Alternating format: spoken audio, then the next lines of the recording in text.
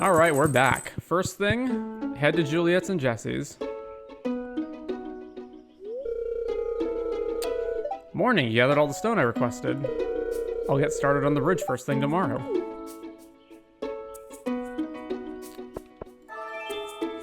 First 3 fish you hook, and plus ores. Sorry about what happened at my place yesterday. My mom can get into bad moods sometimes. Please just forget it happened. From Penny. Your delicious jellies made such wonderful gifts and received such praise. Please enjoy the gift, and I hope it shall encourage you to make many more. Yours sincerely, Josephine. The preserves jar. Well, we have enough preserve jars already, so we'll just stack this in here. From Amathine Mansion, I'm writing to invite you to a simple gathering at the Amathine Mansion for brunch with my family. I would like you to meet certain people who may prove beneficial for you and my family's many businesses. Come by the mansion between 9 and 2 on a non-festival sunny day after you receive this letter. Amathine Mansion, 9 to 2. I don't even understand how we get this one. Because she leaves before we can even get there. Alright, well, whatever.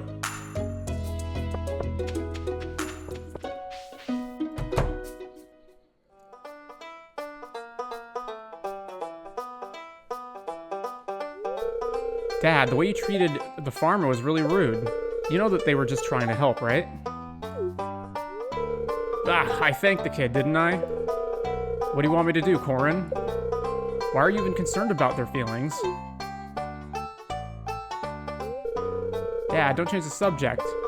All I'm saying is that you could be nicer to them, especially when they found your ring. What I want is for you to apologize.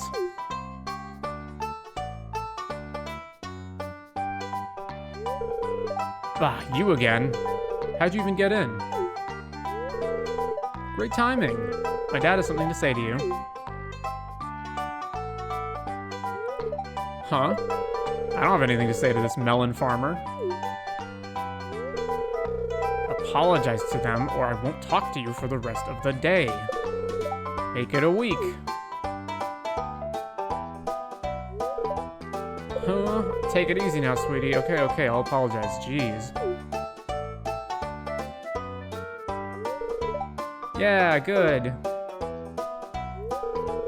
Hey, I'm sorry for being rude when you were just trying to help. That ring means a lot to me. So I'd like to thank you properly.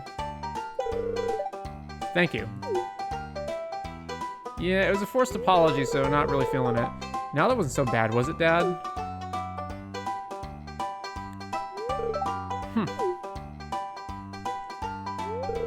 On behalf of my dad, thank you, and I'm sorry. I hope you can forgive him. He's a good guy, I promise. It's not personal.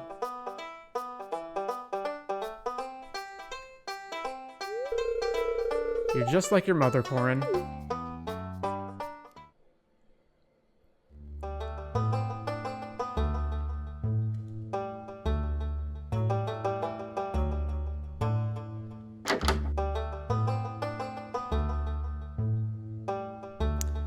So yeah, what is with the boot and the anchor and the rings? Hey there. Come on in, I'll show you my collection.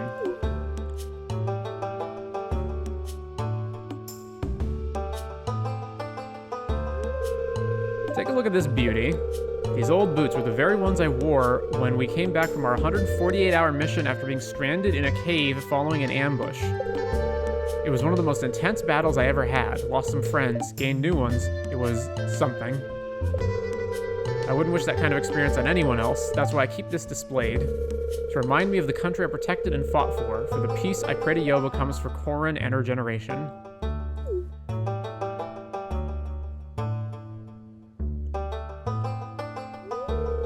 Now, this pretty thing right here, this was the very flare that was used to signal our way out from a collapsed cave somewhere in the north. It's become a symbol of life for me. I was able to see my daughter again because of this. Now let's move on. Oh, that? I kind of wanted to skip that one. But, well, since you asked. Now this brings up some of the sweetest memories you could imagine. And some of the saddest. Ironic, isn't it? It was hers, though, and... Well, here, let me just show you. Ezekiel seems to be pulling out a small picture from the ring.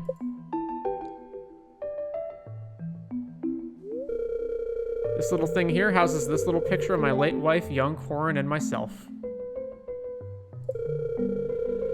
She bought this ring the moment we took this picture because she wanted to bring a piece of us everywhere she went.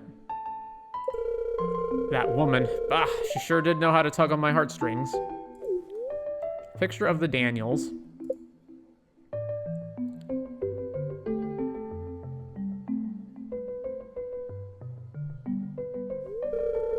She passed a very long time ago. Remember when I was searching for a ring the other day? That was this ring. I wear it and go for a stroll sometimes, like what Helen and I would do before. Wearing this during those times just makes it feel like I'm with her. I don't even know why I'm telling you all this. But it's not bad to finally share this with someone, I guess. So, thanks for listening, kid. Well, I better put this back. Wouldn't want to lose this again. Why don't you stay for a while and eat? I can give you a taste of what we used to cook back in the army.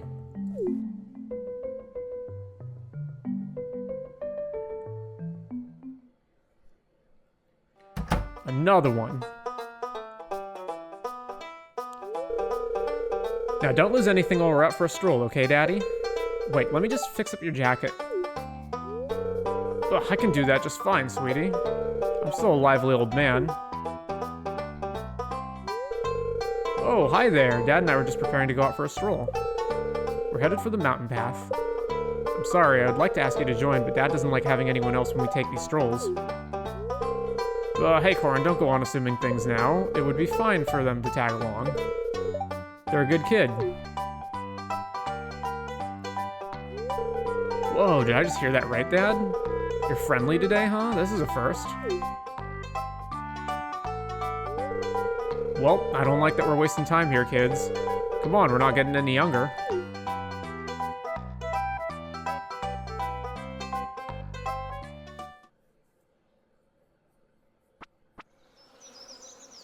Oh, the traveling merchants here? Your mother and I used to come around this cliff just before the sun rises sometimes. I'd hold her close in my arms and she'd embrace me as the light flickered on the horizon.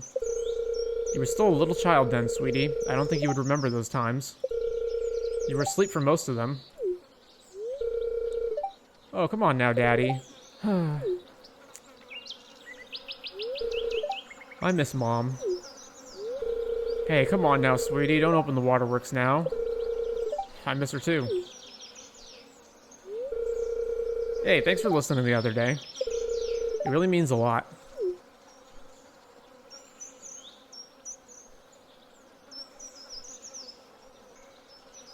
Yeah, what is the traveling merchant doing here? Huh. They are over here. What is going on? They show up in Ridgeside? Huh. I wasn't expecting that. Alright, we gotta go to the Amethine Mansion.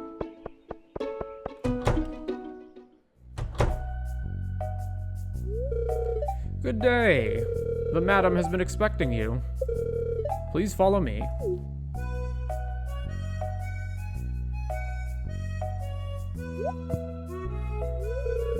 I told you, don't touch my plants, Nataline. What kind of the heck name is Nataline? I apologize, Louie. I just can't help it. Your plant collection is simple yet elegant. I even heard you name some of them. I'm curious. As if your shanty shack of a home's garden could ever compete, Nataline. Besides, how'd you know about that? Whatever, it's none of your business. Character's important enough to get a portrait. I was just trying to get to know you better. I apologize if I overstepped, dear brother. Don't you dare call me that, you. Excuse me, young master and mistress. Our guest has arrived. My apologies, Sonny. And grandmother's guest. So you're finally here. I believe you have already met young Master Louis. Meet young Mistress Nataline. Miss Nataline, meet Ami of Torque Farm. Pleasure to meet you, farmer. My sister and I have heard much of your agricultural achievements from father and grandmother.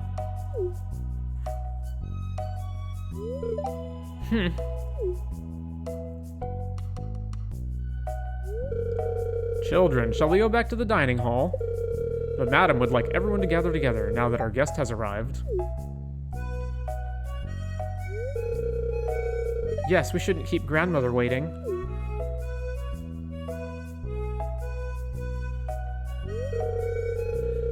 Aria, come and listen to our discussion on foreign trade, Althea.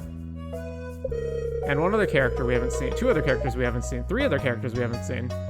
Both of your cousins' experiences can be beneficial for your studies. But Mother, I'm still reading on. Dear.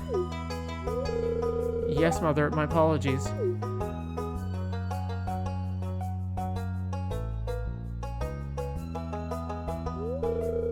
Pardon me for interrupting, but Madam's guest has arrived. As per the Madam's request, I shall introduce our guest in advance.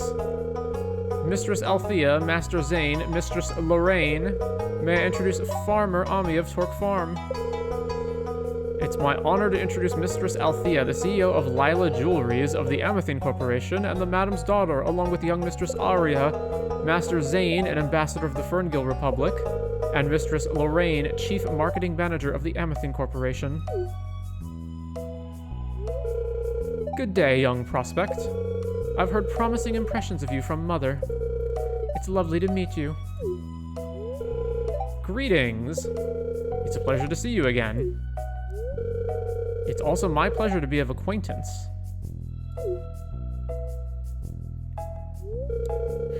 Is our guest finally here? Come here, all of you. Certainly, Mother.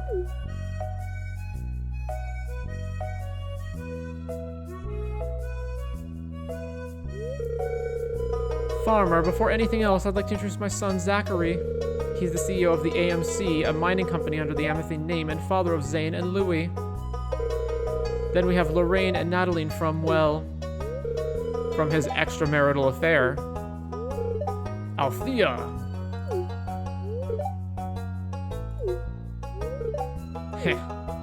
I was wondering what was going on with the dynamic here. Mom, please don't. Everyone, grandmother's still speaking. Mind your manners. Ahem, as I was saying, I believe you have already met my daughter and grandchildren. They're all here for a visit, though unfortunately their spouses are busy. So, my children, your partners better have a good explanation as to why they're not in attendance. I apologize for the slight commotion earlier, but I'd like to start by expressing my admiration for Mother has spoken highly of you. It's great to finally meet you. When we were young, your grandfather was a shining role model for honest hard work and perseverance. Your grandmother as well, Farmer. When I was young, I always looked forward to her visits. She taught me so much about design and color arrangements through flowers. I was able to translate it to my profession. I'm glad the legacy of my good friends lives on with my children and with you, my friend. It's evident that Ami's achievements reflect on the praises of my father and aunt. I agree. I'm looking forward to you and your farm's growth and additional achievements in the future. Now that you're all acquainted, let's take our seats and finally eat. You sure took your time, Farmer. I am confused about everyone's... I know they've explicitly said how everybody's related, but it's hard to juggle it all. Although there was this uncomfortable tension between some of the family members. Huh. Wait, are they going to stick around then? Do they become permanent characters? Doesn't seem like it. Or maybe they are, but they're just not friendable. Enjoying your day? I sure hope so. I know you work hard on the farm. I admit it was lovely to see the family complete for once. You always make time to listen to this old man ramble. I appreciate your friendship, Miss Farmer.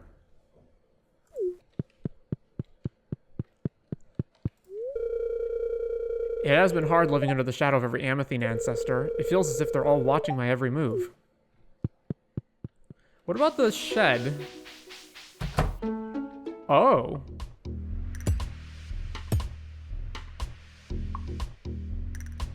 Wait, we've been here before. Ah, that should do it. Dear, whatever are you doing here? I must have forgotten to lock the door.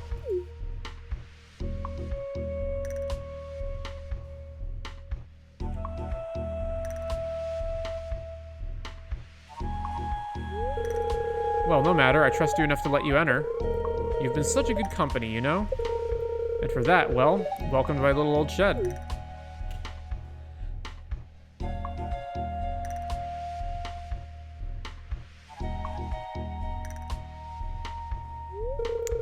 This is all the equipment, weapons, and souvenirs from the missions my husband and I took during our adventurer days. Or to be honest,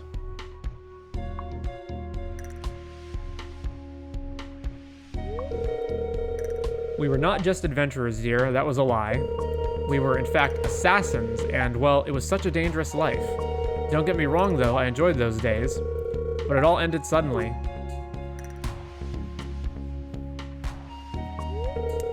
I don't want to talk about why we retired. If you really want to know, I suggest you ask my husband. We have, and he's told us. I don't have the heart to talk about it yet. But enough of that. Now that you know, I trust you won't tell anyone. This village might be in danger if our old enemies find out where we are. And we really had some dangerous enemies.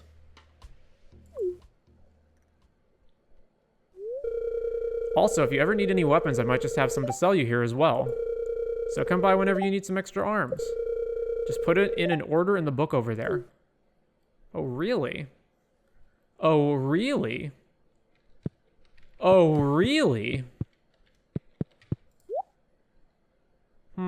So what does our current thing do? It's 140 to 160 damage.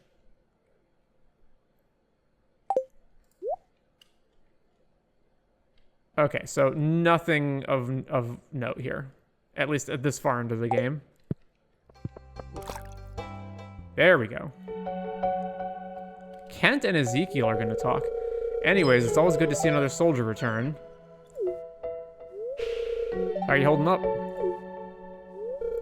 It's been hard. Everything is so quiet, yet still so frightening. Sometimes I wake up at night and don't even recognize where I am. How do you do it, Ezekiel? You never seem bothered by it now. Ah, that was a long time ago. Eventually I just noticed that the fear had mostly gone away. Besides, the war was a much different time for me then. What do you mean? After Helen passed, I didn't know what I should do. With the fear of the war coming here as well, the armor just felt right for me. It was a hard time, mind you, but it helped to have something to focus on, knowing I was protecting my Corrin back home. Wait, your wife was dead, and you left your daughter unraised? Or was your daughter already grown up then? You have some good kids here as well, Kent. Don't forget that. It may be hard right now, but soon enough, things will almost feel normal again. Thanks, Ezekiel. It's nice to be able to talk to someone who understands.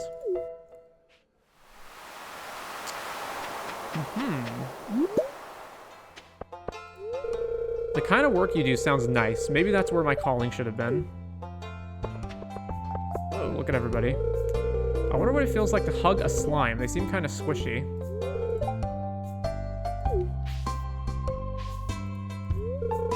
I want to look for bugs, but Mom gets mad when I'm all dirty. It's a tough choice. We found a weird statue in the Cindersap Forest. It looked like a creepy doll. I wanted to take it home, but it was too big. I'm getting pretty good at coloring books. The key is to color it darker when you're closer to the lines and lighter when you're away from them. Sora's still not written. Maybe he doesn't like me anymore. Or maybe... No, thinking about that makes my stomach all squicky. Like it's full of birds, but not in a good way. I went into town yesterday and Haley said I was glowing.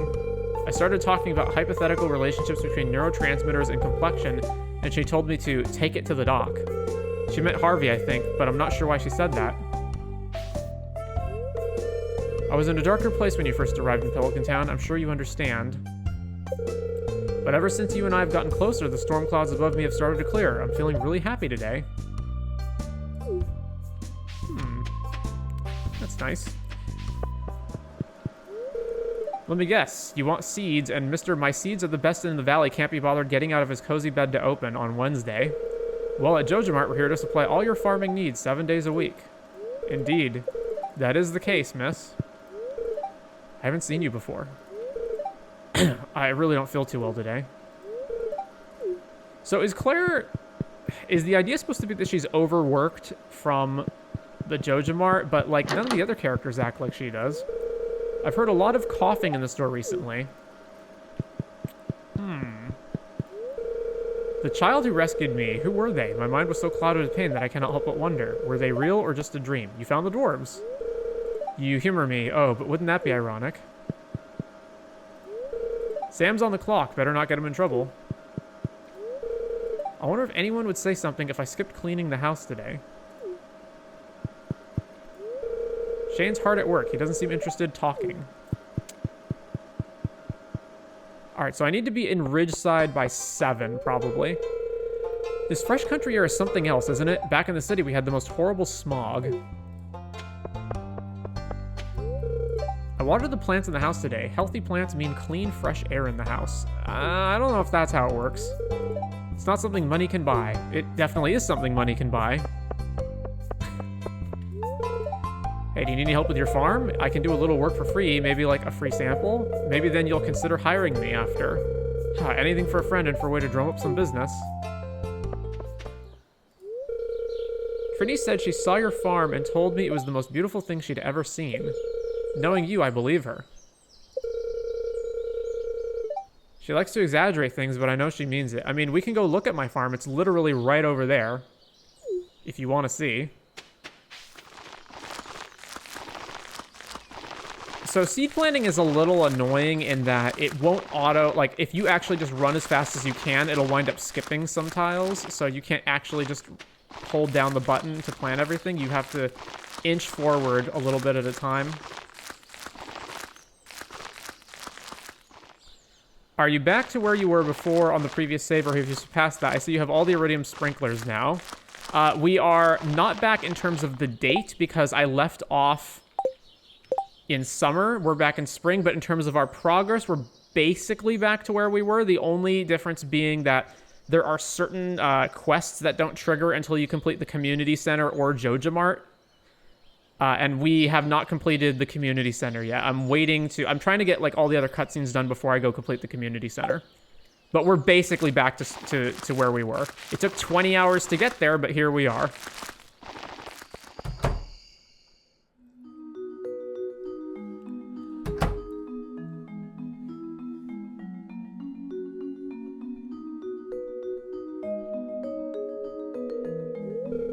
Why, hello. Excuse the mess, I'm in the middle of cutting some cloth. I've been wanting to try out a dress design that I thought of when I was at work earlier. If you're curious about the design, it looks something like... Face stomach growls. Oopsie. That was embarrassing. I've been so preoccupied planning this design all morning that I guess I forgot to eat lunch. I've never understood why people find that embarrassing. Don't worry, I'll fix that. I think I have some food in here.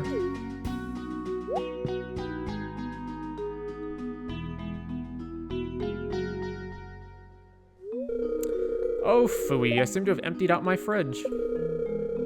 I was supposed to buy groceries today. Silly Faye, you always do this when you get deep into a design. Faye's stomach growls again.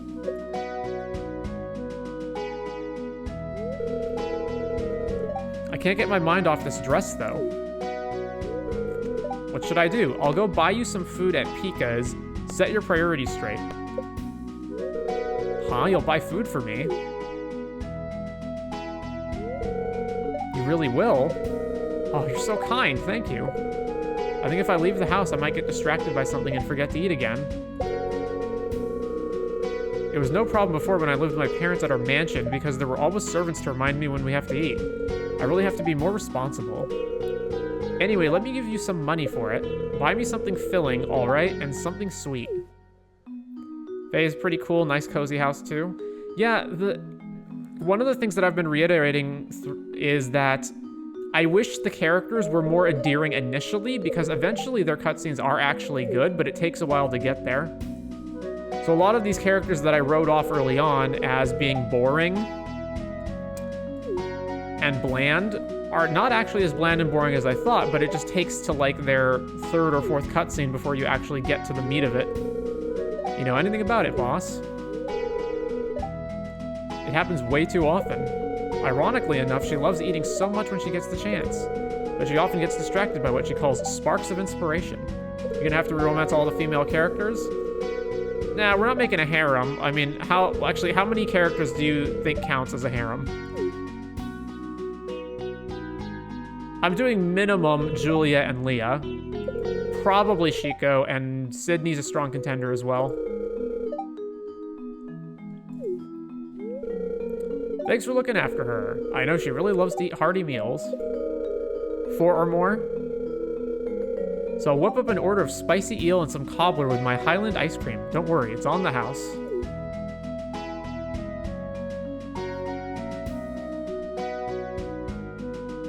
Aspen and Faye too. Aspen, maybe. I feel like I haven't gotten enough of her storyline yet. Oh my Yoba, you're super fabulous. I really appreciate this.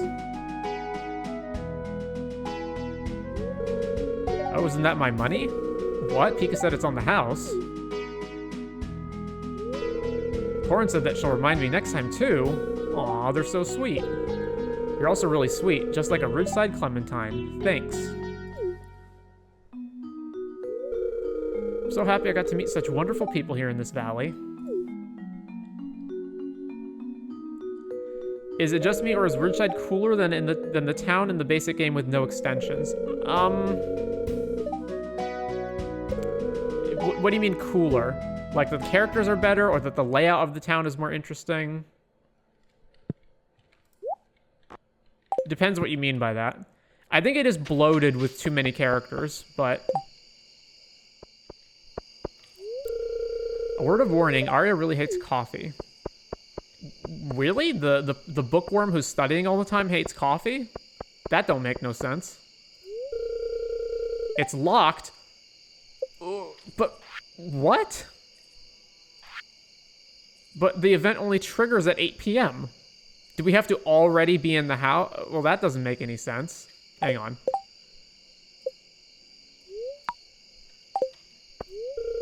Yeah, once it's 8, we can't go in the house. So how do we get the scene? I guess the only thing I can think of is make it 7, go in the house, and then go to, like, another floor in the house, then set the time, and then head back downstairs? Okay, that's just insane. I'm glad you could come.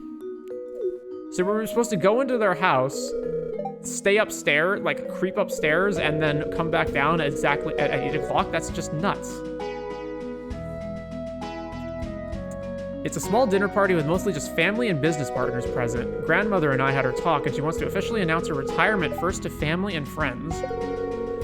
And then I'll be taking over as the head of the Amathine family, which I admit I'm still a bit petrified at the thought of, but ready to do. I'll face the challenges head on. Everything about it, the characters, the layout, just since we're interesting and the OG town is boring. Zane, my grandson. I agree in some ways with that, but not all of them. Well, here it goes.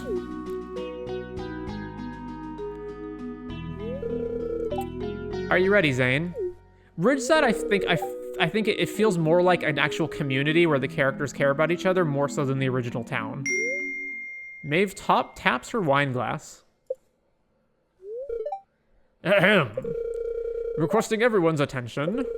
Madame Maeve has an announcement. Oh my. Why is Lenny here? I guess it makes sense. Who are the people on the right side of the screen? Who the heck are those? Generic NPCs. Success, excellence, pride, grace, and power. Sepgipi. Under the Amathine name, those are to be expected.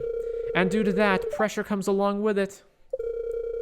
Some may say it's too much, others may say it's harsh. But without pressure, there are no diamonds. The Amathine family started in this village and has remained in it for decades. Our ancestors strived for excellence and achieved success wherever they could extend their influence. For many years, I have managed countless businesses and projects under the Amathine name, aiming to make this world a better place. My life's goal was to make sure the Amathine name lives on with our core principles intact through the generations. And I may have done a decent job, but I admit, I feel that I have not done enough to broaden the glow of our purple light around the globe. Which is something that none could say about this young man here with us today. My grandson, Zane Amathine. Truly a shining example of the Amathine potential. Soon, I'll be entrusting the entirety of the Amathine family's businesses and board seats to this man. I know my limitations. Only a fool would let pride blind oneself from ruin. And when I am no longer capable of leading, I will leave the Amathine name in the best and most trustworthy hands. Everyone, I hereby announce my retirement to you all. Firstly, to my family and friends, then the public. Welcome the new Amathine family head, Zane Amathine. So wait, are you retiring immediately, or are you just announcing you're going to retire at some point? Madam Maeve, everyone. Thank you, grandmother. With this title and responsibility, I will make our family proud, and give it to the necessary happiness and change it deserves. Our family's core principles have always been aimed to achieve greatness. And through those principles, I was able to achieve my dreams and so much more. I was able to help people and contribute to the greater good and well-being of the continent. But to speak truthfully, I believe that it wasn't all just thanks to those principles, but also with courage, passion, and love. The courage to dream big and never back down even when it scares you. The passion to do what's right and what's needed even if the world judges you for it. And love for the country, its people, and my family.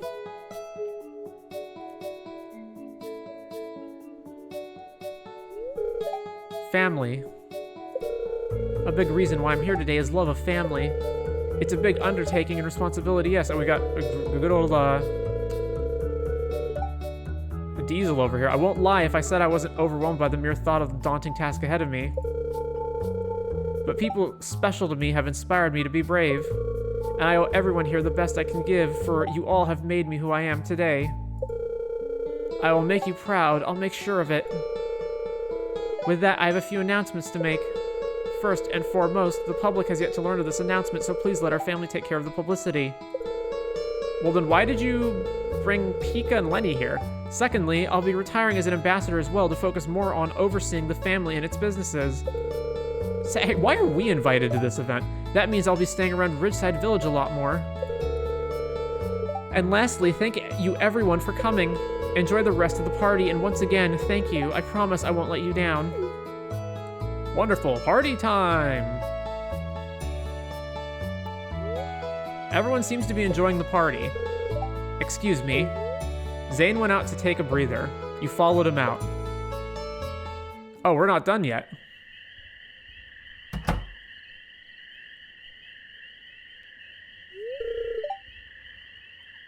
Oh, it's you. You saw me leaving the party, huh?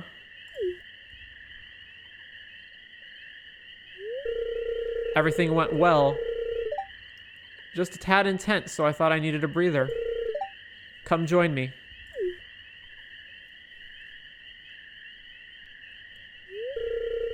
Wow, it's finally official. My running days are over, and thus a new chapter for the Amathines begins. I'm getting some horribly sinister vibes from this. Thank you for being my friend. I mean, it's not going to be because it's Stardew Valley, but that's how it's coming off. You see Zane smiling as he looks into the distance, resting a hand atop the balcony fence. Zane is waiting for your response. Hold Zane's hand. You'll do great, Zane. Zane shows a smile. I'll see to that, friend.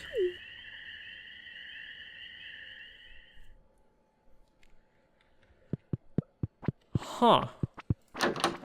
Interesting. I don't think that's affected anything up to this point, though. So this right here, this tab is the event lookup, and this basically tells you where you can find events, and some of these events are so cryptic and insane, I don't know how in the world you would ever find them. So, like, to give you an example, one of the events was go to the mines while you have milk in your inventory, and it's like, why would that ever be a thing you would do? There's no reason to take milk with you anywhere unless you specifically need it, like, because someone's requesting milk for a quest. Otherwise, there's no reason to ever take it with you. So you would just have to, what? You're on your farm and you would just put milk in your inventory instead of keeping it in a chest and then just go to the mines? Like, what? So one of the events is the cable car. If we look at it, it says the cable car station from 10 p.m. to 2 a.m. So, I mean, I could just stand here for the next, you know, however much time, but let's just skip it to 10 p.m. Okay, is it the bottom of cable car station? There we go.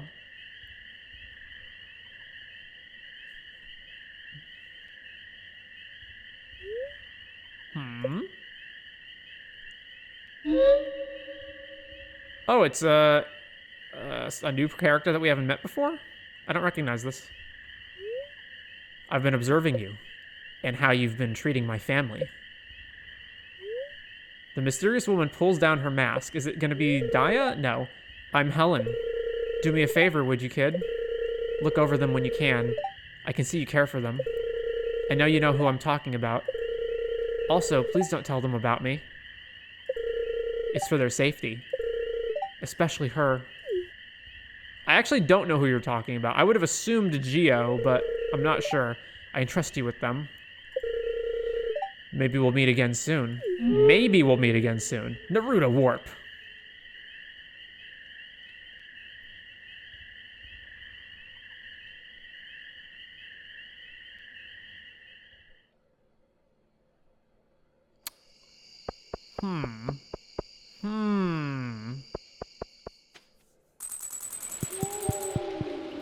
Living off the land. Item spotlight, crab pots. All right, we're good with there. Next. Bombs can't hurt you, +1 for Moors. Speed up? Yeah. Oh, it must be non-rain related. Because if there was... Because now it's not on the list. But there's other events that have opened up because it's raining? Interesting.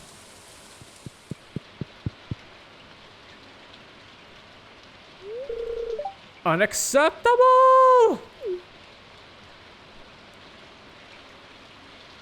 I wish I had more time to prepare for that. She's even yellow. It feels wrong. Why does the timing feel so off? Okay, once more, Issa. Again. It's not just a troop or heavy infantry, just a tank meant to hunt other tanks.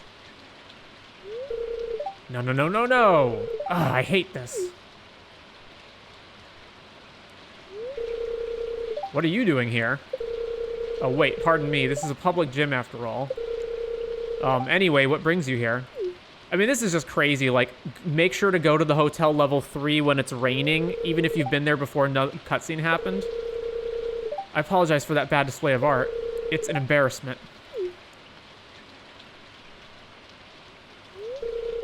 For you, it might all look fine and graceful, as you say, but really, I don't feel it. You know, I don't feel it, you know? It doesn't feel right. Ever since... Yeah, ever since... Stay silent. Sometimes silence is better. I hate this. Pardon me for my behavior at the moment. I just don't like remembering the past. It's my fault, really. What should I say? Whatever it is, it's in the past now. Come on, tell me. Hey, now, you're prettier when you smile. I don't like any of these options. I guess this one. Yeah, but it doesn't stop it from hurting when you remember it. But you're right. I do have to move on.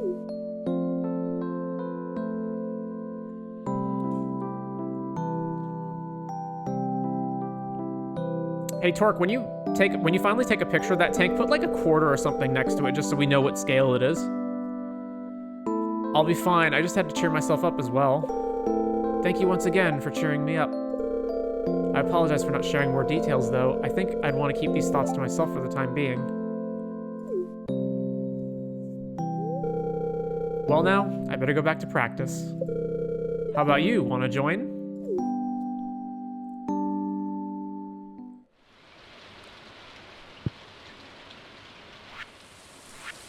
I'm not getting that wrong. Nightingale Orchard Shop. 6:10 to 4. Well, this is the shop and nothing's triggering here, so... Okay then. And then let's go to the hike trail. There's some kind of mystery ghost thing going on over here. Acorn, we're getting soaked. Who are these two new characters? Are you certain you felt her presence here? Chip, Chip, little Acorn is sure. Acorn felt princess magic for a tiny bit.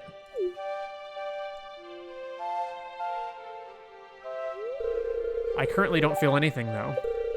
Was there a specific time and day, my friend?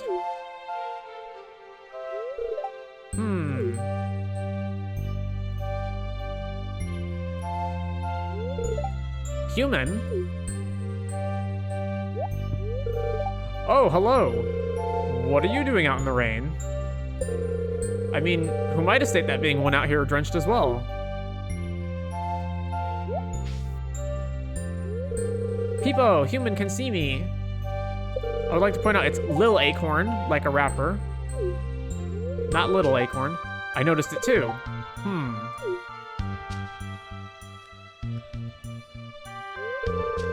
I don't feel anything off from this person, my friend. Maybe we can even ask for some help. Chip, Chip, Little Acorn found more friends. Hi there, my name's Peepo, and this here's my friend Acorn. Excuse me, that's Lil Acorn. Hee-oo, Lil Acorn is brown and friendly. Chip, Chip. Ah, Ami was it? Well, it's nice to meet you. If you don't mind, can we ask for some help?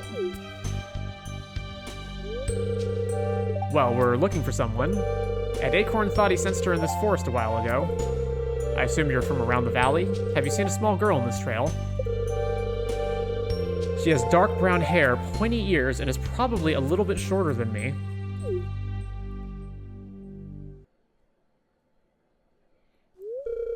Aw, it's all fine.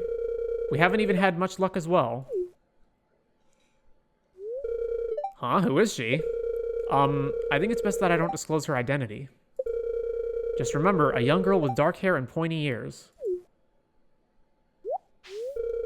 Acorn? What's wrong? Little Acorn, remember! I sensed her magic at night. Little Acorn, remember, about an hour before midnight. Oh, that's interesting. Unfortunately, we can't visit here at night. Mother won't let us. It's too dangerous. Me and my blabbermouth. I'm sorry, but I guess I spoke too much. People, Little Acorn thinks we should report this to your mama. Yes, we should. I'm sorry for cutting our conversation short. We should go now. See you around. Bye-bye, human.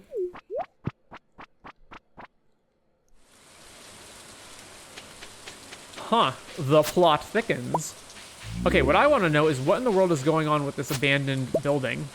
Because if we look at the map, it says that there is a character named Andrea over here, or the house is named Andrea, but it also appears that there's a character on the map. But if we go up here, it'll just say it's a boarded up house, and there won't be any actual character that we can see.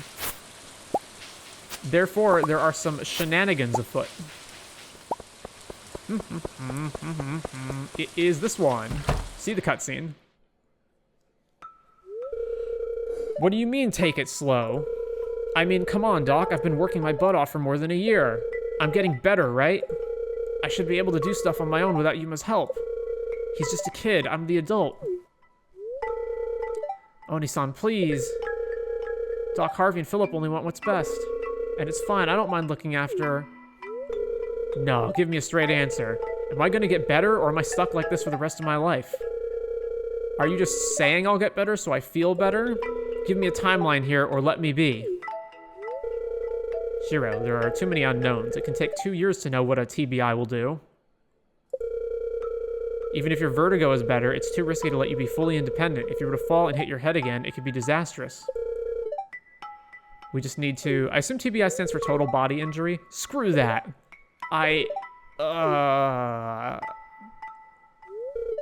Philip. Easy now. Shiro. It's okay, we got him. My head.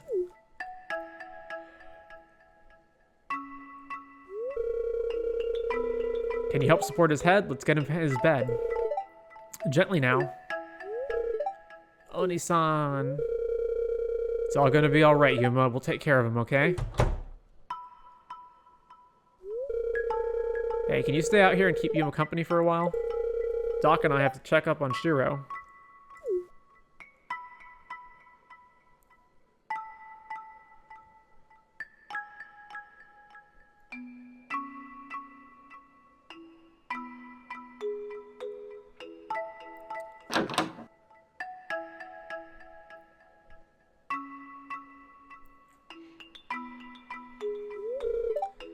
He's okay. He got too worked up, but he'll recover soon. He's gonna be fine, don't worry. I can't blame him, though. Months of work and so little progress. He's told me he feels trapped. Oni-san. Hey, Yuma? Do you mind if I take a look at you while I'm here? It's been a while since I've seen you, and Shiro tells me you're not sleeping well. That worries me. Do you mind? But my brother... It's okay, Yuma. Farmer will look after your brother while you get a checkup, okay? Excuse me? You're just stating that? No one's asked me? Come on, let's go sit at the table.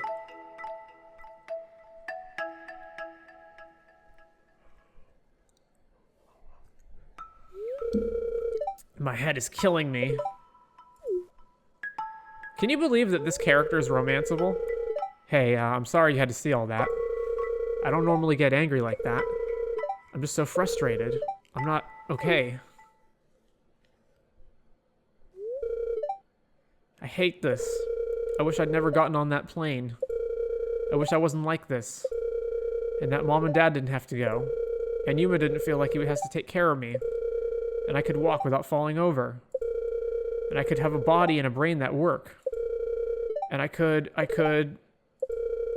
want to be normal again.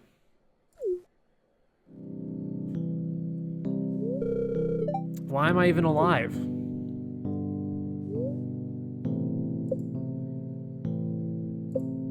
You're here and you're healing. Do you really think it'd be better if you were gone? It would have been better than this. Yuma does his very best to take care and look after you because he wants you to live. Your parents did what they had to do because they want you to live. Harvey and Philip are here helping you because they want you to live. And I'm here talking some sense into you because I want you to live.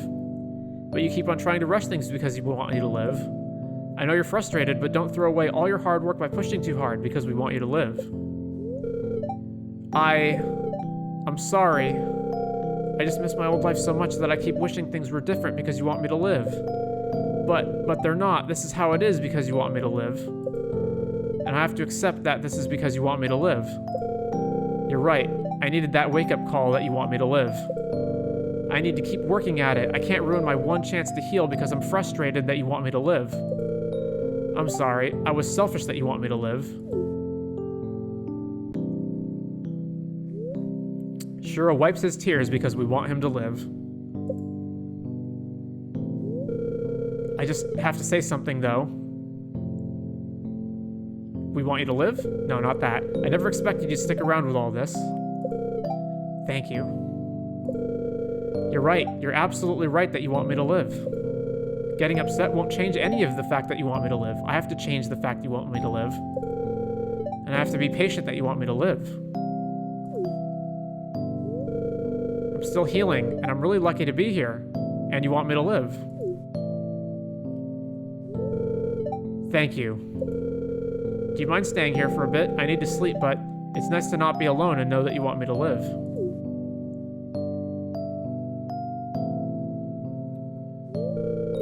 Thanks. I'm gonna keep working at it tomorrow and every day after that. We want you to live. Everyone's calm now. Sure has a new perspective on life. Harvey said Yuma's doing fine too. I hope things turn out for the better.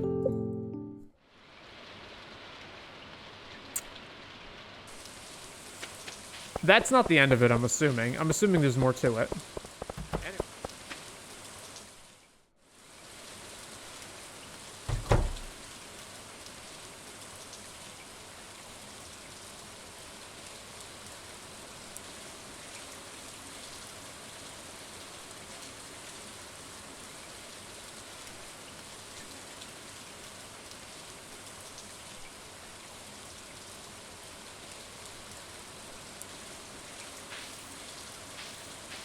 I believe we have seen this one before, but I don't remember when.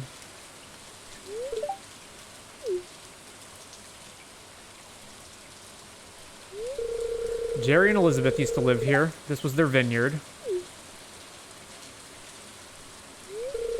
They were good friends of mine.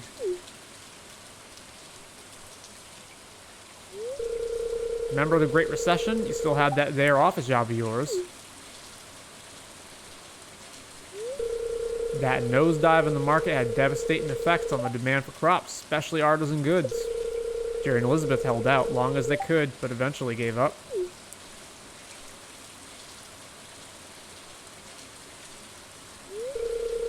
Jerry, you yoba darn fool. Told them not to spend all their darn money on that project of theirs or else they'd...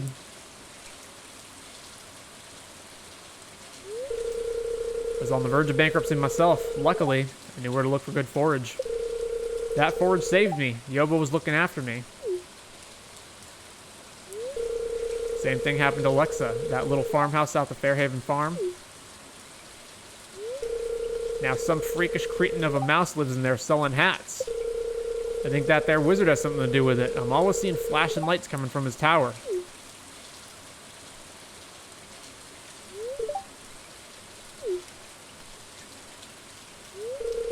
I need to do some pondering by myself. Why I came out here alone, now leave. Why I came out here alone, now leave.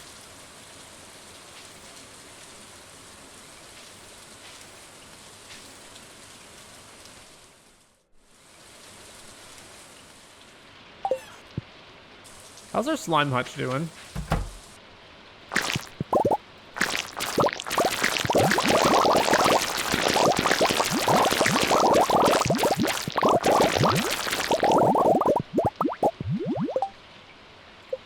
So what are our slime-related things? We've got the slime incubator. Hatches slime eggs into slimes, allows you to raise slimes outdoors. And the slime egg press compresses 100 slime into a slime egg. It's a miracle of science. The ingredients are 25 coal, fire quartz, and a battery pack. We don't have a fire quartz. What cutscene plays out there? It's a Mateo cutscene.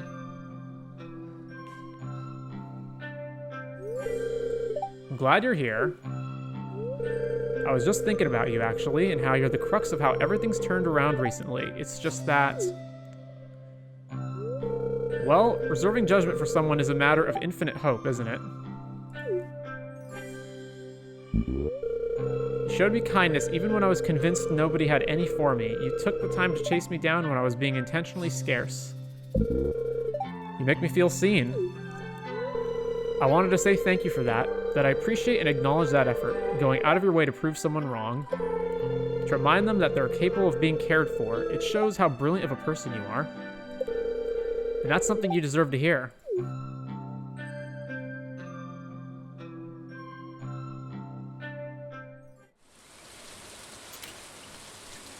right? That was a neat little tie-up to that storyline. Is that the end of Mateo? And then there's the community center. I held off on finishing the community center, one, so that I could show the cutscene on stream, and two, so that I would be able to...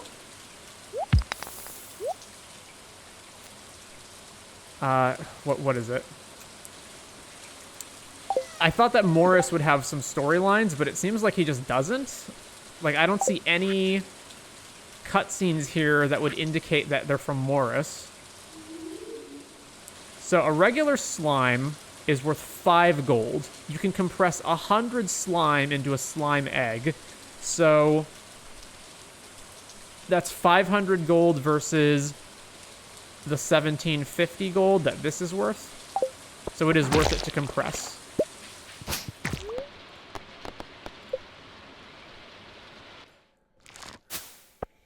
Wow. Let's get a breakdown of that. Okay, so not so much for all of these. What was the big ticket item? Because just all of these added up is not going to make that much. 1,000 for pumpkin juice. 6,300 for apricot wine times 30. 17k desert tangelo wine, ember blood wine, blueberry wine, strawberry wine, 125. Blueberry jelly times 57. Got more of this. Oh, it just keeps on going. Mayo, mayo, mayo.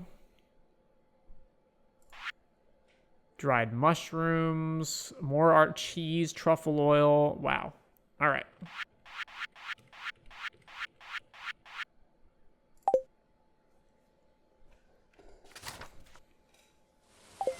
And then let's go get the rare... Oh yeah, did she build the bridge? Did she actually wind up finishing the bridge? She did finish the bridge. Look at that. What a nice little bridge we have now. Aha.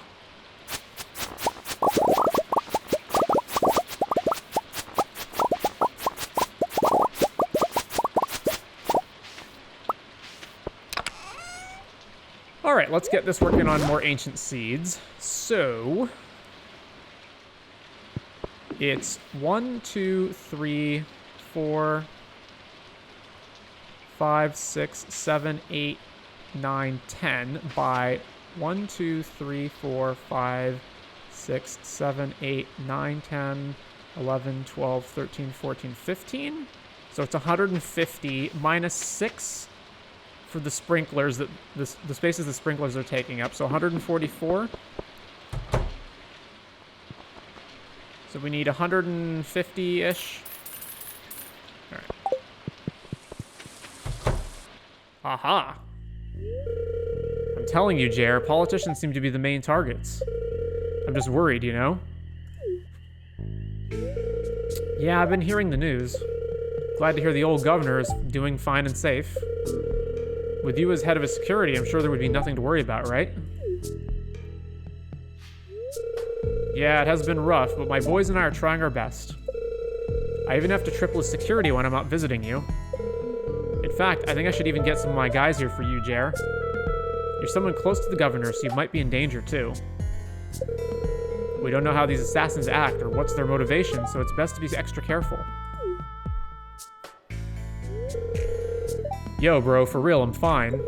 This village is as safe as it can get. Also, about the recent victims, it looks like the targets have been politicians under fire for being allegedly corrupt. Our governor is a good man, so I'm sure he'll be fine. Are we sure about that? I suppose. Oh, hey. Here to buy some seeds from Jarek? Not at all. I don't even know why this place is a vendor. What's up? Nothing, we were just talking about the governor and his safety. There have been recent reports of assassinated or missing politicians. So it's a bit concerning. The guys and gals I know at the police have leads, though. Since my security firm works closely with them, it's always good to know the latest reports about these incidents. Recently, they were able to get a glimpse of some of them from one of their latest crimes. New leads. Hey, that's good, right? A small lead, but yeah. Apparently they wear red scarves, and they disappear as soon as they're spotted, though. They're that elusive. Well, we know some people who disappear. The description seems familiar to you. Geo and his gang? Oh, I must be taking up too much of your time. I know you came here for farming stuff. I better get going anyway. I think I'll snoop around town and socialize a bit with some folks. Maybe I could get lucky and someone has some news about the recent incidents as well. See you around, Bryle. Have a good day.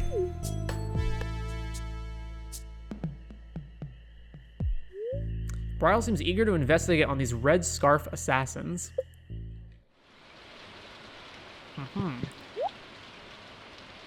Oh, he sells strawberry seeds, but only 9 of them. Only 9 of each seed? I'm so confused.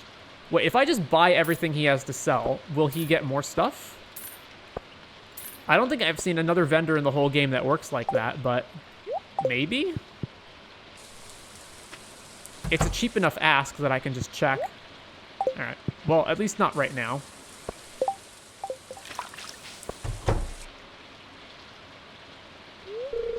I look forward to it. Thank you.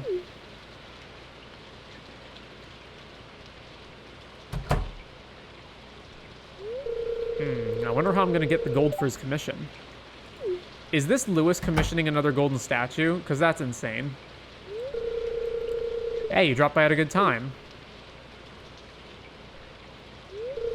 I need to source 30 gold bars for a project. Was wondering if you're interested, seeing as you're an adventurer and all. For payment, I was thinking I could use one of my new tools to clear away thicket on your farm. That big shed of yours is near natural hot springs. I'd clear a path for you. Oh. Great, thanks for the help. You can drop off the gold bars at my ingot shelf in the corner there. Oh ho ho ho. Oh ho ho ho. Did Emily say anything about our date the other day? Wait, don't tell me. I'm better off not knowing. Maybe I can still salvage my dignity. Why is he such a stereotypical nice guy? Like... Oh, I cannot believe it, but I'm still thinking about my encounter earlier. Uncouth indeed, but their speech was surprisingly eloquent. Oh, if only they would look where they were going. How does Aideen romance Mateo if Aideen is also a romance candidate? Is that a direction the game can go? Hello, Nora. Jasper's finally back, although he's changed a lot. I'll try to tell him cool reptile facts to cheer him up. He always likes to learn. Aha.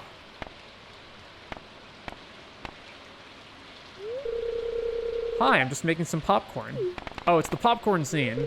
Ah! That sound. I should have known that sound would remind me of the war.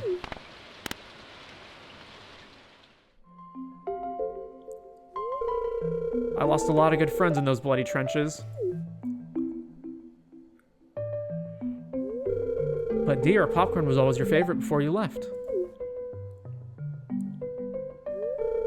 Things have changed. Can you say something to him?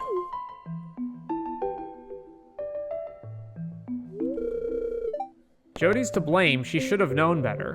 I know you're hurting, but don't blame your wife. Blame me. I asked for popcorn.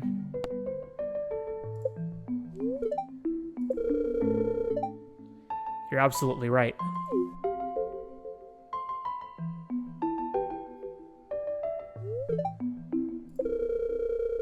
I'm sorry, honey. You couldn't have known the sound of popcorn would make me upset.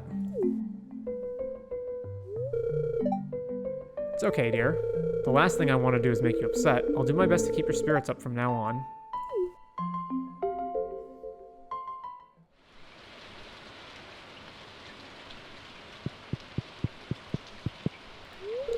I'm glad you're a friend of the family. Sorry about my behavior before. My little brother gets so excited for festivals. He's been talking about tomorrow's egg hunt all day. Did you wipe your boots off before coming in? Sorry, I just cleaned the floor. But you're always welcome in here. Finally, the egg festival's tomorrow.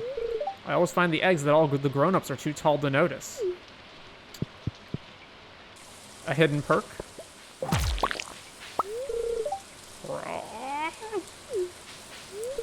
I hear there's a trick to staying dry in the rain, to walk through the storm between the raindrops. I never mastered it. I'll stick to the water-repelling charms. Upgrade our house. It will cost 65,000 gold and 100 hardwood. Sure. I'll get started tomorrow. I should be finished in 3 days. Gunther mentioned Jasper was back. I should go say hi. Down. Right. Oh my god, it was on the dot. Oh hey. I was just visiting Lenny so I can ask some questions about the recent events.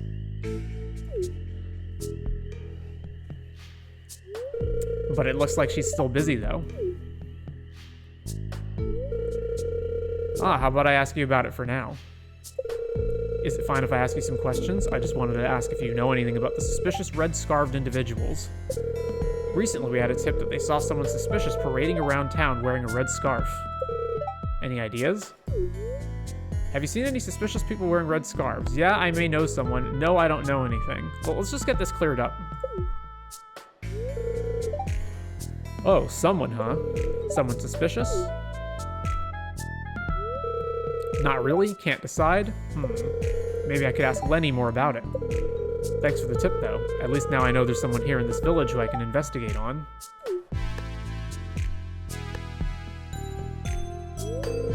Oh, hello there, detective. I'm sorry, I was just finishing up some paperwork. What can I do for you? Nice to see you, though I hope I'm not interrupting. I'm just here to ask some questions, Lenny. I'm sure you've heard about the recent reports on targeted and missing politicians. With my security firm, I'm working alongside the police to find clues on these suspected criminals.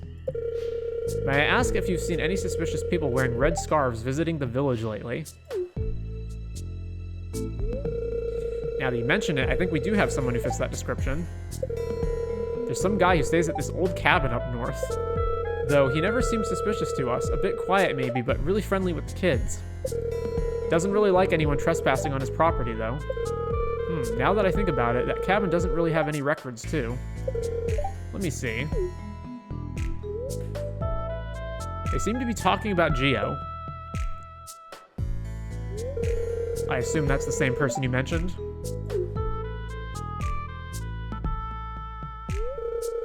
Oh, wait, we do have some records about that cabin. It looks like our mysterious neighbor has been here for quite a while. And the cabin has been here for about 50 years as well. And so far, no unusual acts have been reported from those who stayed there over the years. Oh, and Ezekiel's late wife, Helen, used to visit that place. Ezekiel's wife is Helen?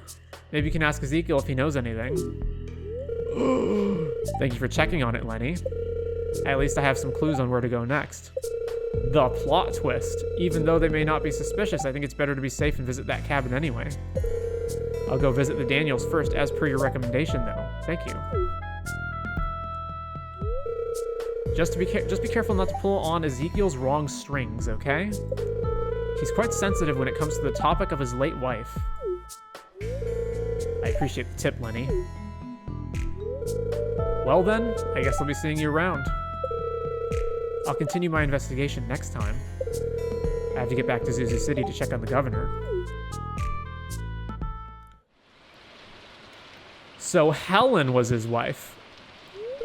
Sometimes I get so caught up in paperwork that I forget to eat. Good thing Pika's open all the time. He makes amazing pie, and there's nothing better than a warm slice of pie after a long night of pencil pushing.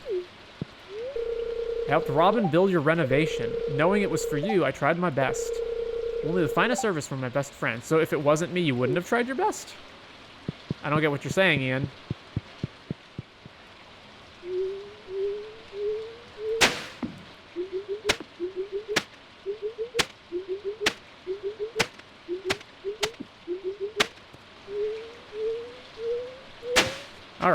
then we'll put the speed grow down. So I wonder how this changes it. So the Ghostberry finishes in 10 days. If we speed grow it, it finishes in 7 days. So it cuts 3 days off of it. For rare gems, it's 23 days, cuts 6 days off of it. So I wonder if it's some sort of percentage based on how long it would normally take. Or if it's like, if it just considers a certain amount of days a long amount of time and other days a medium or short amount of time, and then it cuts off a flat number. So if we apply this to every space, we should have 5 left when we're done, if I did my math correctly. We have 6 left. So either I missed a spot or we're off by 1 point. It doesn't look... I don't think I've missed anything. All right. Ancient fruits.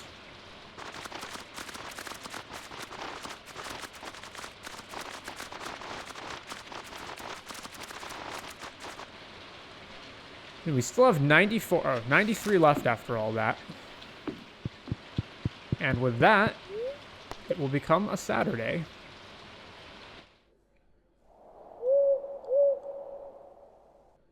The owl sound, you say?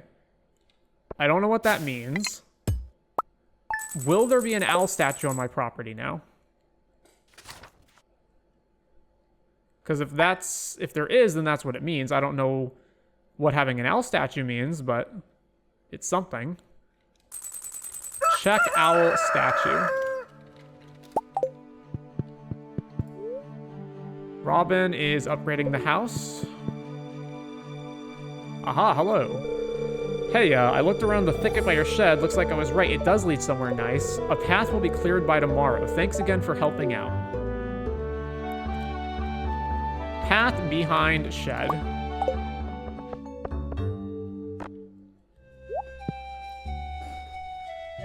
Hey, it's Faye. Another one. Guess I better read this and get it over with.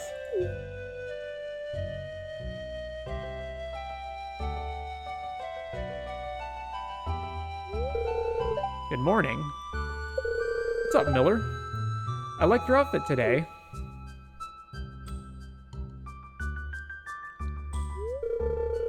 Oh, what's this letter? It's just another message from my family again. They keep sending me money and asking if I need maids or butlers to accompany here in the village. It's such a hassle. I mean, look, come look. There's a lot of money inside the envelope. And read here, they're even asking me how many maids and butlers I need. How little do they think of me? I swear, it feels like they don't believe that I can be independent. Mother and father are so mean. I'll donate this money to Lenny like I usually do. I wish my parents would just let me be and achieve my dream on my own. You know, the first time I told them about wanting to pursue a career in fashion, they hired all the famous designers to work under me. Me, who hadn't even established a name for myself or gotten any experience yet. It all felt like cheating. I swear it was embarrassing more than anything. God, supportive parents who just give you a bunch of money? I know, right? I'll show them. Oh, I truly appreciate you listening to my rants. Here, have some cash. I'll donate the rest to Lenny in the village again, but I hope this can help you and your farm too. I won't take no for an answer. Yeah, just give me money, sure. So just take it, Okie? You received 5,000 G from Faye. I'll be going now. All this stress is making me forget about a design I thought about when I woke up earlier. Bye. Time to throw this letter away. There's a small note within the envelope of money. It reads, Faye dear, please don't forget to take care of yourself. Always set a reminder for your meals, okay?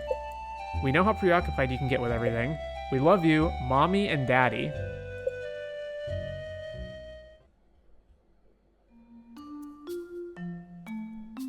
A bit, I guess. This looks good, right? You really think so, Ton?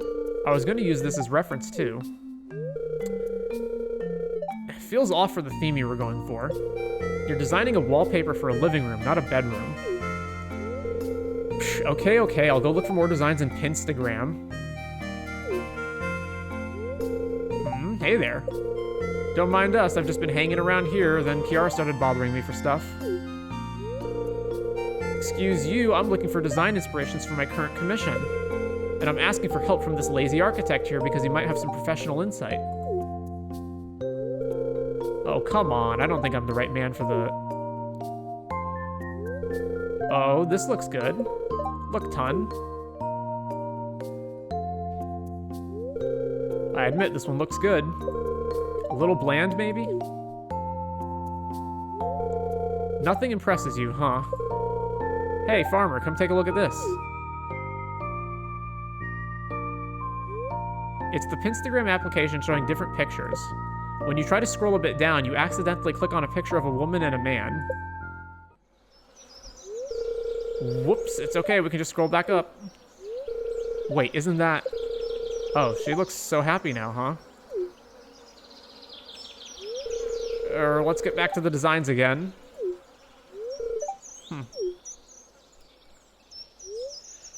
Kiara puts her phone down. She looks at you, then back at her brother. Hey, Ton, you good? Yeah, of course. Why wouldn't I be? You guys want to grab a bite at Pika's or something? Maybe get some drinks too? Sure, bro. It's on me. Come on. Took 17th out of 17 at my Pioneer RCQ today. Yep. That's pretty oof. That's an oof right there. You feeling good, bro? Thanks for the meal, sis. Hang on.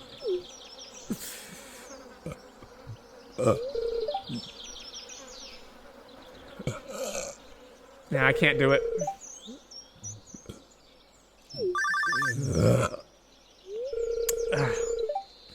Oops, excuse me, someone's calling. Hello? Oh, Lenny, hey. Huh? What do you mean you need me there now? But... Okay, I'm coming. Sorry, guys, but Lenny sounded like she's panicking or something. Ton, you good if I go ahead? What are you doting on me for, sis? I'm fine. Well, because, you know... Never mind, I'll take your word for it. Okay, see you later. Farmer, keep an eye on this big oaf for me, would you?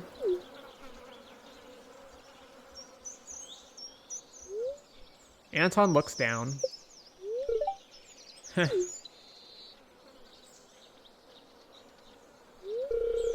Hey, Farmer, that picture earlier, do you think the couple looked happy? Before you can answer, Anton cuts you off. Nah, it doesn't matter. It's not like I can do anything about it anyway.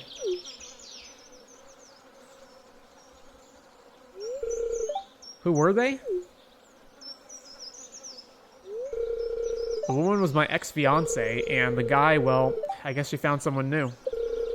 And it looks like they're quite happy. Even saw a ring on her finger. I don't blame her. It's been years after all.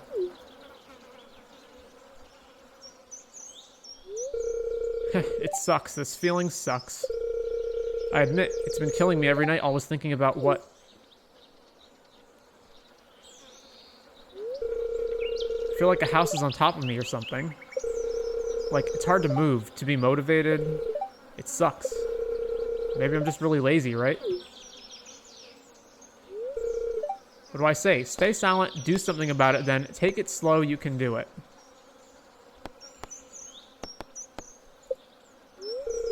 I know. Oh well, I'll need to do something about this sooner or later. This helps, having someone to talk to. It really helps. Thanks. Hey, wanna order some drinks? A form of apology from me because I made you listen to my little spiel. You're a good person, Farmer. Thanks for listening.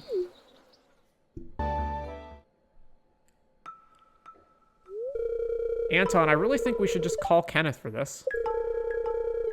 Are you even sure what you're doing? Oh, come on. This should be easy for me. I make houses for a living after all. Besides, shouldn't you just be happy I'm taking some initiative now? I mean, yes, but it's dangerous. And that ladder looks awfully rusty. It can't be very stable. Trust me, this will be fixed in no... Whoa! Ouch! Anton! Well, it's a good thing we're at the clinic already. Your arm's bleeding, Anton. Stay still. Can you help me? This is one nasty scrape. Paula tended to Anton's wound.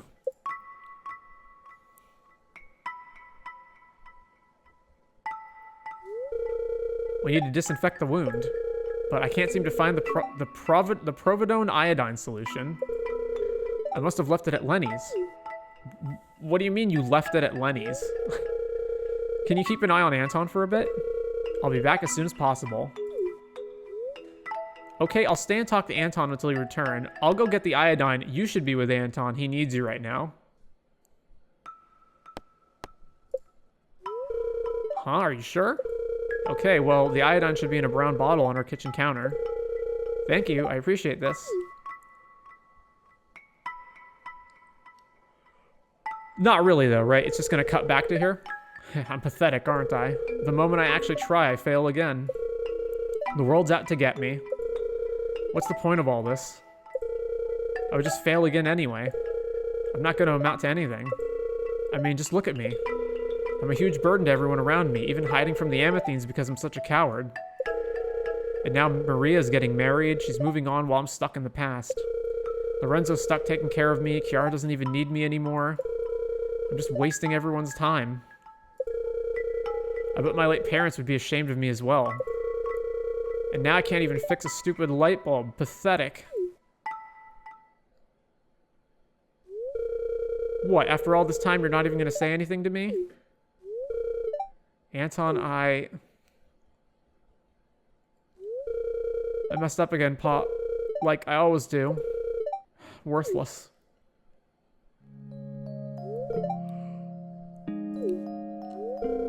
You know you don't have to face everything alone, right? I know you've been keeping all those emotions inside ever since. And I knew that, but I never said anything. I never did anything. Are these two dating, or what's going on here? Paula wiped her tears. But I'm here now, Anton. I'm here to listen, to be your shoulder to cry on. I've always been here. I can't seem to stop the waterworks from flowing. Silly me. Anton hugged Paula back. I know you've always been there for me, silly. It's my fault for bottling all those emotions inside. I just felt like it'd be weird for me to go all sobby like this in front of you. Silly, why would that ever be weird? We've been friends since forever. Oh, okay. You always cried a lot when we were young too, you big crybaby. Childhood friends, friend zoned. Nah, you were always the crybaby. I was so confused why you wanted to be a doctor when you cried every time you saw blood.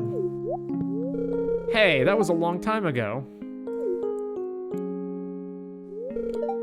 Silly. No, you are. I'm back. Ahem.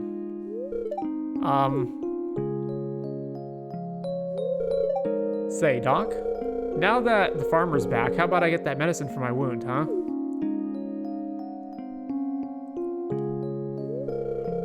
Oh, yes, of course. It's your fault for distracting me. Heh, really? Huh. Here, give me your hand. Hold still, all right? Hey, Paul. He really says her name is Paul? Thanks for being patient with me. I'll take it easy now, and I promise you I'll be better. I don't think Paula is a name you can abbreviate. Less talk, more rest. Little Crytonio. Hey, I thought we'd forgotten about that nickname.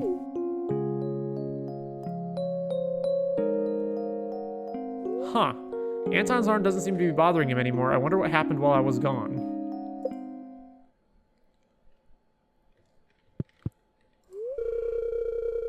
Anton will be fine. Thank you again for getting the iodine for me. That old goofball will be better in no time.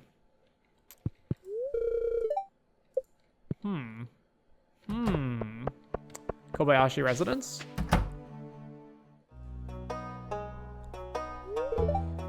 Farmer, just in time. I think I want you to hear this. I think this will be a really good fit, Shiro. How do you feel about giving hydrotherapy a try? It's a type of rehabilitation that's done in water. It'll help you increase your endurance at a more comfortable pace and can help with your dizziness. It's an ideal fit. Wait, really, Doc? Where would we do this, though? In the ocean. We'll be going to the beach. It's close and easy to get to, and the salt water will increase your buoyancy. Is it? The currents aren't strong enough to interfere. It's actually pretty perfect. Why wouldn't you do it in any of the lakes or rivers that are in Ridgeside? The beach? Really? I'm gonna swim in the ocean? Yep, I'll be there, of course. Farmer too, if you want. I'll be conducting the therapy, but I can teach the farmer how to help if you like. Why am I involved in this in any way? Yes, I can't wait. Then it's a plan. I didn't sign up for this, no? You guys have got it covered? We went to the beach as soon as everyone was ready. Philip showed Shiro lots of hydrotherapy exercises for strength and endurance. Then Philip taught me how to help Shiro stay steady in the water. Shiro seems to enjoy this. I'll be right back, okay? Farmer, Shiro, keep doing what you're doing. Okay, I'll walk towards you now. We're way too deep to possibly be walking. Okay. The sand's kind of unsteady. We're as far out as the pier. Made it. Phew, that was tiring. But I'm not dizzy or in pain. I think that's a good sign.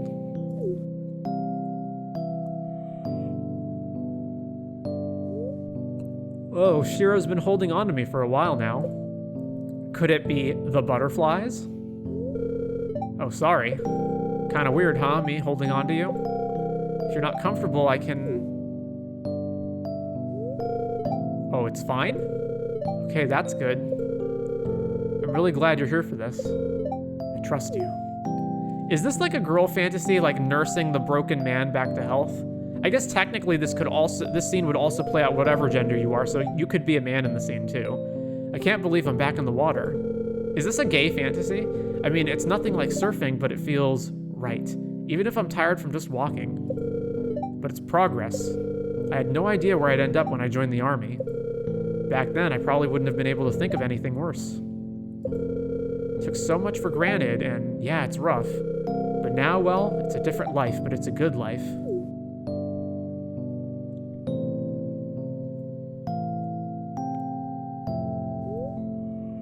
Shiro seems happier now.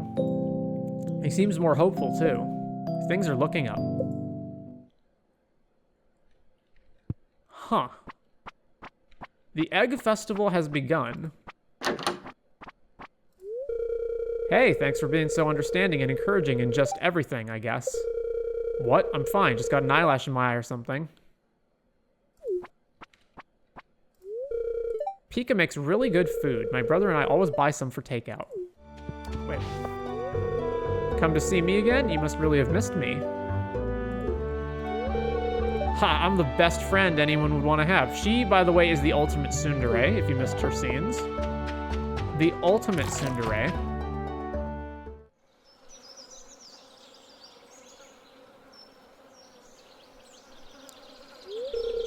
Why'd you have to call?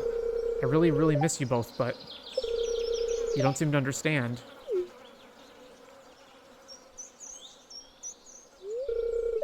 Whoa, hey, did you just hear me talking to myself?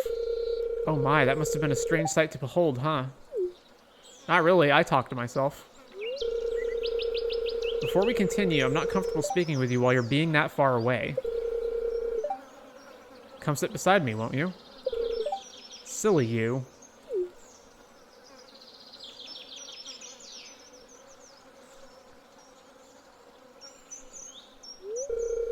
So again, pardon for that really weird display. I was just talking to myself about stuff related to my parents. They called and talked to me earlier on the phone and discussed some matters regarding my dance career. And well, they still don't get it. By the way, I would like to point out the bandanaed frogs in the water to the left. Oh, that's right. I haven't opened up to you about that, huh?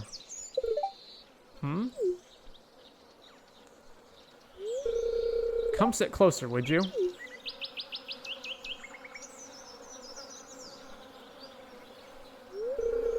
Remember that time where I was really frustrated with my dancing? Well, it wasn't like that before.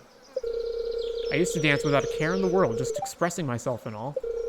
The feeling was lovely, it was freeing, it was me. And I would give anything up just to regain that feeling back. You see, my parents were really obsessed with the idea of being famous. So when they saw how good I was with ballet, they pressured me to work harder, win competitions, be more. At first, it was nothing. As a child, it felt like I was given what I wanted, and I just kept at it. But as I grew up, the demands grew as well. To just keep on dancing, dancing, dancing, and dancing. But it wasn't out of passion anymore. I was tired. I was lost. It all felt wrong. I wasn't able to make any friends anymore because my mom would say they would be a hindrance to my training. I wasn't able to eat my favorite foods either. Dad said it would affect my performance. I hated myself. I hated to dance. It all felt so wrong. I felt so frustrated, conflicted, sad, angry. I don't know. I couldn't even cry myself to sleep some nights because of how tired I was. I kept this facade of smiles, grace, and perfection as my image grew and as my parents enjoyed the fame. As I lived the life of being the Sunrise Rose Princess, as they called me. I hated it. I was tired. I was angry. I wasn't myself.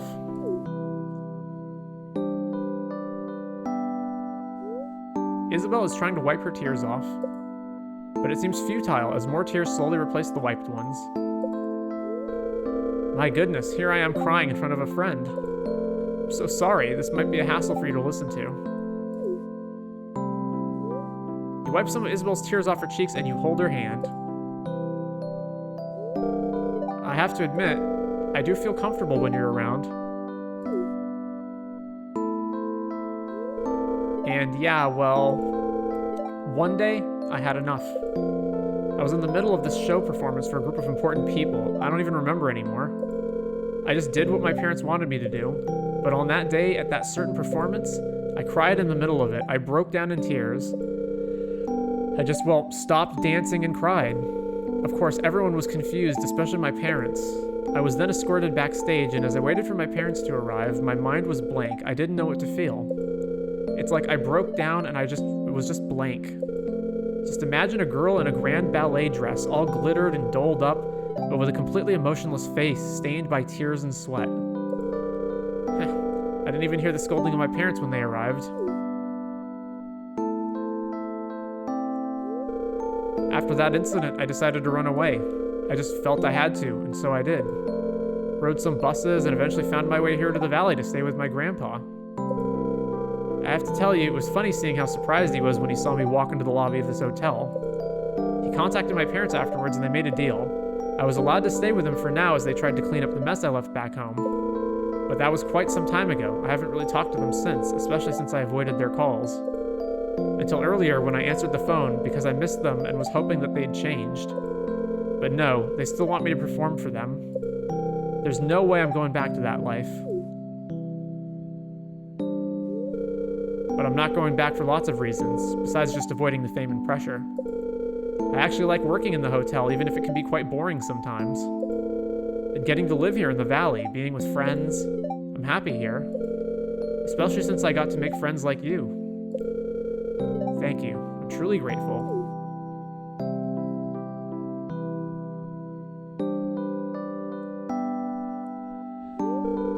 And, thank you for listening to me. It really means a lot to me. I'm glad you're here.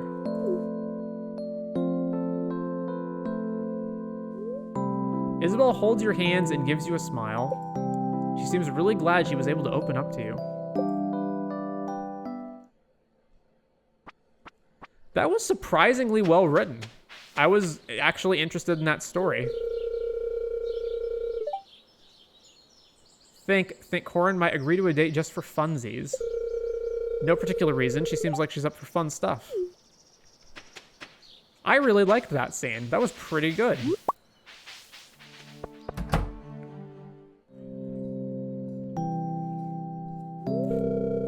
You have some weird displays around the hotel, Grandpa. Grandma would have been embarrassed if she saw some of the bizarre things you put out. I mean, really? You really had to frame the business certificate? I'll have you know, my dear, that this very certificate is more than what it seems. It was given to us the very day your grandma and I were married. I just love to display this, so you may laugh all you want. You're weird, Grandpa. You really do miss Grandma, huh? Me too. I miss her every day, my dear. But if she were here to see us weeping here in front of the certificate, that would have embarrassed more than any display here. We're too sentimental. Come now, dear Issa, your grandma wouldn't want us to be sad most of the time. I know, Grandpa.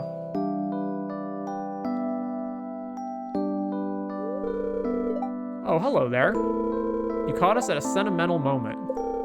I hope you don't mind.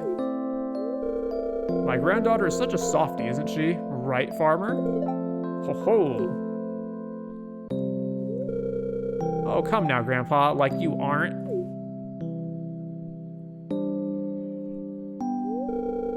I may know a way to lighten the mood around here.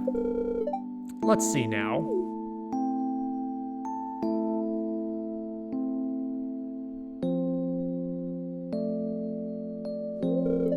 Grandpa? Oh, it's been so long since you played that. I did wonder why.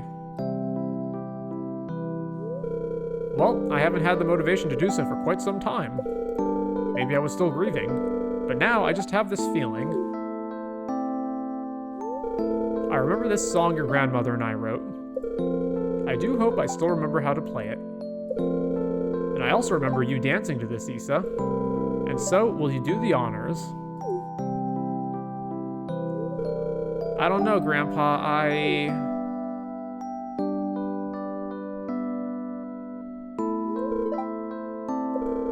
Yeah, I guess you're right. I should at least try, huh? Okay, I'll do it. I'm glad, my dear. Let's see now.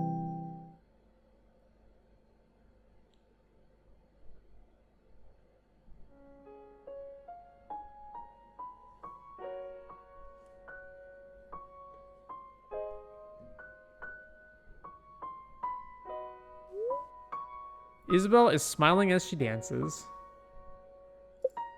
She seems at ease. She's back. I'm glad. Isabel does not seem to be conscious of her movements anymore. She seems to have fun now. She seems to have fun now as she dances. Watch me.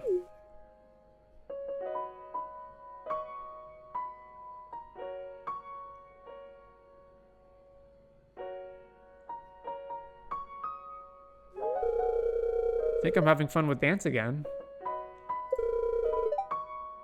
Grandpa, another song. Anything for you, dear. I'm glad she's feeling like herself again. Isabel's dance was beautiful, unlike anything I've seen before.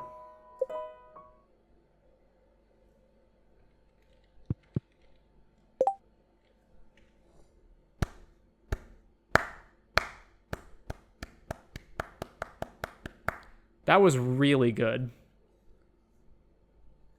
That was so good. I picked up a book at the library the other day to read by myself. It was hard, but I managed to read all the way through the table of contents. Ian continuing to be the worst character so far. Okay. I can't believe I danced without any care again. I've missed this feeling. I'm so happy. I hope you liked my dance. Another weekend here at last. Enjoy some time to yourself. The Egg Festival.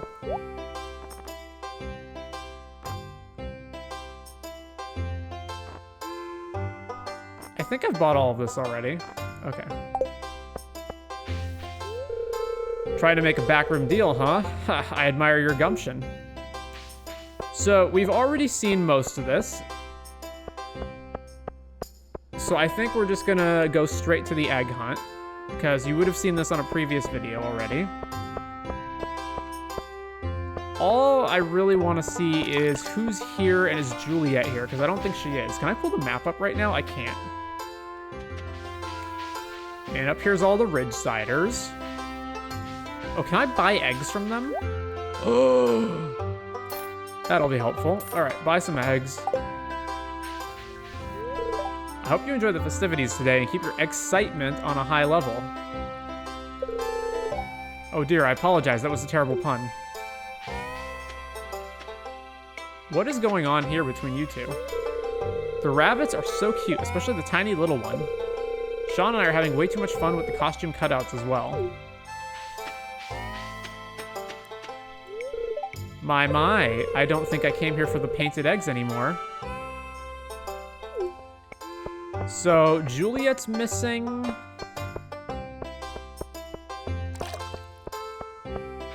I think I think all the Scarpers are missing, aren't they? No, Victoria's not missing, and Eloise and Jacob aren't missing.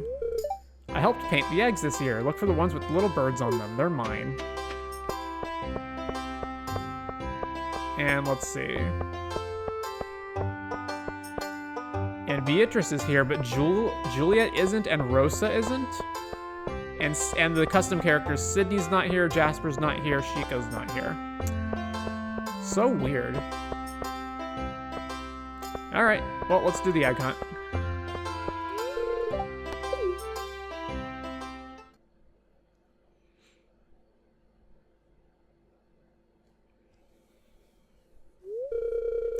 It's time for the highlight of today's festivities, the annual spring egg hunt. Calm down now, kiddos. You're going to need all your energy if you hope to find the most eggs and take home the exclusive prize. So what happens if you win twice in a row? Like, what do you get? Now, is everyone ready? Let the egg hunt begin.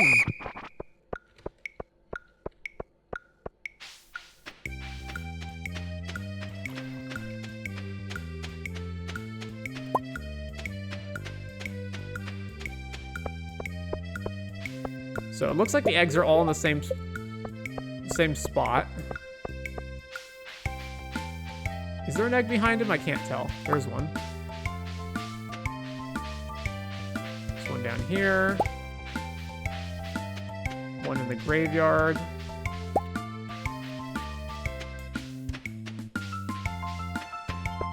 There's one over there.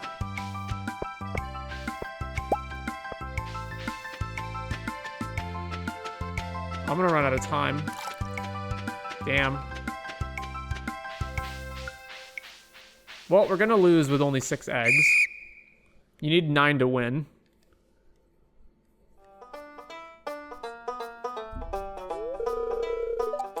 Wow, look at all these eggs. Now, if only I could get you kids to pick up litter. And the winner is gonna be Abby. It's Abigail.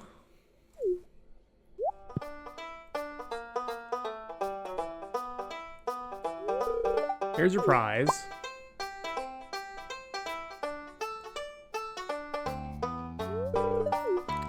Well, that's it for the Egg Fest.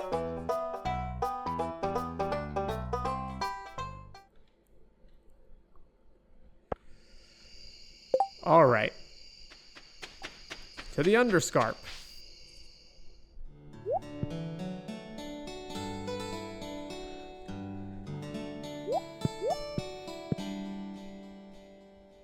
Can you grow pumpkins underground?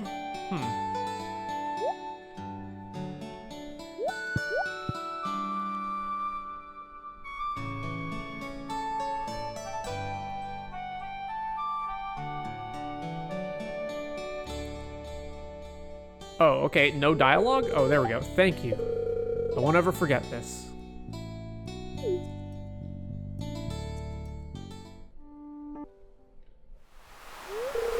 You have a gift for me, friend Gull. The Gull gave him a pearl? Oh, so pretty. Thank you, friend Gull. Another friend. Not be grumpy, friend Gull. This is friend Ami. They are a good friend and bring me gifts from land. Friend Gull brings gifts from sea.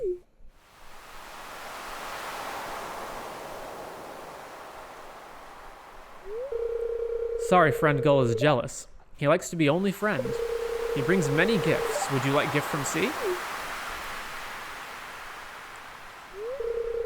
Good, yes. Come visit me on this day next week. Bring berry sweetness and we can trade for gifts from C, yes? Lexi will now trade with you on Saturdays.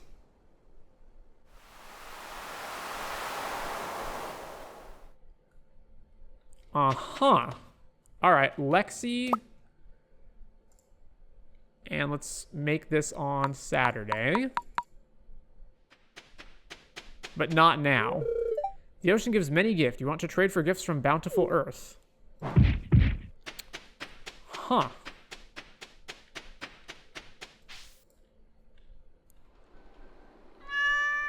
Oh, it's all the cats. Munchington, Midnight, and another cat I'm not aware of.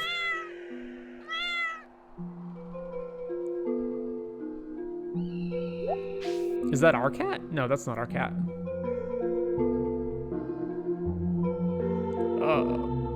Okay.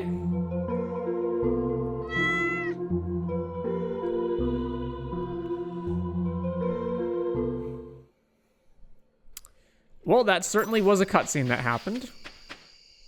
Not that one. This one.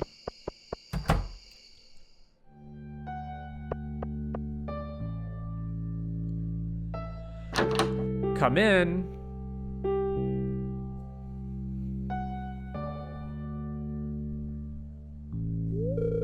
Hey. I just wanted to show you this little nifty thing I found. It's my silver chip. In 12-step programs, this one basically means that I've been sober for over 24 hours. I know you must probably think it's silly. I drink enough to send myself into an early grave. But believe it or not, even worse than my issues with alcohol, I used to have a really bad drug addiction. My friends in this... The people I used to hang out with in the city were really bad for me. Got me to try pills for the first time, and they all wanted us to do it when we were together. I was hooked bad. Don't worry, I've actually been sober ever since I moved back home to Pelican Town, hence the silver chip. I actually just received my purple chip at the time of my last meeting. 4 months of sobriety. But the silver chip is my favorite. If I'm being honest, those first 24 hours were the hardest thing I ever had to endure. So it means the world to me seeing how far I've come.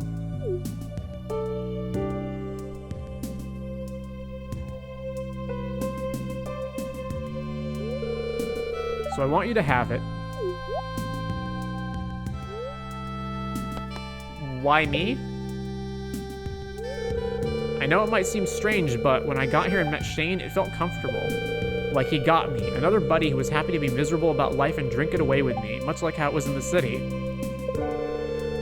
It felt like leaving substances that'd be as far as I'd ever get, and that would be alright. At least I had someone to be there through it with me. But now I've met you, I'm starting to feel like I want that silver chip for my alcoholism too. Even more than that, meeting you has helped me realize the support network I've had at home this entire time. I'm not actually alone. So just take it and keep it safe for me, okay? In case you ever need strength. If all goes well, someday I'll feel ready to get another one for my drinking. Sterling hands you the little metal coin. It's a little beaten, but it proudly states 24-hour sobriety. You feel a little stronger yourself just holding it. I promise I'll take good care of it. I can't wait until you get your chip for alcohol.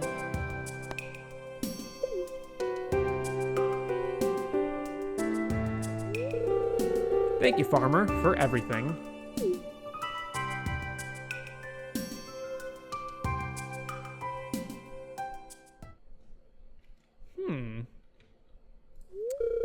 You know, maybe I should really unpack more of my belongings.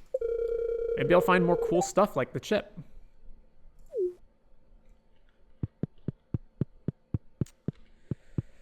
So I'm curious. For the viewers, which characters do you find, one, the most relatable or, like, interesting? And who are your favorite romance options so far? 9-4, but Juliet has to be there. I can't think of a way to do that other than... I can't think of a way to do that without cheating. I would basically have to get there before she leaves for the day and then crank the time to 9 o'clock, and then just enter the house. I can't think of another way you would do it.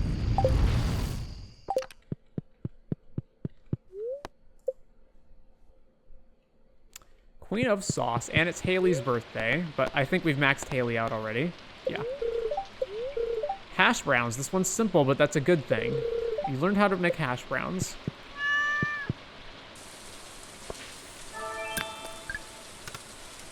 Infinite energy for the day. Two-time award winner author Rodney O'Brien. My dear farmer, my book, The Chronicles of Stardew Valley, is getting officially released soon. I'd like to invite you along with a couple of very dear friends to a little shindig at the Stardrop Saloon next Friday. Be there by 7 p.m., okay? Dress code is smart casual. I hope to see you there. Your friend Rodney. 7 p.m. on Friday. Next Friday. P.S. My publisher printed these pictures to promote the book, and I don't know what to do with them, so have a few. An autographed photo. Tomorrow begins a 3-day festival in Calico Desert. With the bus back in order, we're all delighted to be able to continue this time-honored, beloved tradition. There will be games, free food, prizes, and much more.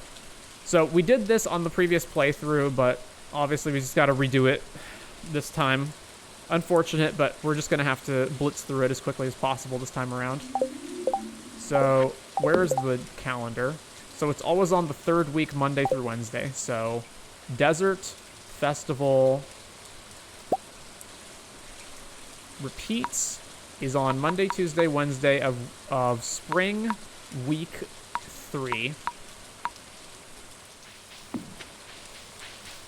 Oh, it's this path over here. Where does this go? Aha, hardwood trees, you say? Okay. There's a little river. Some forageables.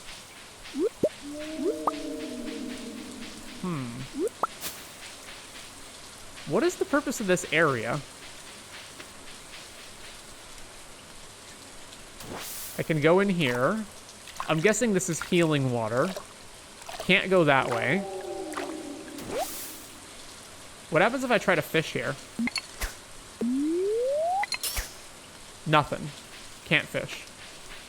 Alright, so this is just an extra little area where you can get some extra hardwood and some forageables. Alright.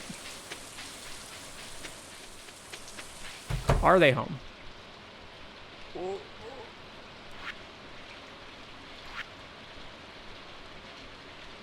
Oh, it doesn't count because it's raining? The schedule changes when it's raining. Son of a bitch. I love the sound of the rain, and the best thing, I don't have to go to work. I don't know about that. I don't know about that last part. It's a beautiful day, isn't it? Of course, I know it's raining. The plants love it, and it means Julia is forced to spend quality time with me. I also enjoy when it rains.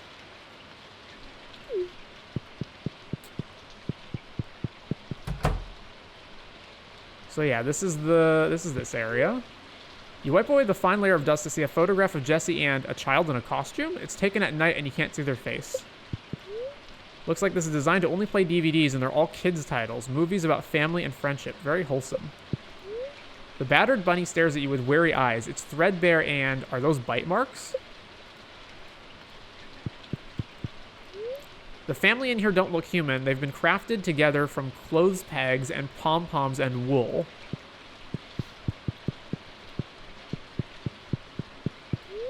A pile of children's classics.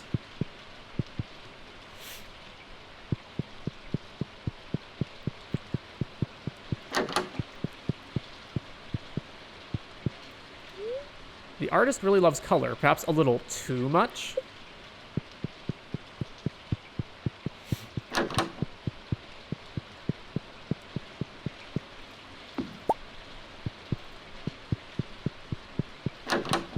I would assume this would be Juliet's room. Juliet certainly has eclectic taste, and some of these titles are making you blush. Oh ho ho!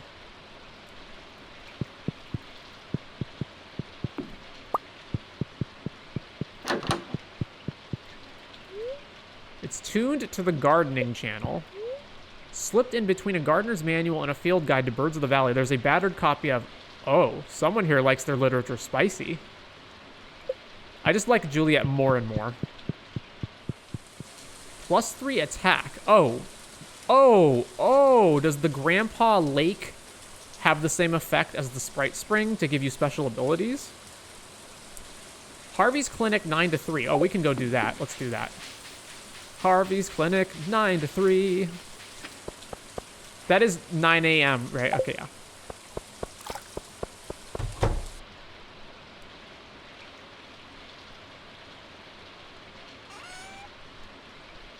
Mateo and Harvey. Ah. Surprise. Hey, just the person I wanted to see. Mateo, please, this is beyond what I'm able to treat here. This is a clinic. You need a hospital. It's not that bad, Harv. Besides, it's my own That's not true, and you know it, Mateo. You don't understand. There were so many shadow folk. They must have thought I was some kind of monster, or worse. They knew I was human, but I still frightened them. Are you human, though? Don't you have horns? Or, like, what is that on your head? I've never seen them like that before. I feel like I was invading their home. I hesitated. I can't say they were wrong to defend themselves. Mateo, you've taken too much of a beating. You need to lay down. I'm serious. You have to believe me, the shadow folk, they're not just monsters, they're sentient. Mateo, what's important right now is that you listen to Harvey and rest. You won't be able to investigate anything if you don't take the time to recover.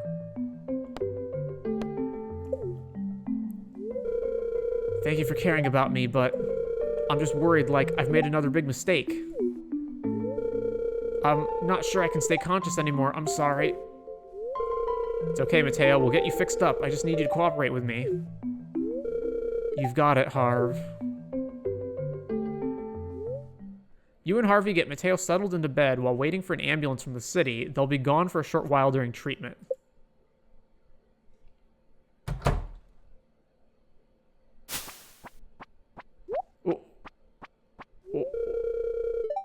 Is the adventurer okay? Man, look at the drip on Krobus. I saw them shambling towards the doctor's office. Okay, good. I hope they're not mad at us. I can't stay out too long, but I hope the surface dweller comes back soon.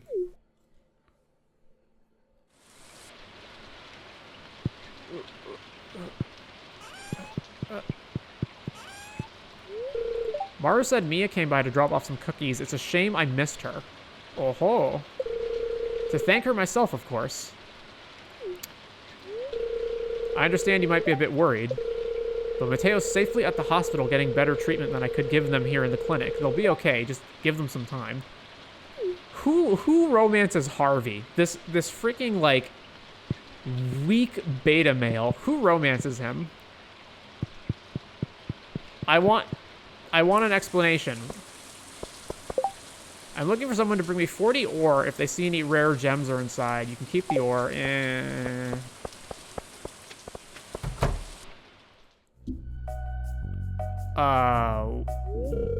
Voila, my newest creation. A star bed. It's a deluxe 4-poster bed crafted from the finest local hardwood. What does that mean? Robin, what's the point of the 4 posts? It seems like an inefficient use of the materials. Oh, as in 4... Okay, gotcha. It's called beauty, bud. You know, that thing that most people find enjoyable? Man, Demetrius sucks, right? I see your point, but we can't let that outweigh the utility and efficiency of the sleep receptacle. God, he sucks so bad. You know, sometimes it feels like you're being deliberately obtuse just to irritate me. Is that what you're doing? Hey, come in. Check this out. It's the bed I was able to make thanks to all the wood you gathered. So, what do you think? The aesthetics are perfect. The 4 posts seem inefficient. Alright. Yeah. Ahem. Well, if anyone needs me, I'll be in the doghouse. Now that I have a prototype, I can start selling them in the shop. Hey, these might look good in your place. What do you say? Can we pencil you in for a half dozen? Also, no, not even one. All right, Robin done. Hello, raccoons. How are you today?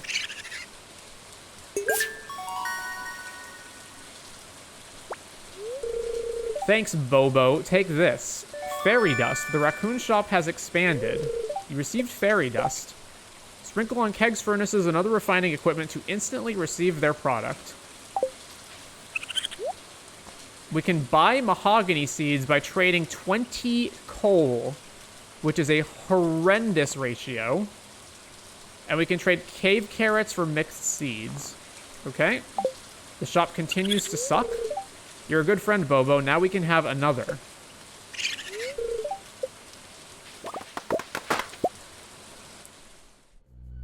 Aha.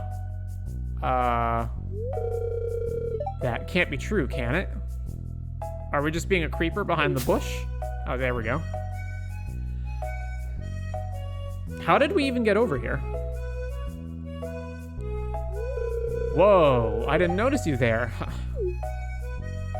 You sure you're okay out in the rain here with all that makeup on? Oh, this? I was actually reading about this desert where the sand is red and monsters roam free.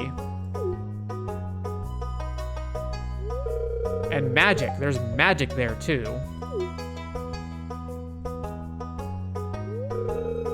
Do you believe that? It's true, I was there. Monsters and magic, yeah, I can see it. Magic isn't real. Ha, that's the spirit. So many places to see, stories to find, adventures to pursue. Being free to see the world, it's just so fantastic. Does she have a stutter? But I shouldn't be thinking about that. I need a job first. I really shouldn't be using the money I have left so irresponsibly, you know?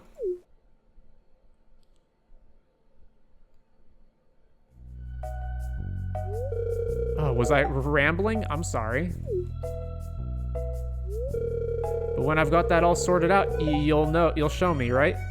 You'll show me around, right? I hear Pelican Town is really great.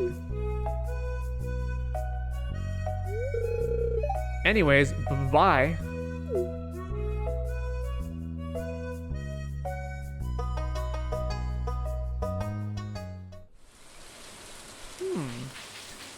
Oh, we can just... Alright. Aha, hello. Can I learn this power? Oh, good. There you go. Alright. Oh, hey, welcome back. The worst part about the weekend is that it doesn't last forever. Yeah, I hear ya. Yeah. Are you Jesus that you can walk on water? It'd be nice if I never had to go back to work. Aha. Man, a tin shack or a tin roof in the rain. Oh. Oh, well, this is something. A bunch of charcoal kilns, a bunch of furnaces, a bunch of recyclers machines. I don't know what these are. What are these? Wood chippers. Insert a piece of hardwood to break it into regular wood. Okay, never gonna do that. What else is in here? Okay, well, it's unfortunate that a deconstructor destroys crafted items but salvages their most valuable material.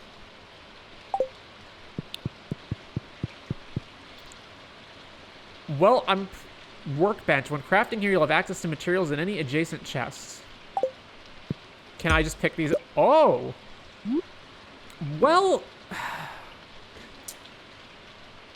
I mean, I'm probably never going to use this building for this purpose, so... I guess let's pick all of this up and take it with us. Yeah. And now we've got a much bigger open space to work with if I ever want to do that here. Although I can't imagine I would. Aha! New achievement, living large. Oh, it's Juliet's birthday, you say? It's salmonberry season. All across the countryside, bushes are teeming with juicy little berries. Alright, well, we're definitely gonna move this. We'll move the chair. And we'll move this down here, and we'll move this over here. So over here, we have a nursery.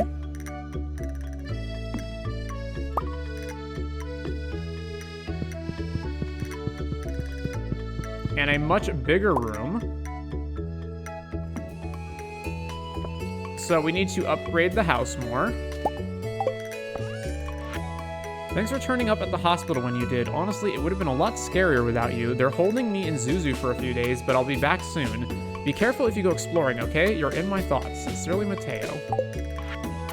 How are you doing? I hope you enjoy the gift I've sent you. Well, goodbye. Fruit on a skateboard from Emily. Aha. I'd like to surprise my husband with a gift. He's a big fan of leeks. Could you bring me one? +1 luck for the day. Greetings and salutations. I hope things are going well for you on the farm, and that you are not yet wary of my correspondence. I have precious few friends in this world, and I do not wish to trouble them. Speaking of friends, may I dare to think? I penned a missive to Peasbody and received a swift response. It appears perhaps that a visit may be imminent. Yours fondly, Jasper. What about quests? Oh, Katarina's here. There's definitely something supernatural going on here. I can practically smell it. So, what's the special thing with her if she's at the Stardrop Saloon? George thinks no one in town cares about him. I'd like to prove him wrong. A dozen leeks should do the trick. Please don't tell me I have to gather the leeks. Oh, son of a fucking bitch. Why do I have to gather them? Isn't the fact that I have them good enough? Alright, where can I forage for them? My apologies for the other day. I don't want any special treatment. I just want to be a normal person like everyone else. Hey, you. Nice to see you. So Robin is selling a complete scam, right? Like, what carpenter have you ever been to where you're like, okay, I'd like you to build this for me. And they go, okay, gotcha. All right, it's going to cost this much. Also, you have to supply the materials. What? That's your job. All right, hello. I would like to make house renovations. Remove crib, open bedroom, add southern room, add corner room. Oh, thank God I don't have to spend materials on this. I just pay for it. Add dining room, add cubby, add attic. What about cellar? I know you can add a cellar at some point. Wait, what about upgrade house again? I can add oh, there we go. The cellar can be used to age certain products like wine and cheese. It will cost 100,000 G, but we got it. All right, yeah, build it. I'll get started tomorrow. I should be finished in around 3 days. Ha ha ha ha. Ho ho ho ho ho ha ha ha. All right. I guess the desert festival, right? Oh, Pelican Town 9 to 12. Juliet.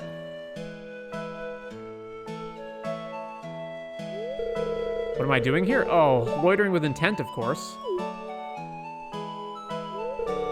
For that reporter, Miss Katarina, I've been reading her rag for years. Wish me luck. Excuse me, Miss Katarina. Yes? I'm a big fan of your mag. Love the interview with the woman who had a Sasquatch's baby. Classic stuff. Laughed for hours. I imagine you did. She was faking, of course. Her son was just uncommonly thirsty? Some people will claim anything for the chance to see their name in print. Anywho, here's something I wrote. I hope you'll consider it for your next issue.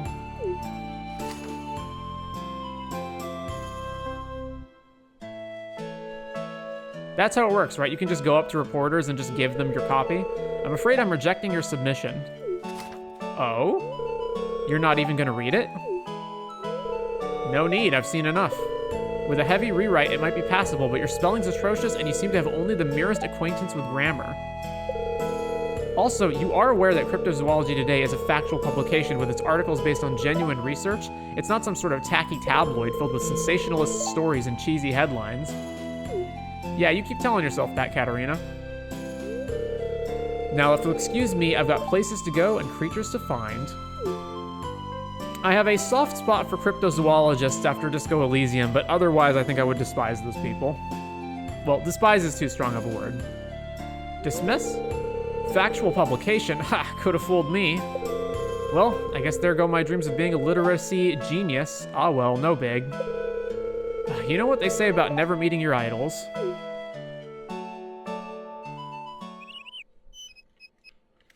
What are Juliet's heart ratings at right now? See, I'm concerned that she's supposed to be a romanceable character, and yet we can already do 10 hearts. This concerns me. If I spent 20 hours redoing the playthrough to get the community center line so I could romance Juliet, and we can't romance Juliet,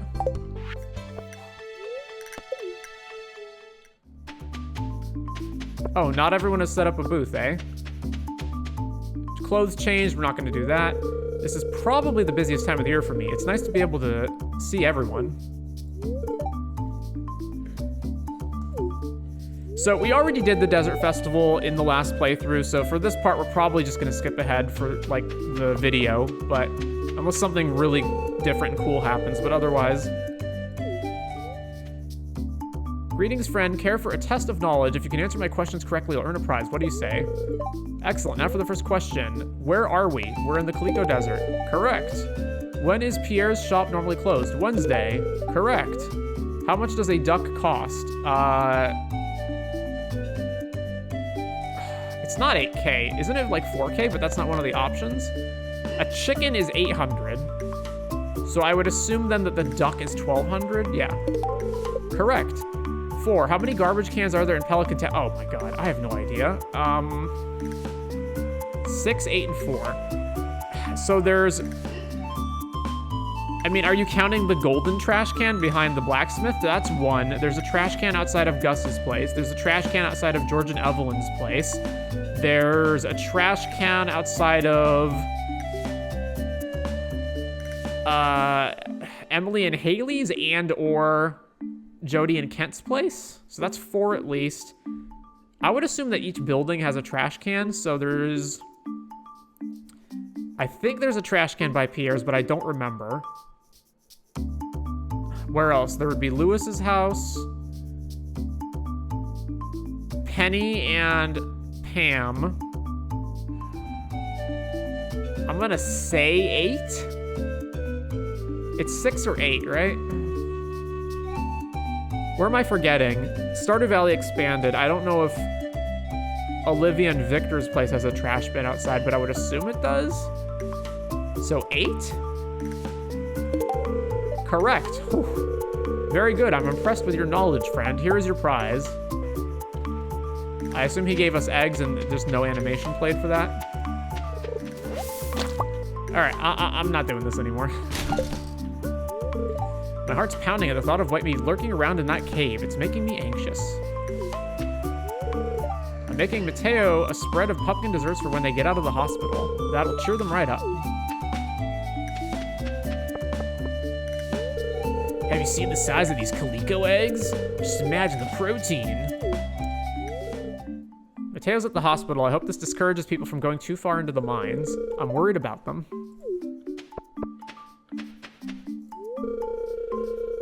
I think I have max friendship with everyone here. Hey, Leah. I was just wondering, if I lived here instead of Stardew Valley, would my art look different? I guess no, I have max friendship except for Sandy. The old toe feels milky, but with plenty of body, still a bit mellower than back home. What? Oh, so I've become something of a sand connoisseur. Yeah, I need a chest that's not connected to the network. Because I need fire quartz specifically to... What did I need to create with that? I needed to create something with the fire quartz. I needed to create... Oh, the slime egg press. That's right. So 25 coal. And another battery. And now we can create the slime egg press. I would also like to make a chest.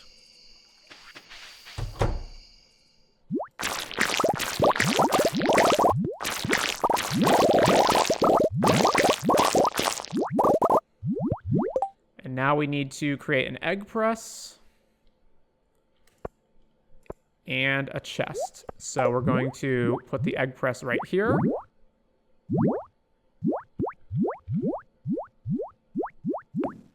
And we're going to put the chest here, right next to it. And then we're going to load the chest with the slimes that we just got. And then this egg press thing is going to go here. 20 hours to make a slime egg. That's fine.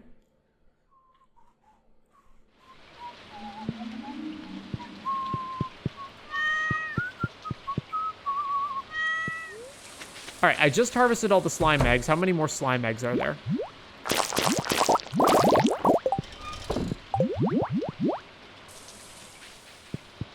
Hello, here's a leek.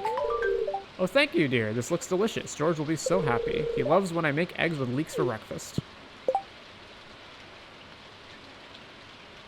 All right, so let's change that to 12. And...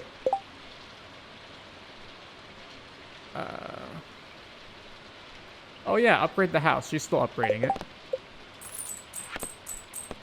13 days left to do this. I don't think we've met. Well, we've definitely met. My name's Selena. Who might you be? We've definitely met, Selena. Nice to meet you. 1A. Ah, it's Gwen's apartment. Gah, I messed up my makeup. Now I have to do it again. All right, how long am I going to keep up the stutter for? Oh, no.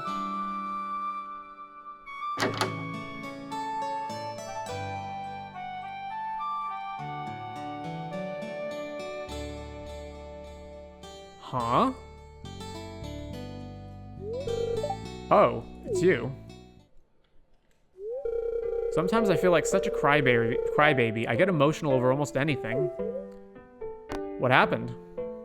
Just stop crying, it's childish. What happened? It's silly, I know, but I was doing my makeup and I smudged it all. It's ruined. I don't know, you look the same to me. Oh, I'm sorry, I didn't mean to bring you down.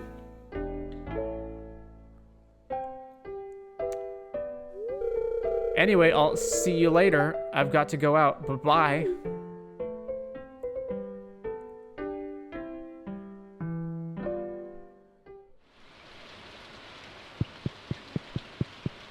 So this frog's gonna be with me for quite some time, I'm guessing.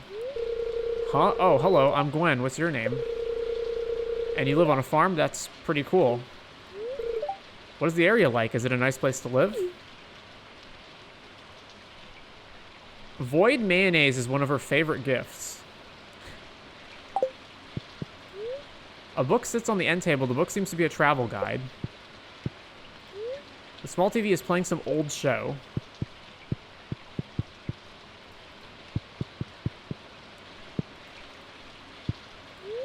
It's a bookshelf. The books are all strange. Who do you share this apartment with? Because this is clearly not her area. Hey, this clock is actually ticking.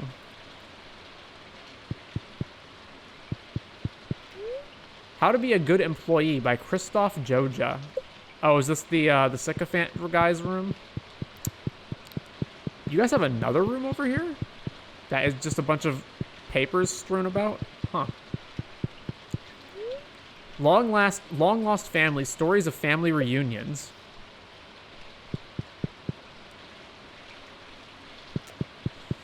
Alrighty then. We do have our own apartment in here. Apartment 1D. Huh. I mean, I'm not going to be living there. It's just that I think is basically just so that you can spend time in Zuzu City without having to run back to your farm every night. And tomorrow is the last day of the Desert Festival. And then after that, we can finally go and complete the community center. It's Beatrice's birthday. What is she like? Beatrice. A genuine autograph? Oh, a genuine autograph, not any autograph. Frozen tear, potato, rabbit's foot. That's rabbit's foot for ya. Beatrice, our foot. All right, hang on. I'm not gonna sit here waiting. Let's just speed it up to 9 a.m. All right, let's do it.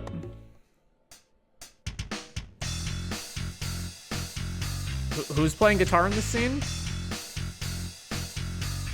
Also, that is not the way you stand for the drums. She's to the left instead of the center. Farmer, why are you here? Oh, you know, I'm the player character. To see you, of course. Really? You came up here just to see me? Did someone put you up to this? No? Well, I'd say I'm honored, but I'm actually suspicious. She just gave me poppy seeds? Anyway, since you're here and all, can I run something past you? You seem like you'll be honest. Sam's always going on about this band he's putting together with him and Sebastian, and I was wondering, should I ask to play with them? Yes, definitely, you rock. Sure, what can you lose? I don't think you'd fit in. Heck no, your playing sucks. With them musically, or... Well, I mean, Abigail's already the drummer, though, so... Wait, are you being sarcastic? No? Well then, thanks. I don't think you can have two drummers. Well, thanks for your input. I better get on now and do the things. See you around. I better get on now and do the things. I'm gonna say that the next time someone asks me if I'm available. Nah, sorry, I can't help you. I've got to get on now and do the things. Is she drumming her chair? I talked to Sam and he's keen on me jamming with them. Thanks. 8 hearts. Come to me if you ever need to talk. I'm no expert, but I'm good at listening. Museum. It's well before my time. Sorry, Miss Rosa, but you're welcome to dig through the archives. Otherwise, might I recommend you speak with Mr. Molnar? That would be George. I'll try that. Thanks for your time, Miss Professor Gunther. Always a pleasure, Miss Rosa, and once you're finished with that journal, would you consider donating it to the museum? A piece of history like that, I'd love to add it to the collection. Of course. See you again soon, Professor Gunther. So, is this a Gunther cutscene or a Rosa cutscene? Seems like a Rosa cutscene. Whoa, you startled me. Regardless, I'm glad I ran into you. Remember that journal we found? No, it's been a while. Sorry, you found? Well, I read it. Most of it anyway. Poor Lily Ann. She was only 16 when her parents died. She was sent here to live with her ailing grand... Anyway, we should probably take this outside rather than chat in the doorway.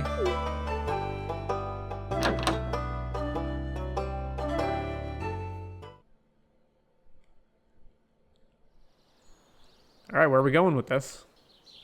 My frog is in the cutscene.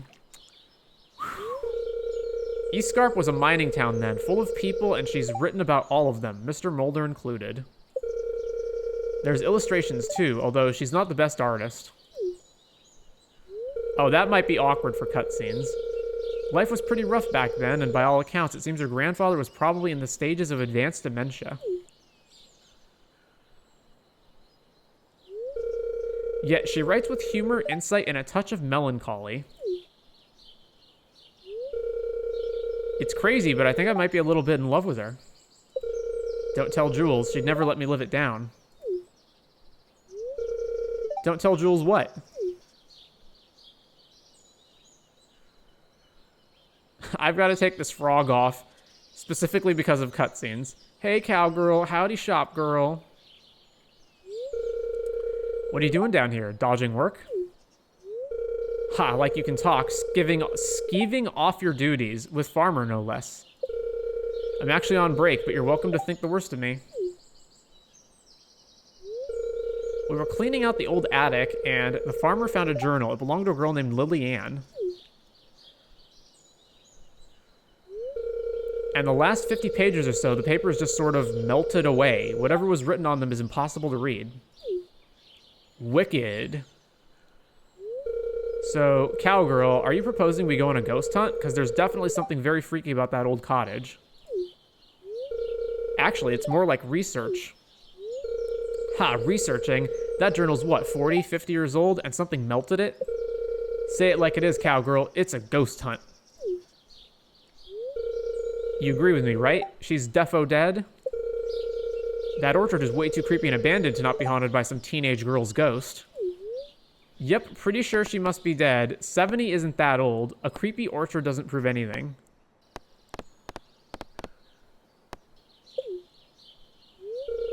It's practically prehistoric, but sure, believe what you want. Anyhow, it's agreed. Ghost hunt it is. I'll meet you at the orchard tomorrow after 6. Sound good? Where are we meeting? Actually, wouldn't it be better to go during the day? We have to cross that river. Are we talking about Lavril? Can't have a ghost hunt during the day. Size, the boss man skinned me alive if I skivved off unannounced. Wait, you're not scared, are you, cowgirl? Because we can go during the day if you prefer. No, I'm not scared. After dark is fine, unless the farmer objects. Nighttime is fine. Daylight sounds better.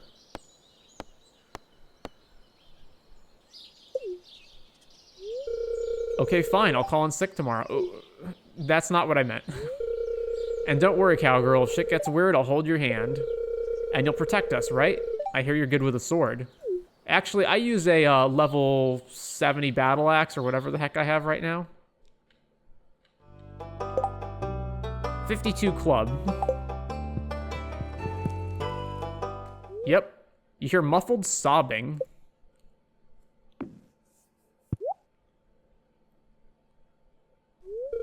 Oh, hello. It's good to see you, but I'm not sure I'm the best of company today. What's wrong? Perhaps I can help.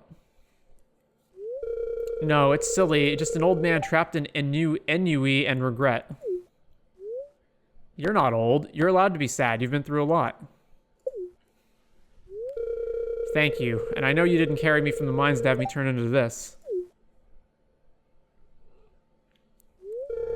I suppose talking about it might help, at least a little.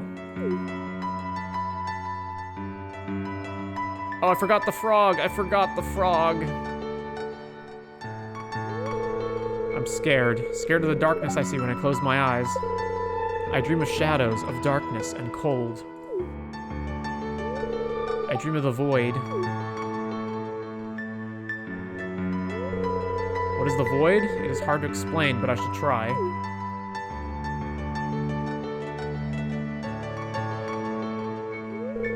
It is a creeping emptiness that worms its way deep into your soul, whispering dark words. Failure, disappointment, fool. It is depression and despair and the desire to surrender yourself to the nothingness. Oh, do not look at me like that. I have no inclination to act on such a notion. You gave me a second chance, and for that I'm in your debt. But in the dark depths of night, it is easy to forget kindness and to keep one's spirits bolstered, to feel like anything more than a burden upon the world. But I shall try, my dear friend. I shall try.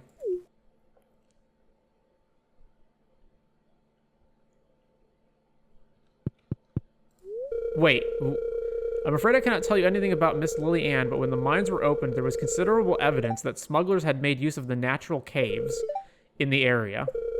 It is not impossible that her ancestors were involved in such activities, and entirely possible to leave the valley without setting foot above ground. I'm sorry, is he standing on one leg and doing karate or something? I will walk again, I must.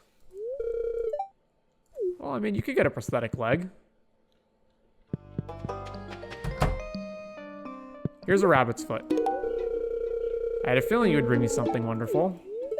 I know not about this Lily Ann Mecherie, but my Raoul, he always said that this coastline was a smuggler's haven with its many caves and natural caves. Coves and natural caves. He always was fond of tales of pirates and smugglers and ne'er-do-wells. Oh, I do miss him, rest his soul. The foot has been granted. Let us move on to the Desert Festival. Although we're already halfway through the day. Hello, Nadine. Baron Munchington has proven a fine judge of character, although I worry sometimes that his opinion is all too frequently swayed by his appetite. Apologies for my melancholic mood earlier. I find my outlook much improved, for I have just received excellent news. My wound is healed fully, thus I am to be fitted with a prosthetic. I will become Bionic Man. Ah, I jest, but it will be good to get back on my own one foot again. Anyway, I trust all is well with you, and maybe hope that one day soon I shall be able to visit your farm once more. For even though the mines may now be denied me, there is still so much of this world left to explore. Fare thee well, Jasper. 3 apples are worth a lot, or ruby's not worth much. It's more that I'm just have all of this stuff because I know I need to use it soon, so I'm just not getting rid of any of it. Technically, it would have been wiser in terms of pure financial value to get all of this stuff out of my inventory, but it's fine. All right. We sold 48k worth of honey.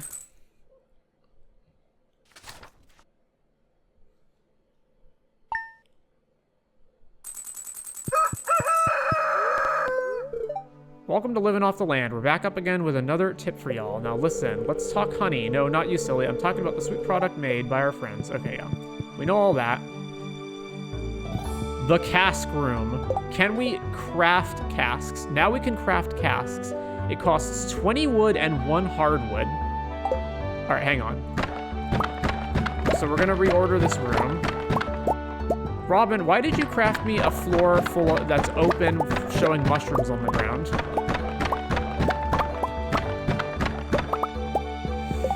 All right, why do I need hardwood? I need hardwood for something. I need it to, all right, I need it to repair the Ginger Island boat. Why is the advanced iridium rod down here?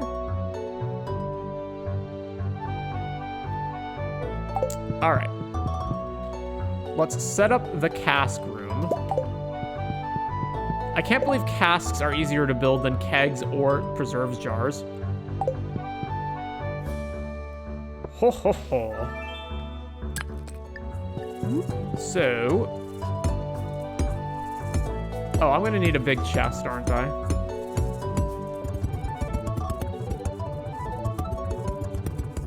How big is this room? This is a, with a little bit of extra, it's like a 1, 2, 3, 4, 5, 6, 7, 8, 9, 10, 11, 12, 13, 14, 15, 16, 17, 18. 1, 2, 3, 4, 5, 6, 7, 8, 9, 10, 11. So really big room. All right. Let's make a whole bunch of casks.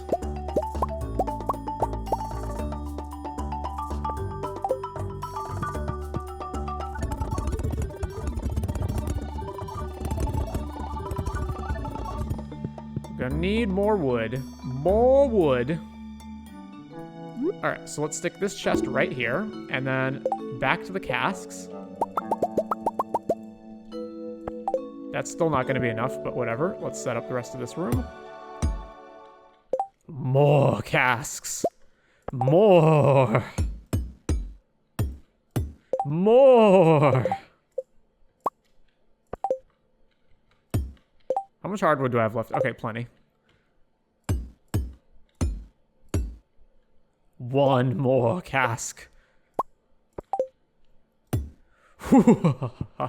Behold the room of casks. So if we read the description of the cask, use it in the cellar to age products like wine and cheese. Oh, it ages cheese? All right, hang on.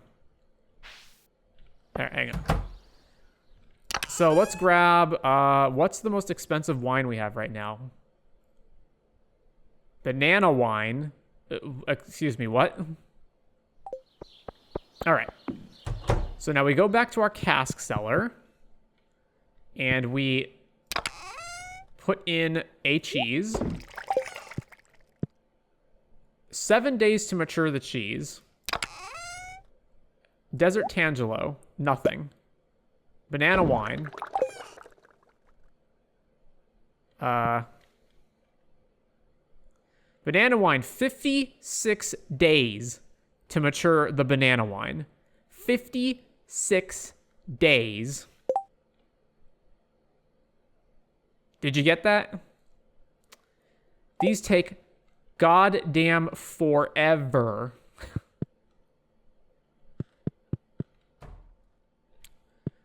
Hello, Naomi. Can't stop and chat. Have work to get to. Hope you have a pleasant day. Here, have a rabbit's foot, Naomi. Observe 9 hearts. You got this for me? This is wonderful. Thank you. It upped her by 5 hearts. She must have been close to upping already. That's not the Kobayashi residence. To the Kobayashi residence. Aha, we have unlocked a cutscene with Naomi. Not sure if I'm doing this properly.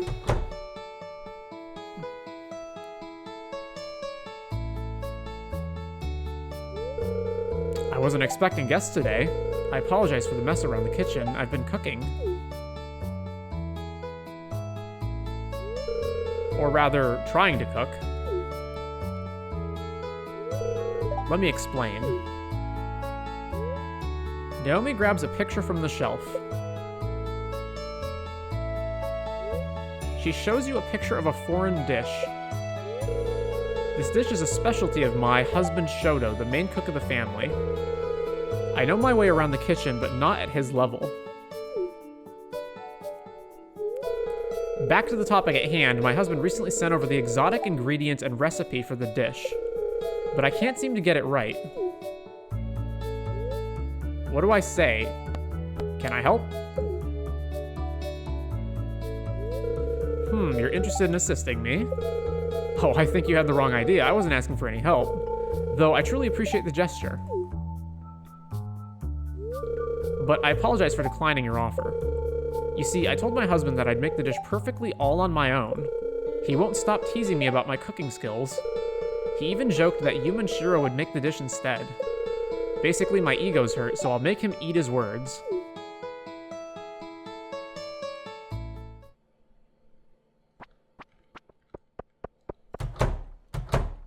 Have you seen Irene? I'm not sure where Miss Irene is, Master Zane. What was it that you need, so I may relay the message to her the moment I see her? Oh, nothing to worry about, Sonny. I was just going to ask her something. Very well, Master Zane. I shall inform Miss Irene if I do see her. I appreciate that, Sonny. Why, hello there. Ah, what brings you here? Just visiting? Well then, welcome. Excuse me, but I must attend to my work now. Master Zane. Thank you for your help, Sonny. Well, I still have someone to find as well. If you need anything, don't hesitate to ask Sonny for help. And if by any chance you see Irene, please inform me. I greatly appreciate it. I'll be seeing you then. I wonder if she's in the kitchen. Wouldn't that be the first place you look since she's the chef? Oh, we're still going. Question mark? You see someone behind the balcony doors. Ah, he's so dreamy. What do I do? Call Zane, check on Irene. You decided to check on Irene first.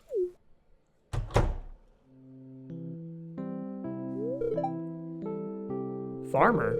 Hey, what are you doing here? I'm currently on break, so I figured to enjoy the fresh air here for a while.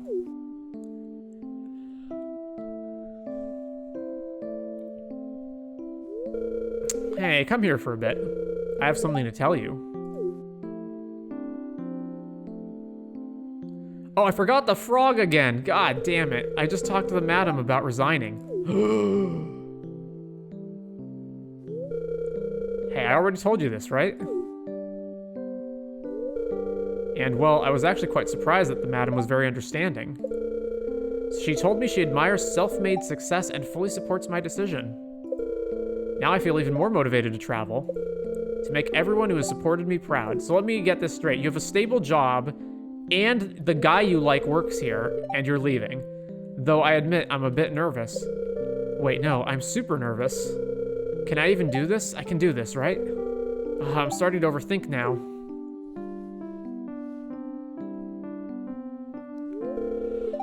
I sure hope I do.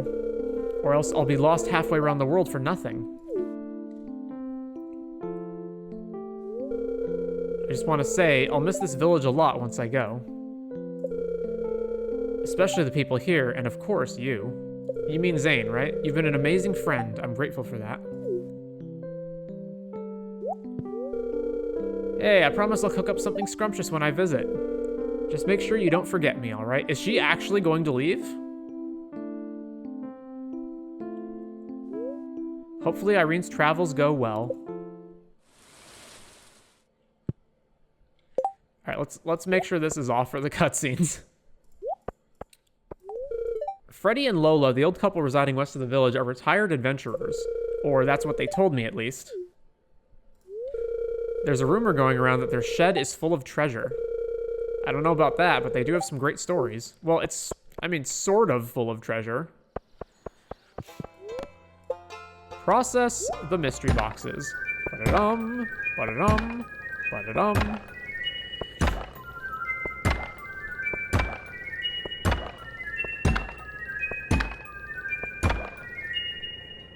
Another book of mysteries, you say? Reading this book again will grant a small amount of experience in all areas, which is also relevant because we're leveled up fully.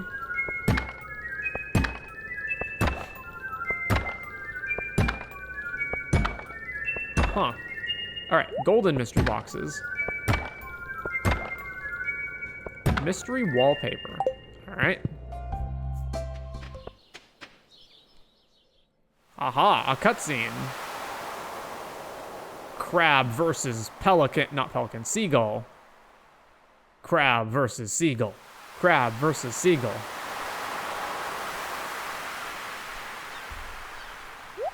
Oh no, it pinched your butt.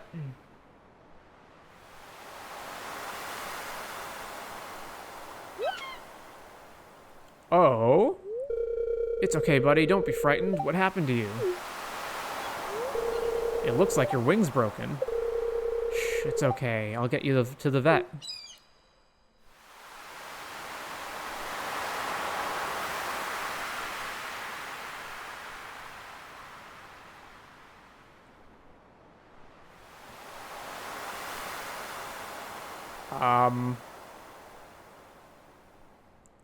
Friend Gull. Oh.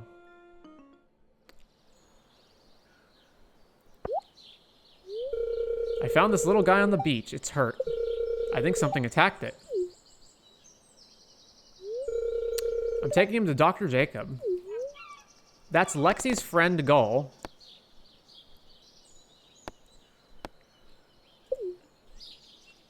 Wait, did we say that's Lexi's friend's Gull and then we said I'll come with you? Alright. Is he gonna be alright, Dad? You can make him better, right?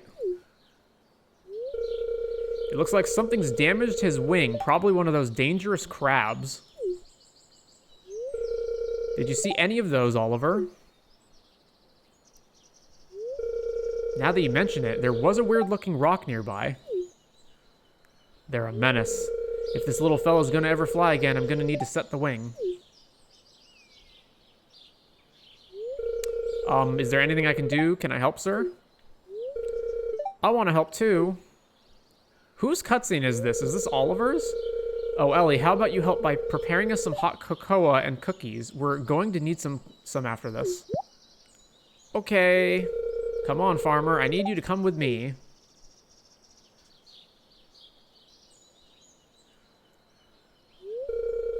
Are you sure you want to assist with this? It's not going to be pleasant.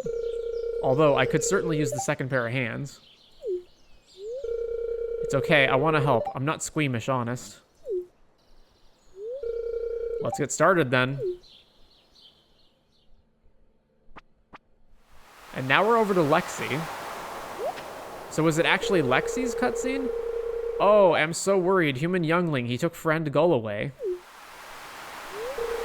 I hope he not want eat him.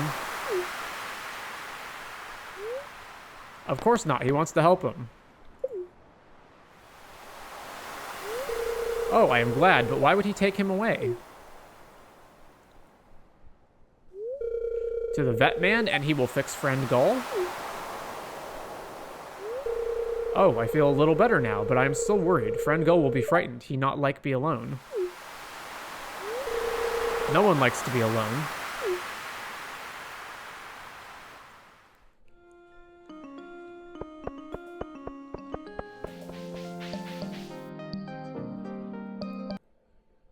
Yep, definitely this cutscene.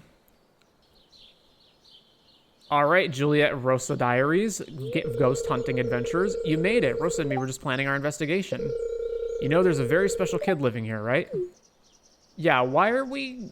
What are we doing here? Oh yeah, of course you do. Sorry, my memory's all a bit hazy about that night. I told you about Lavril, didn't I? We're ghost hunting, but we have a ghost that we know. Anywho, it would be rude to barge right into someone's house, so I figured we should wait for you. Since you know Lavril better than the rest of us.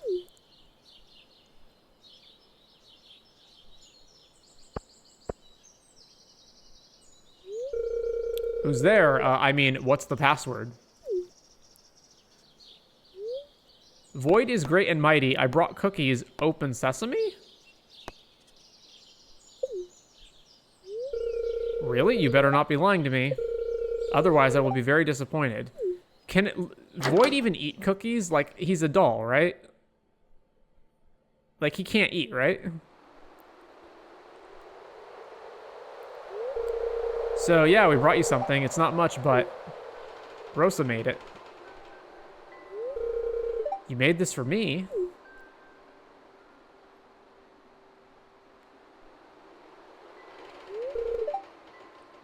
Thank you. We've come here looking for someone, Lavril. You have? Her name was Lily Ann. We think she might be a ghost. Another ghost? I don't think so. Void and Farmer scared all the bad ones away. Oh, purple flame. Huh? What was that?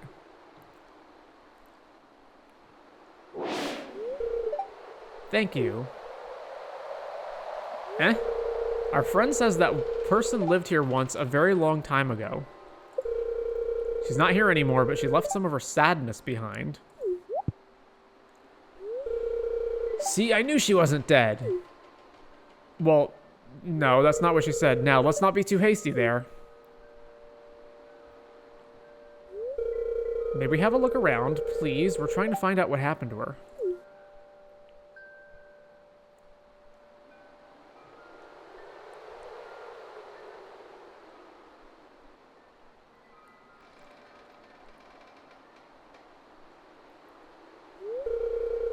Lavril has agreed that you may. Now, if you'll excuse us, we've important top-secret business to attend to.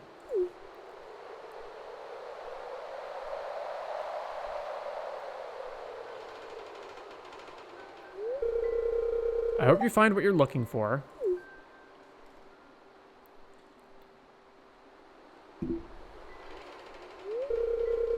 She's a sweet kid. Now, we need to look for clues. Juliet, could you pick up all these pieces of paper? Farmer, take a look at the book on the floor over there. I'll take a look at this arcane... The bookcase! It's... something. I couldn't read that. There's something under here. Come on, help me move it. Oof, this is heavy. I can feel it slipping. A trap door. Ooh, I bet it leads to hidden treasure. You should open it, in case something horrible jumps out. Mighty farmer strength. Oh, it's rusted shut. I guess we better come back with some oil.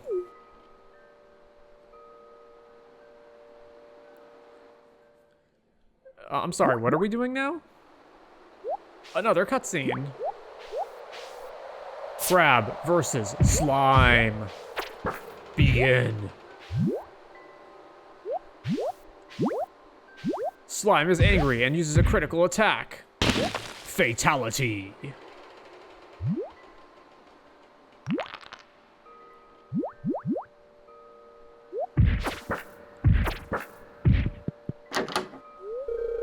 Hey, stop it. Void.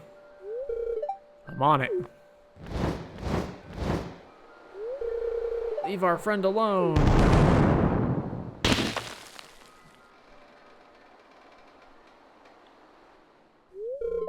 Oh no. This slime defended our territory with its life on the line. There has to be something we can do. This doesn't look good. And those rock crabs from the southern beach will just keep crawling back. I have to do something. Hey there, little fella. Everything's gonna be all right.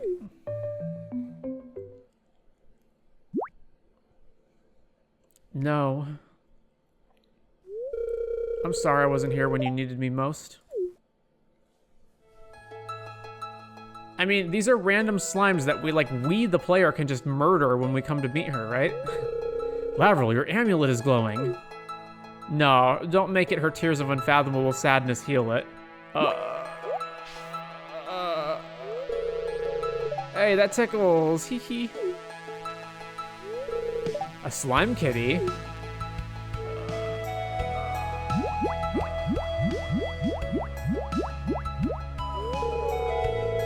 Hey, where are all these slimes coming from all of a sudden? Tee-hee, free hugs for everyone. Hey, your whiskers are tickling me. Stop.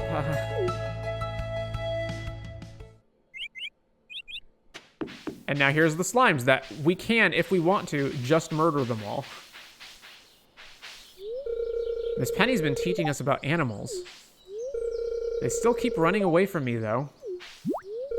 I don't know why. Oh, Sen, what are you doing here? When I descend into the mines to visit with my family, I have to be very careful not to bring you up. I want to tell them about the amazing human friend I've met, but I know they'd insist you were playing me for a fool. I'd also likely get into a huge amount of trouble. Okay, so what is the mission currently? Abandoned orchard with oil. So with truffle oil? Because that's the only oil we've got.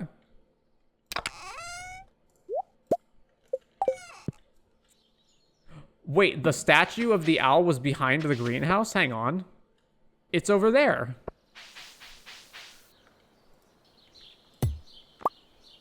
The stone owl. It's not clear where this came from, but it looks very fine.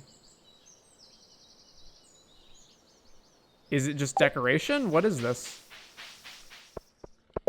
I can't, like, do anything with this, right? Like, if I put the owl statue over here...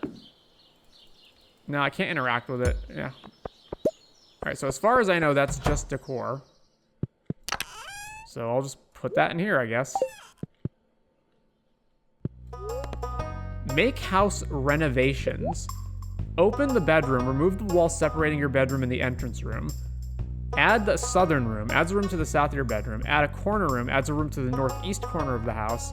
Add a dining room. Adds a large dining room to the left of the kitchen. 150K. Cubby, attic. All right, expensive stuff first. Oh, I can't add this here because I've got these items in the way. All right, hang on. Make house renovations, add a southern room.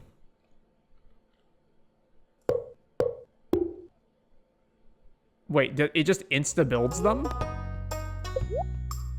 Really? Add corner room. Can't add it because of this? No, I can. I just have to move this now. All right. Add... I don't want to open the bedroom, actually. Add a cubby.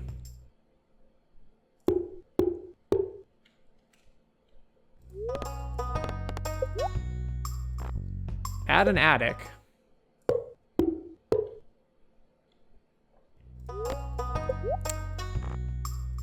Expand the corner room. Okay.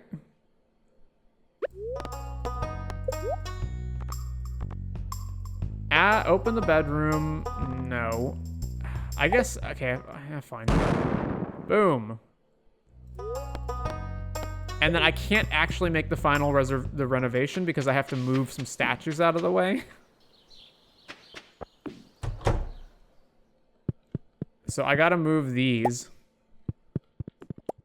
And this fireplace.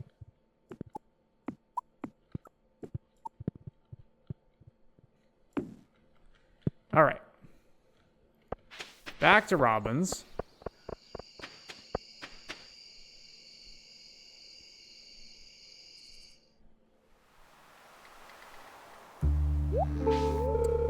Oh, came to see the view as well, did you?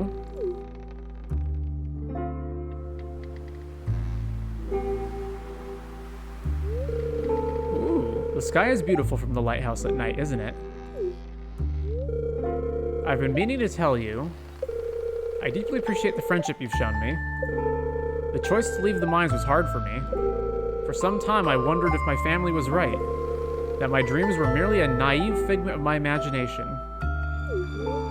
What will you say? Wait, they told you that? They're probably afraid you're gonna get hurt. That they are. And to be honest, I know getting hurt is still a very real possibility. It's a risk I'm willing to take. That said, you've shown me new horizons. Like the morning sun peeking over the edge of the vast sea, a new day full of possibilities always arrives. That was a silly allegory. It's the middle of the night. Do you mind if I open up to you? I'd like to tell you a bit about my past if you're interested. Chatter away, my friend. You really know how much I ramble, don't you? So, if you have no objections, let's get right into it.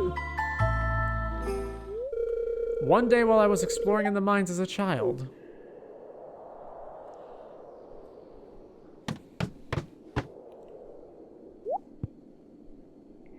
Aw, an adorable baby version of Sen. Also, this is a cool level.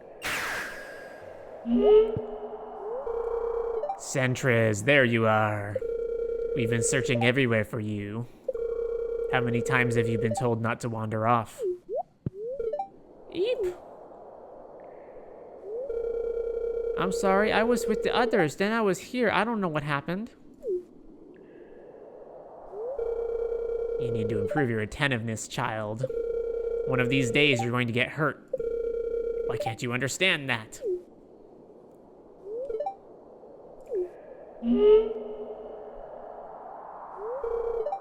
I'm sorry. Sen, you must understand. If something were to happen to you, I don't know what I would do.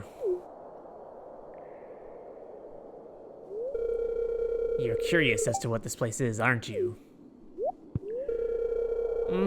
I found this place and found a neat shiny thingy. I don't know what it's used for, but it looks like it could hold something. Why does it have wheels? So it won't get stuck on all the rocks? Oh, I know, maybe someone lost it. Sen. Sorry. This is a place where humans infiltrated our cave system, one of many. Oh, humans? You mean the lanky people that walk around with shovels and weird lights? Why do they need lights? Can't they see in the dark? Sen.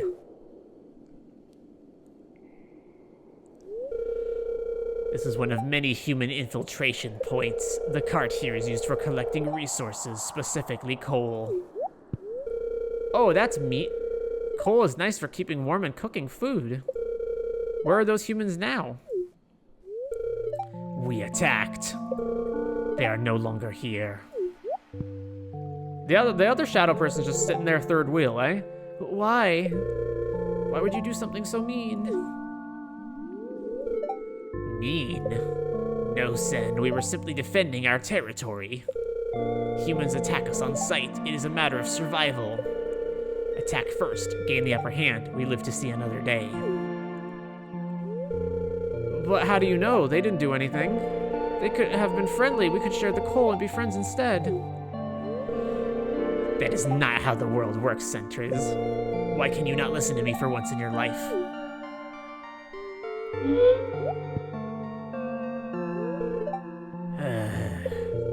I know it is hard to hear, Sentres. One day you will come to understand, just as I once had.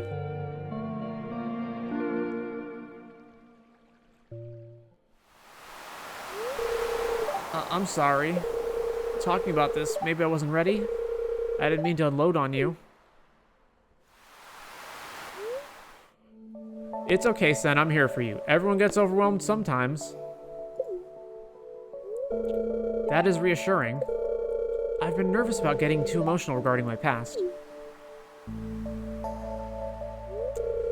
I did have a little more to say, but I'm rather exhausted now. Would you, be willing to spend some time gardening with me back in my cave? I think it would help calm my nerves. Thank you, I appreciate it greatly. Man, Sun is so much better than Krobus. So much better. Oh, it's the kitty slime. Oh, it still hurts us. Oh, all of the slimes are kitty slimes now. Okay. Well, I'm back with oil. Does this not count, or is there some other condition we have to meet? With oil. This is... Oh, there is actually just regular oil? Oh. Well, that's some egg on my face, then.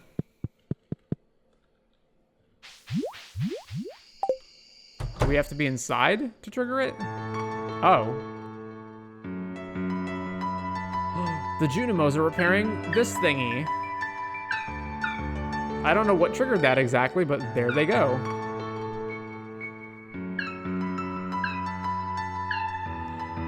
Tee-hee.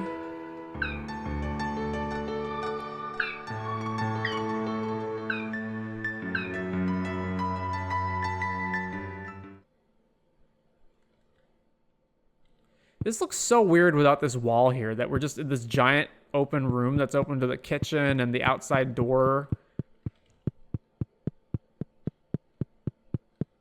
What a weird shape of a room as well this room is.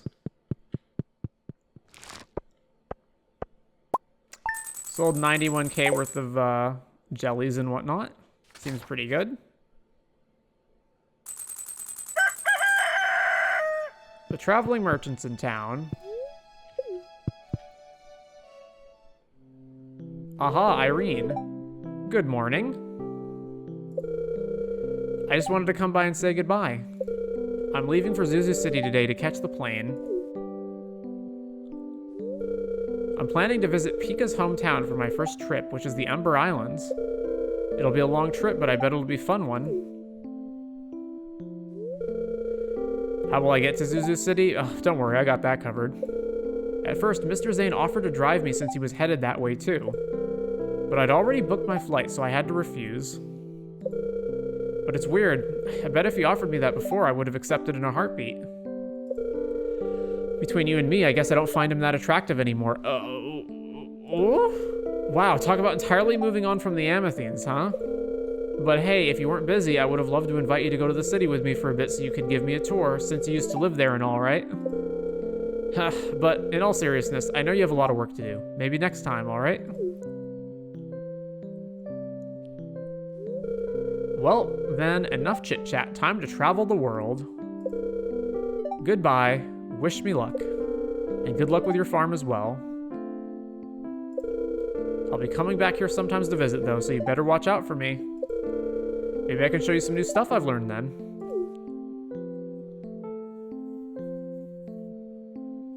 What a strange character arc. Irene has finally set off to travel the world. I'm sure we'll see each other again soon during one of her visits home.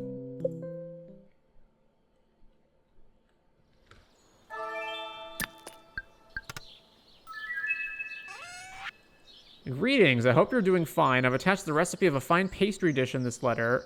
Best wishes, Naomi. The Ridge Mosaic Cake. I'm really glad you've become part of our community. I've enclosed a 500G check from the Stardew Valley Agricultural Fund to help continue your good work. Maybe you can buy some more seeds with it. Sincerely, Lewis. And add the wine here. So at least we've got something going. 56 days to freaking mature. Insanity. Hey, ready for a wild and crazy night on the town? We could fling potatoes at the cliff or go skinny dipping. Or just, you know, hang out and listen to some kick-ass riffs. Hang on. Skip the time ahead by an hour. There we go.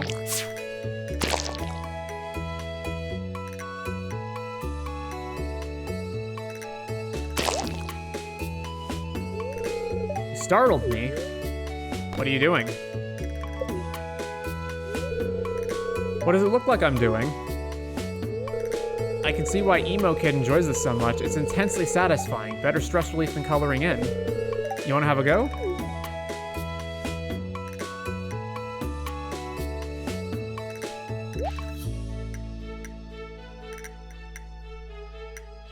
I think the soundtrack didn't switch appropriately. What are you doing? Busted, run. Whew, that was hilarious. Did you see the look on his face? But, I suppose I'll suffer the consequences tomorrow. He's such a freaking killjoy. Sometimes I just feel like I'm a kettle full of bitter, angry energy. It boils in every pore and I can't hold it back. Bashing the crap out of the drums helps, smashing melons helps, but nothing really wipes away the guilt.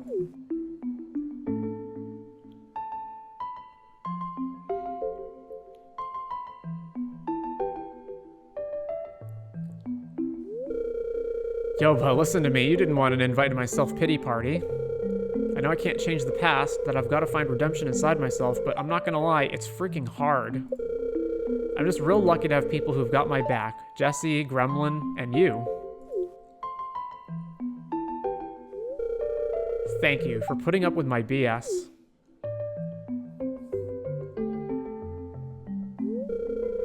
Okay, enough wallowing. Want to do something totally crazy? Let's jump naked in the lake.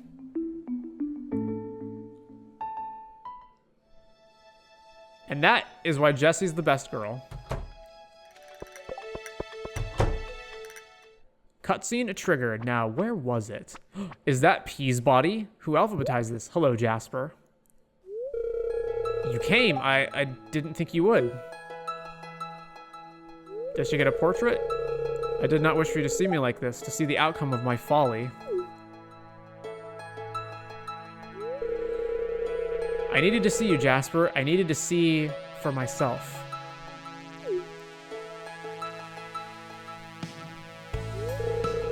I don't wish for your pity.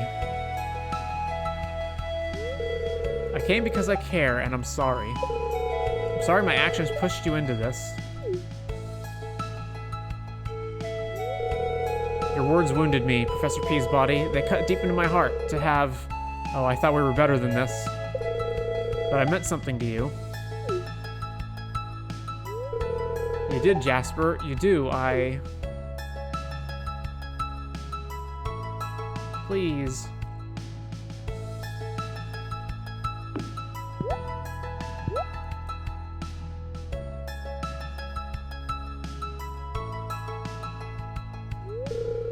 Why, hello. I would like to introduce you to Professor Peasbody. You may have heard me mention her. Oh, we've met, but please call me Cameron. Professor Peasbody makes me sound like some sort of stuck-in-the-mud academic. No offense, Professor Thomas. We have most certainly not met. What is she talking about? None taken. Sorry to interrupt, I'll leave you to it. Wait.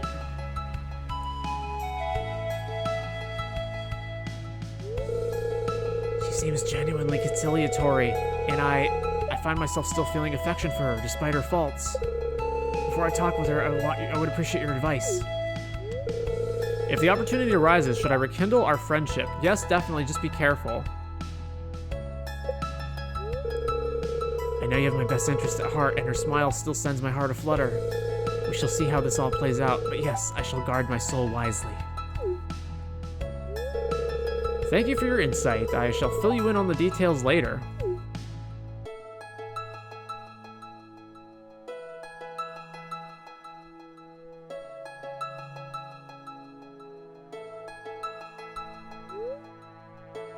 Better leave them alone. All right. Well, he should be in his room, and there's another event to... No! He's out of his room. It is tentative days yet, but I feel Cameron and I are perhaps ready for a fresh start.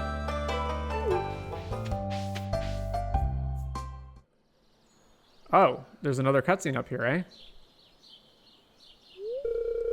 Oh, you old fool. Once this would have been easy, but now... Maybe I should rest. Just a few more steps.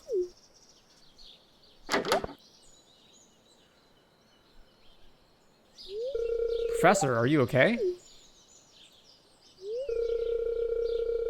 My leg is just not what it used to be.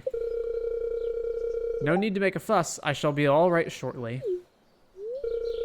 Nonsense. I'm medically trained and, you know, and I know about your leg, Professor Jasper. If the only price I must pay for my foolhardiness is a little pain, then I am a lucky man, Miss Maru.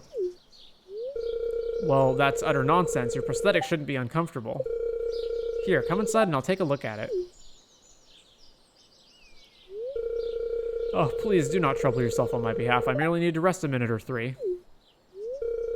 Professor Jasper, I'm a medic and an inventor. It's absolutely no trouble at all. Very well then. Come on, I'll help you inside.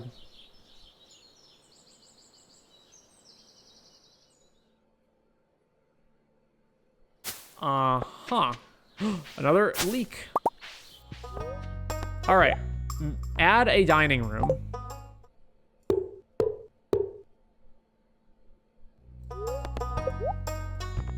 Oh, man. So we can close the bedroom, shrink the corner room, open the dining room, removes the wall between the dining room and the kitchen. Ba-boomf. All right, we've got all the upgrades. And then farm buildings are just the same old farm buildings we've seen before, right? Stable, maybe we'll get that at some point. Fish ponds at some point. Not now, though. Anything new at the shop? No, just same old cosmetic stuff. All right, well, ooh, the deluxe red double bed. Furniture catalog for 200K provides unlimited access to almost every furniture item from the convenience of your home. Maybe at some point, but not today.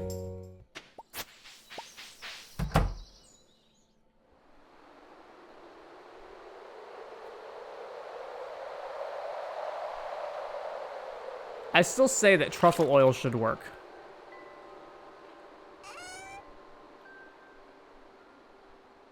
And we're just back here alone without Juliet and Rosa this time?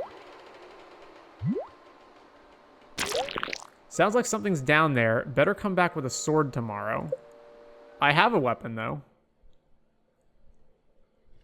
But I have a weapon, though. Why not just do it now? Whoa. This was not what I was expecting.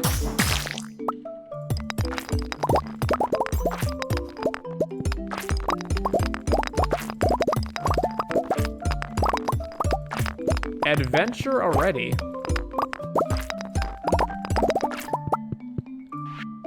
I've been trapped for some time now, and the slimes are drawing in. If I don't make it out, please tell C that the remainder of the page is dissolved. Finally, I can leave this place. I've secured a transport on a cargo barge heading to a busy port in the Fern Isles. Here, I can reinvent myself. A new name, a new life. What shall my new name be? I have always fancied something with a hint of the exotic. Lucille? Imogen? Ceridwen? Oh, I'm sure I'll think of something. And I'll get to see my dearest Clem again. Lonely Island's Guide to the Fern Islands. Point Drake has been bookmarked. The Vintage Ruby Ring. A ruby inset with chips of sapphire. It looks old. Pity it doesn't fit.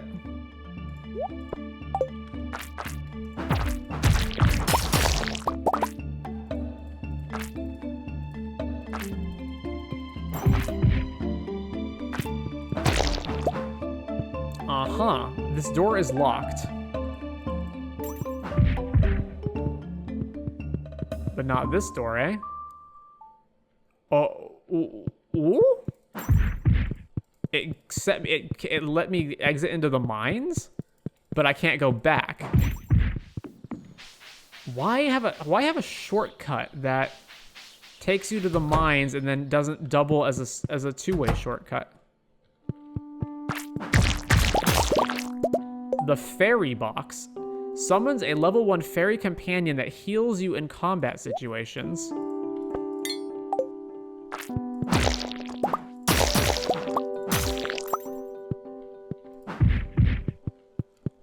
looks like another shortcut area. So let's explore the rest of this down. Another shortcut. And 2 more shortcuts. Is this whole cave system just going to be shortcuts? Oh, can I catch unique fish here?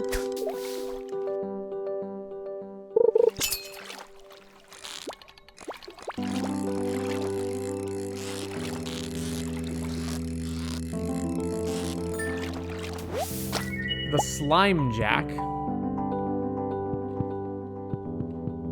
So that was to the mines. Where does this one go?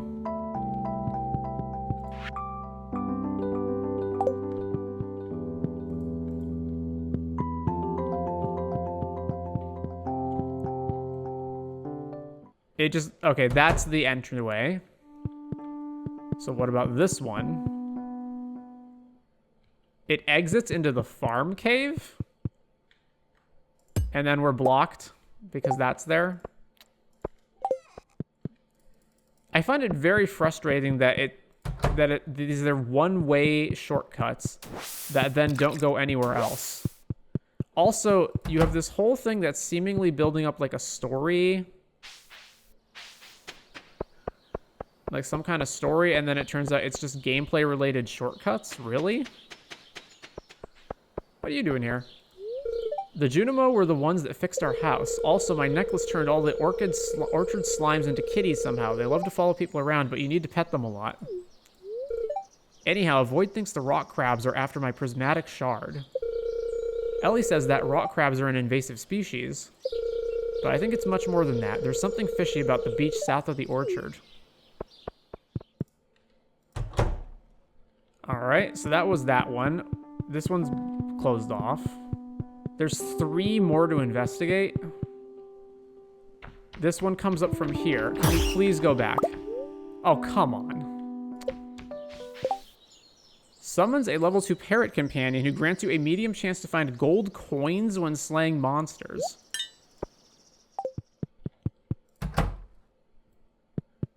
So that one takes you there. And there's 2 more. This one takes you to Lexi's place, which is also a locked trapdoor, for God's sake. And the last one takes you to the beach shack, right? Yeah. Okay, I really don't understand what the point of this is. How was standing? Fascinating. Greetings, you have come to visit me again. I am honored. Oh, I forgot the parrot. I forgot the parrot. I am afeared my restlessness had quite driven Gunther mad, and thus he has asked me to sort through the archives. It appears the previous curator, as well as a thieving scoundrel, was something of a pack rat. There are newspaper articles and other memorabilia dating back decades.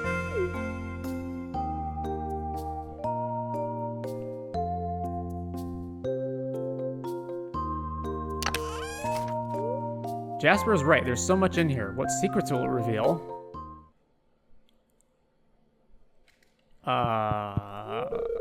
Miss Maru came to my aid when I was limping and in pain. She insisted upon making a few adjustments to my prosthetic, and now I feel like I can take everything in stride. Literally. Alright, a new day.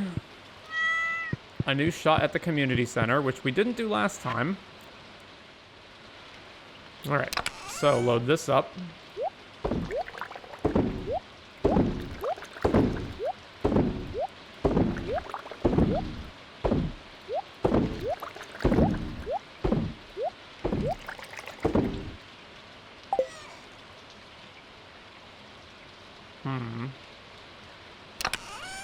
Alright.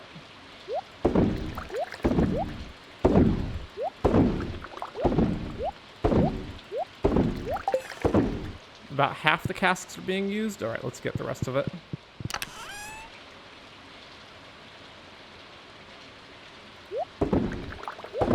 Will it age beer? No. Oh, it will age beer. And pale ale? It will age pale ale. Interesting. Well, yeah. Right, first we're going to do a bunch of cutscenes. Aha. Oh, I'm late.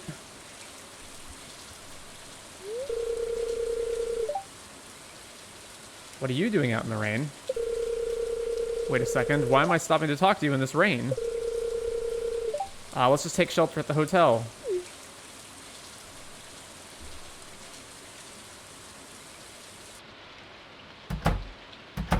Finally. Oh my, I thought I was late. I'm pretty sure I slept late last night, though.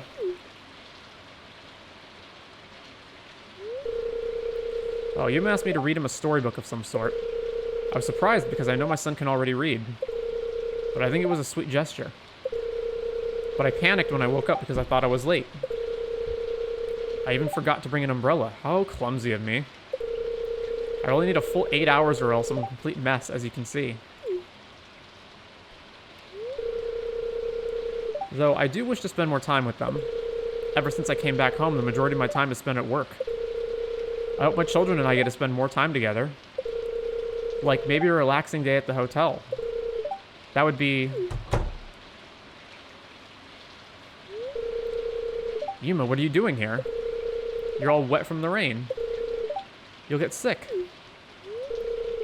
Mommy, I'm sorry. I ran out after you because I forgot to bring you an umbrella. Because you forgot to bring an umbrella.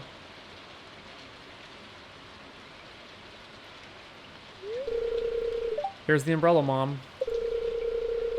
Sorry I made you stay up late reading a storybook to me. I feel like it's my fault you were rushing to work earlier. I can talk to Mr. Richard and say it's my fault you were late. I'm sorry. Aw, my sweet little boy. Hey, Mommy's all fine, right? I was really happy that I got to spend time with you last night, sweetie. But don't worry, okay?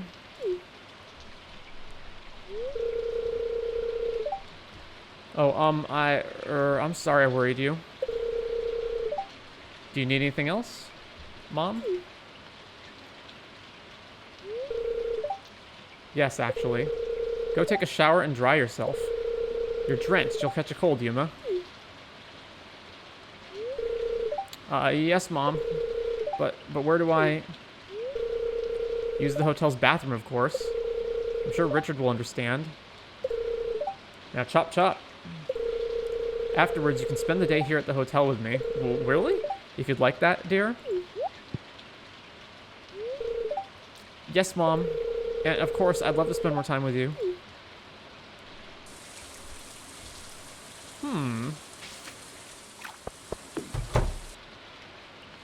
Nope. Nothing triggering here. This is the Nightingale Orchard Shop. It's between 6 and 4.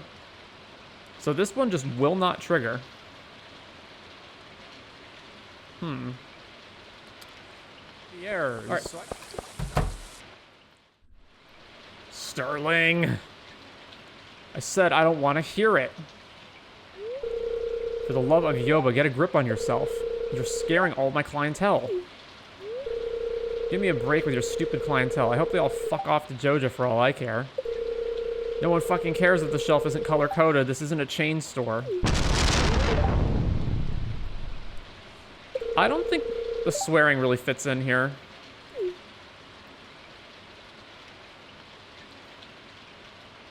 I just don't think it fits the vibe of the game. Can you try talking some sense into this punk? He shows up to work being on something and he thinks he can talk back to me? To me? I already took a chance out of him out of respect for his father, despite the fact he's always been like this. But I was very clear that if he ever got back on anything while at work, he was out. I want him out. Ugh. Don't you worry, I'm leaving. I'm so tired. I'm so tired of this place. I'm so tired of this town. I'm so tired of these people.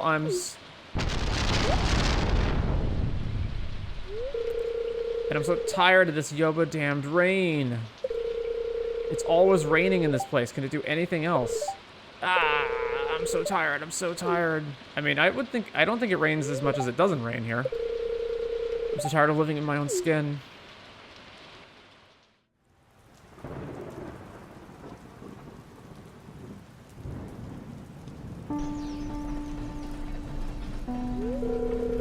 I'm sorry, I shouldn't be screaming.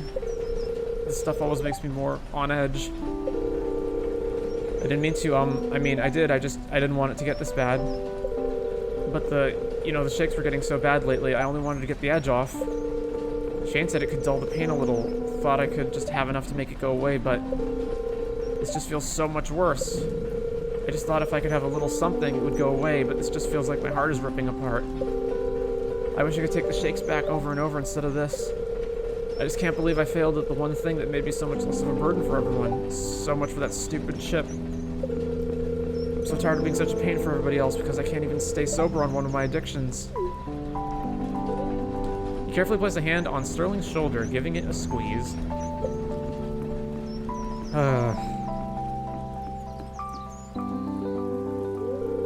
You have it all wrong, Sterling. I don't want you sober because you're less of a burden. I like you sober because you seem genuinely happy. Haven't seen you that happy without a beer in your hand or substances clogging up your mind since you were a kid.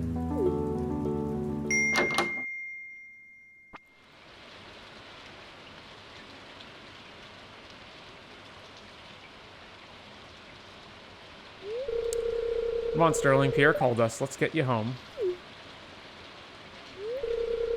No, please leave me alone. I can't go home like this. Yes, you can. Don't worry about all that. Everything's gonna be okay. You're not yourself right now, buddy. Let's just focus on getting you somewhere safe so we can sort things out. Spare me the pitying act right now, Hen.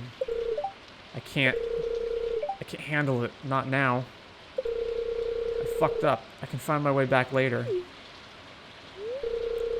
Look, Sterling, I know you think I only brought you back out of pity as if you had nowhere else that would take you in, but I don't know how to get it through to you that this is your home. We're your family. We're here to support you and welcome you back with open arms, no matter what happened before or what might happen after. You haven't forgotten we're brothers, have you? You know, Mia and I love you, and we want to help you through this. They're not literally brothers, though, right? He means, like, they're friends. We know progress isn't linear, Sterling. We all understood it this entire time. But have you? The most important part is for you to come to terms with it. Hen and I have been comfortable with what that entailed from the beginning.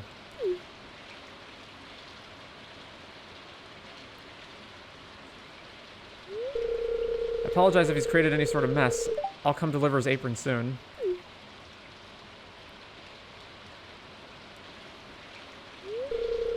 I don't really want him to quit. Since he was a kid, there was nothing I wanted more than to shove that apron onto him and teach him some manners and responsibility. And he surprised me. Pierre puts an awkward, careful hand over Sterling's head. You're doing good, kid. I mean, no, he isn't, but okay, sure. So do me a favor and go home, get yourself cleaned up, and come back when you're ready. Apron will be right here waiting for you. And those shelves, of course, they're not going to be stocking or color-coding themselves. Thank you. Thank you. I don't know when it'll start feeling like I deserve it, but I want it. I really do. I want it as much as that silver chip again. You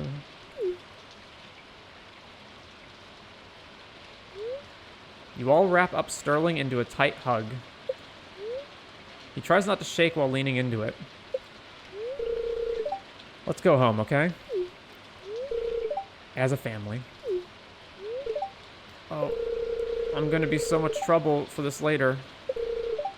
Can't wait, so long as it's his family.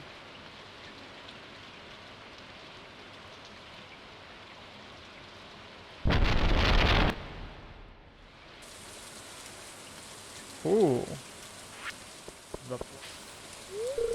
Oh, hey, sorry, I'm a bit tense today. Saturdays, eh?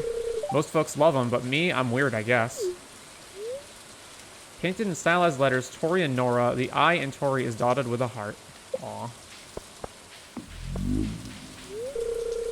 I do enjoy a bit of beachcombing. I found the most beautiful shells, and it helps take my mind off things.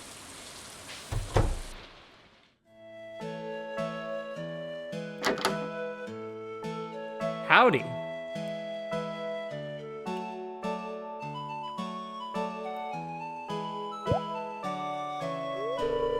You opened the trap door without me. Are you alright? Yeah, why did we do that? That's a relief. Did you find anything interesting? I found a cave network that takes me all over the place. Lily Ann wrote about a ruby ring, her mother's engagement ring. This must be it.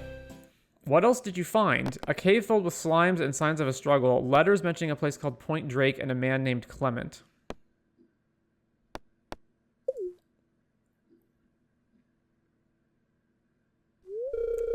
That's it then. She's dead. I guess I always knew she was.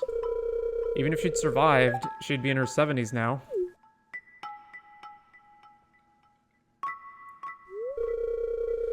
I know it was foolish of me to want to be friends with someone I'd never met.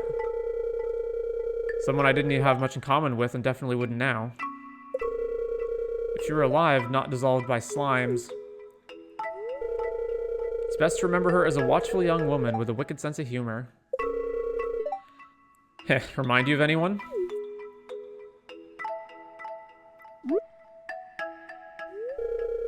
Here, you should hang on to this. I'll donate the journal tomorrow. Rosa passes the ruby ring back to you.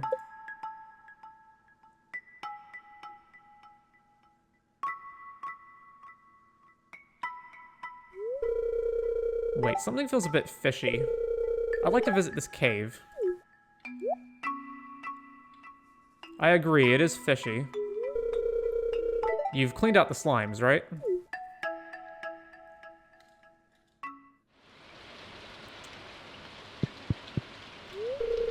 Howdy, I mentioned Lillian to Dr. Jacob. He suggested I write a letter to his mother, so I will.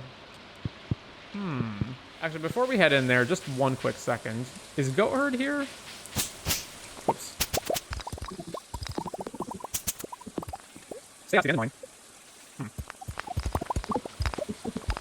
Actually, no. Well, hey, first area leader.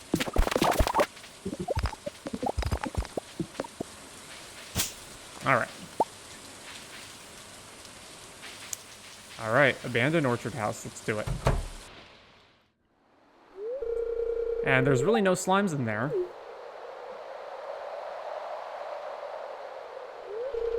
Glad to hear it. Lead on, brave warrior. Also, we're doing this without Jules either. Alright. There she is. Wait. Coming to try and talk us out of it, Jules?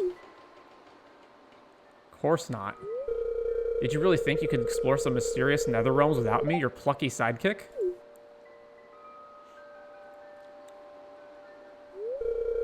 I'm coming with.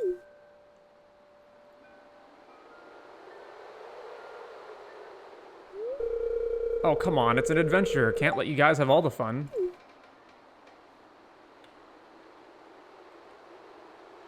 So, shall we go? After you, cowgirl.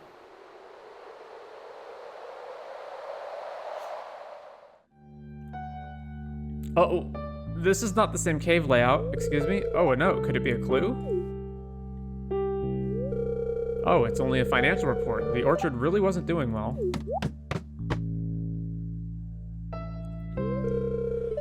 This place is so cool. Oh, a Calico vase. That's gotta be worth a few quid. Quid? Excuse me? What? A Joja girl can't know a thing or two about pottery? My mother collected it, all right. Well, hoarded it, more like. And Yoba forbid if little Juliet happened to Anyway, tunnel, yes, this is awesome. I wonder where it leads.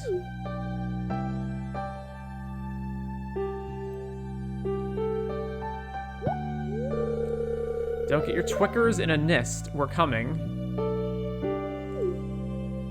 Nice spoonerism? Rosa, you good?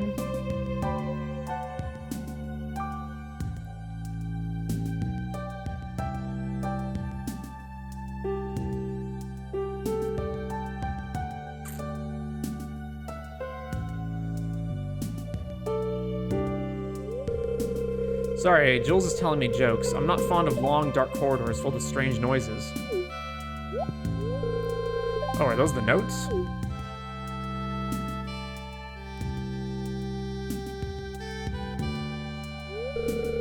Hey, you know what we've found? A supervillain's secret lair.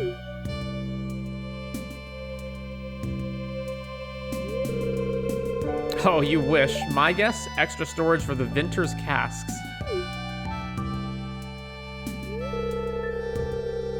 Yeah, because we all love wine that tastes like mildew and salt. Well, that and for smuggling goods to and from the Gatoran Empire. Wicked. Where do you think all these tunnels lead? Well, since I've explored all of them, I know where all of these tunnels lead. Not anywhere exceptional. Secret passages around town? Now that's giving me ideas. What if we hadn't have explored those? Hey, do you think it'll be alright if I took these letters? I'd like to compare them with the journal.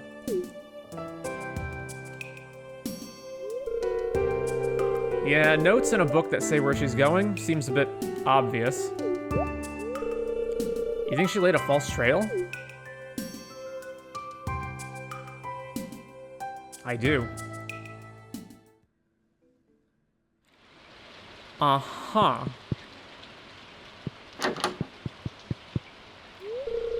I never thought I'd make so many friends before. It almost feels too good to be true.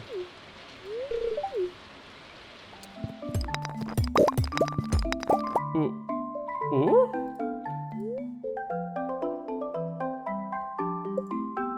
Well, hang on. So I was coming up here just to look at this door again, but I guess... Oh, we can't actually go here.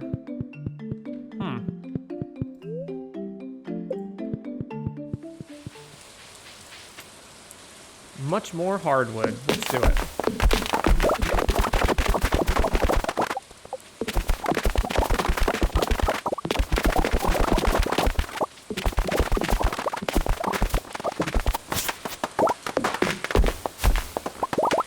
All right. Well, that's a bunch of hardwood. I haven't seen Sterling at the market. I hope everything's all right. He's not been having an easy time of things by the sounds of it. All right.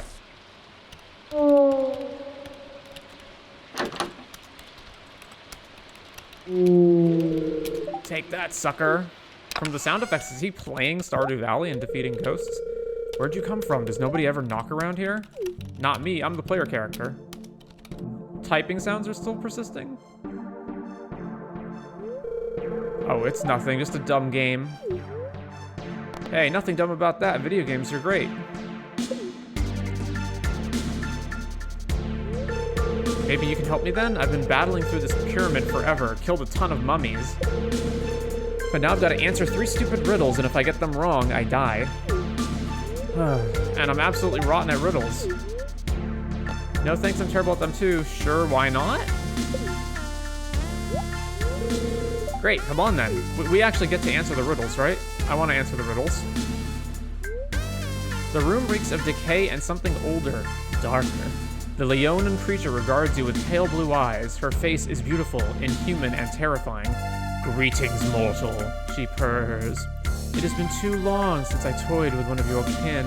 Perhaps you shall last a little longer than my last plaything. She rolls something forward with a paw, almost as large as your head. A skull gazes up at you from hollow eyes. 3 riddles you must answer, mortal. 3 riddles you must solve, and if you fail, well, I am feeling rather peckish. Answer me this riddle, hapless mortal. I follow you through the day. I mimic your every move, but I cannot be touched, nor can I be caged. Shadow. What am I? My shadow. I mean, my reflection would also match, but it's shadow. Hey, clever. That sounds good to me. You are correct. She seems startled at this, but not displeased. It has been many moons since one answered me true. Ah, but the next shall surely seal your fate. I am so fragile that merely speaking my name shall break me. Silence. What am I? Really? Oh, of course. What? You are not as stupid as you look, human. But still, there is yet one more, and when you answer false, I shall devour you. No, that's called vor when you eat people, not devouring. I am always hungry and will die if not fed, but whatever I touch shall soon turn red.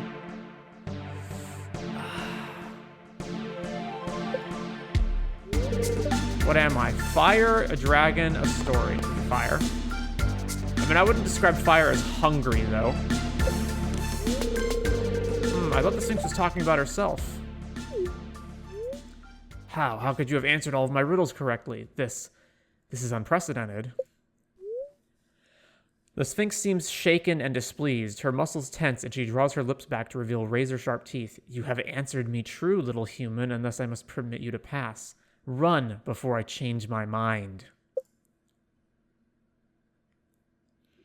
We did it! Well, you did it, I suppose. Thanks, you're pretty awesome. Let me know if you want to join our clan. Wait, that was a multiplayer game? There's 3 of us that play, Saturday nights mostly. Mom gets grumpy if I play on weeknights.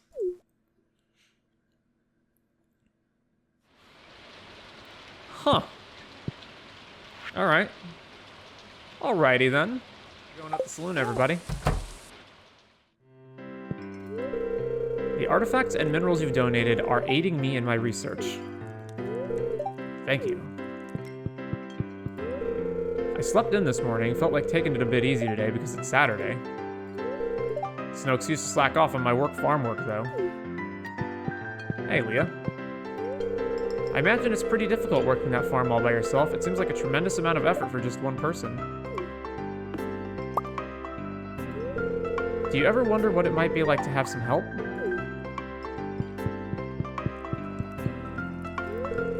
Lewis and I lost track of time when we were reminiscing yesterday. The missus was not happy that I forgot to cook dinner. Me and Henry brought Sterling to see me after what happened. I can't disclose too much, but don't worry, Sterling didn't overdose on anything. His body was probably just not used to those substances anymore. It didn't like them. Good thing Pika was still open. My shop feels even more isolated when it's raining. Shane doesn't want to talk to you. Ooh. What are you doing trying to talk to me? Go check on Sterling. He needs it. Wait, really? But there's no event. Maybe it's not listed? All right. Guess so. I've been learning how to cut fruit into fun little shapes. Would you like to try one? See, this one is supposed to be a small bear. How in the world do you cut fruits into a bear? Guess it could pass for Mickey Mouse easier. Sterling's been getting after me lately. He says I talk about work and the farm too much. But that's been my whole life. What else am I supposed to talk about?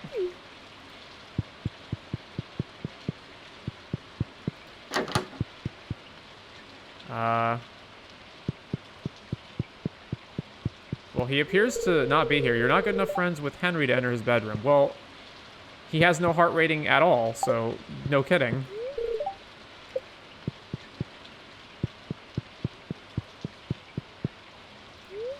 It's a list of names you don't quite understand. It's mostly filled with beer. You peek into the box curiously and see a stuffed animal peeking back at you. This box is taped shut. Sterling seems to have made no effort to even begin unpacking it. You realize Mia's really gone and thrown plants everywhere she can in this house. This one looks a little smaller and sturdier than the rest. Probably a good choice for Sterling. I feel strong, like who knew what fresh air and some nightly splashes could really do to a person, and the good company. I knew moving was the right choice, but it's finally actually starting to feel that way. I'm looking at my phone, and suddenly responding to that text from Kai doesn't feel as daunting. Maybe I'll finally tackle him.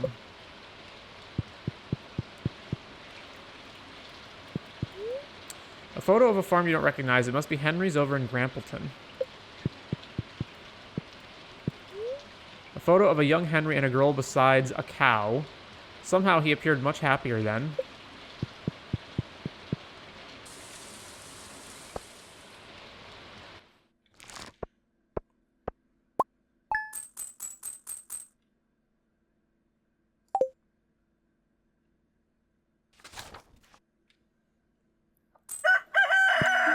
Queen O sauce. We learned how to make a complete breakfast.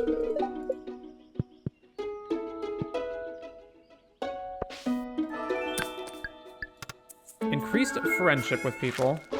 Pierre here, I really, really want a plate of sashimi. I'll pay you top coin whoever brings me one. Do we have sashimi? How you doing, raccoon buddies? Psst, Bobo, I need a gift for the missus. 3 magma geodes and 20 bug meat. Alright. The mystic tree is finished. Alright, mystic tapper. Tap the tree. Hello, Pierre. Here's your sashimi. It's about time I was starting to get the shakes. I wanted this fish so bad. Now that's good. Thanks. Hey, Sydney. I wish we'd met sooner. You wouldn't even believe some of the places I could have taken you. 10 a.m. Another Jasper. I won. Hey, it's Professor Jasper. Mom said he went into the caves and got hurt real bad. He's super smart and writes books and stuff. I'm gonna talk to him.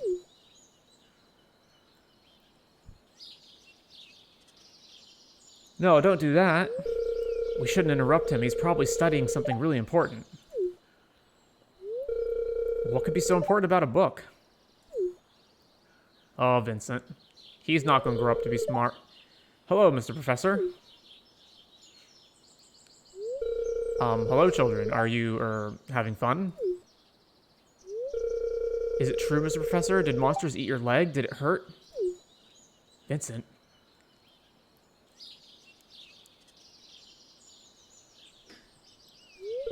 Well, yes, it hurt very much indeed, but it was not monsters that ate my leg. They attacked me, yes, but I ran and fell and... I'm sorry, it's not a good memory. I was badly wounded and the surgeon had to remove my leg to save my life. Speechless. You wrote some of the books in the library, didn't you?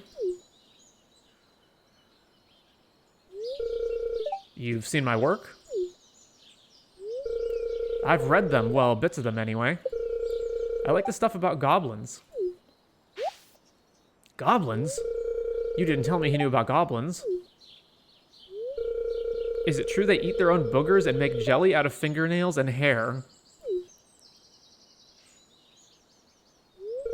The goblin kin have an elaborate and complex culture, although some of their behavior may seem aberrant by our standards. Aberrant.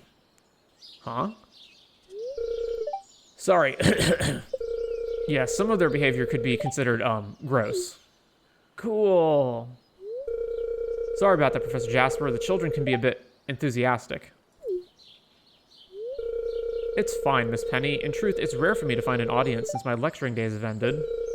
And curiosity should be encouraged. I was quite the curious lad myself once. You know what? Jasper and Penny would make a good match. Miss Penny, I've had a brilliant idea. Mr. Professor could come and teach us. He could tell us all about the goblins. Oh, I'm sure Professor Jasper has more important things. Well, actually, you'll teach us? If Miss Penny's agreeable with the idea. He means if Miss Penny wants him to. Will you, Miss Penny? He doesn't just know about goblins. He's a geologist and an explorer, too. There's loads he could teach us. Yes, please, Miss Penny. Of course, I'd love it. Professor Jasper, if you could join us, Wednesdays would be good. Although they can be quite a handful. Hey. Thank you, Professor. I'm really looking forward to our first lesson.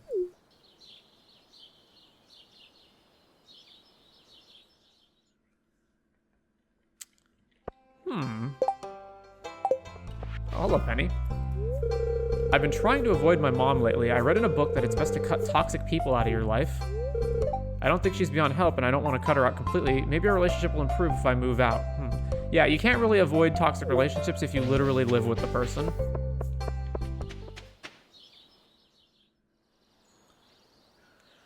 Oh, it's an Aideen cutscene.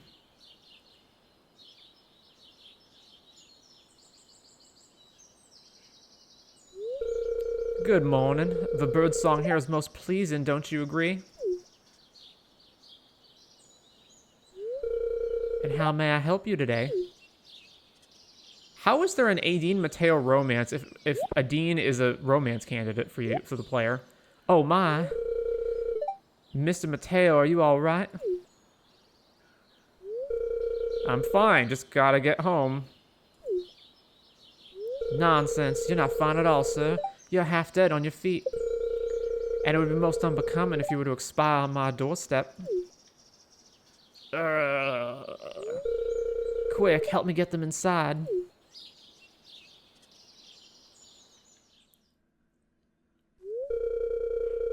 I'm fine, really. No need to go to any fuss. You're bleeding. Can you get some towels, please?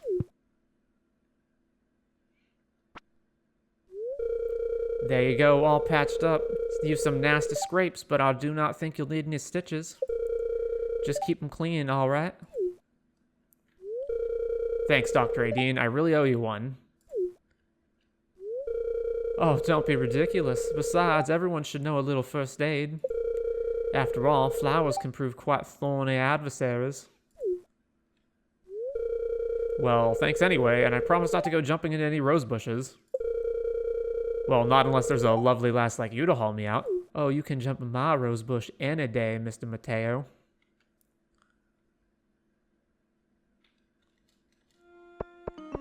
Really, how can there... So, like, okay, Mateo, he is a 10-harder, but Adine, if I can find her somewhere on here, Adine gets capped at 8 because she's a romance candidate, but yet there's a romance subplot between her and Mateo, which just doesn't make sense to me. Here's your magma geodes, sir. Thanks, Bobo. Take this. Jungle tank. The raccoon shop has expanded. You received a jungle tank. Okay, so it's a fish tank. The shop has expanded to include the jungle tank as a purchasable item by gifting 5 pairs of broken glasses. Okay. This shop is blowing my mind here. We're happy for now, Bobo. Alright, raccoons. The moment we've all been waiting for. Got a big test coming up. Need to prepare myself. Your town's library has a bunch of interesting books. I don't think they will, though. All work and no play makes Jack a dull boy. But does it? You work hard, don't you? And you're not dull. What is trade books? Oh. If you have extra books that you don't need, you can trade them? I didn't even know this was a possibility. You can trade 1 hardwood book for 20 hardwood. River jellies. Okay, so if I find extra books now, I should keep them around. Mystery boxes if you find a mystery book. Fairy dust if you find whatever book this is. Book of Stars. Alright, I would say that out of all of these, the only ones that are really worth it, I guess river jellies are a little noxious to try to find. Hardwood. I don't really think you need an additional slime incubator. What else? Mystery boxes can be okay. Fairy dust seems really good. Coal, I guess. 100 wood for this. Alright, well, I'll keep that in mind. I don't think we have any extra books back at the farm. But I will keep that in mind for future books. Anyway... I'm sorry I'm a little upset. I saw Fluffy Panda on TV without a home. They were filming him on the streets and they weren't helping him. And instead of giving him food, they were making him work for it. I don't understand why people would want to watch that. Very well, the moment we've all been waiting for. The Friendship Bulletin Board. The reward is friendship. And as you can see, although we have many characters at max level already, there are also characters who are one little bit away from being max level, and many characters who are far away. In particular, we have almost no relationship whatsoever with these characters down here, especially the characters from Zuzu City and some of the characters that are introduced later, like Sandy, Josephine, etc. So,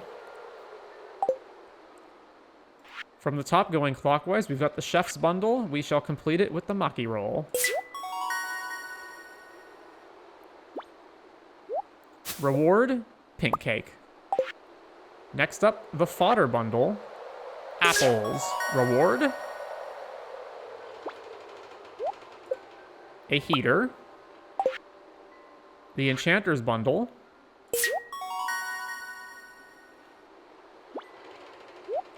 Reward. 5 gold bars. We've got the field research bundle. Reward. A recycling machine. And finally, the dye bundle. Red cabbage, one of the most difficult things to get. Reward.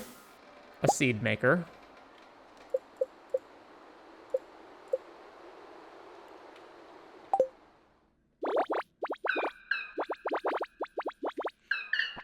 The community center is completed.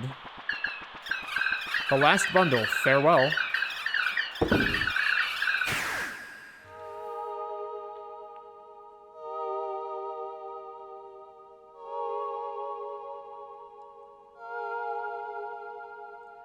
I'm surprised it doesn't take away the to-do list from the top left during this cutscene, like it does in the other cutscenes. Goodbye. The Junimos have returned to the spirit world. And thus the community center is complete. Ah, look at that. Look at all that lovely community centering we've got going on. And there's even a tank that has fish in it that we can take out of the tank if we wanted to. There's an office with a giant, enormously comical safe. The boiler room. We got this little lounge area, this little library-ish area over here as well. There's the fireplace.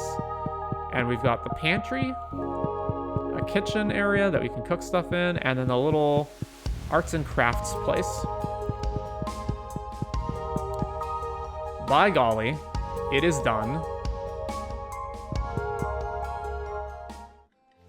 So, hello, Carolyn. Oh dear, have you had any news from Sterling? I heard about what happened at the shop from Pierre. I hope he'll be alright. I know he's troubled, but he was never this bad when he was younger. Pierre was pretty upset after what happened. Let's start making some casks.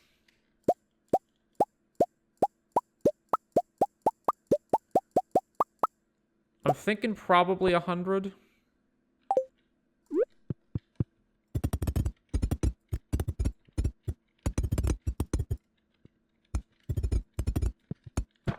What's gonna be a lot more than 100?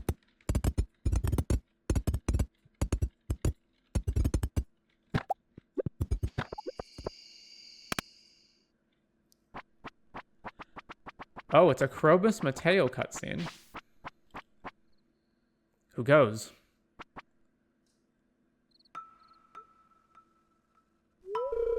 I'm not going to hurt you. If you don't hurt me anyway. Do you know them? My name is Krobus. I live just under the town. I heard you got hurt. People were talking about it. I just got back from the hospital, yeah. Thought some time on the docks would clear my head. But it's no fault of the Shadow Folk's own, Krobus. It's my own for being invasive. Really? I know when I need to make changes. I was operating under the assumption that Shadow Folk were like any other monster with ill intent for the valley, but that's wrong. This conversation proves that. I'm so glad. I was worried for my people, that you would come after us.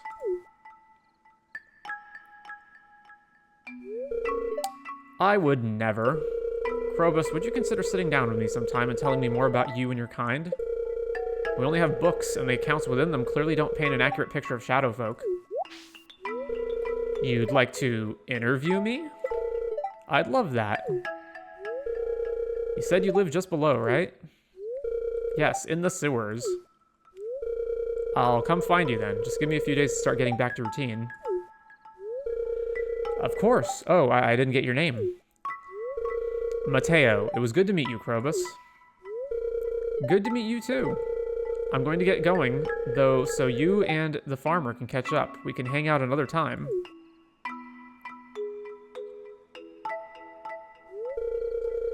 I wasn't ready for that so soon after.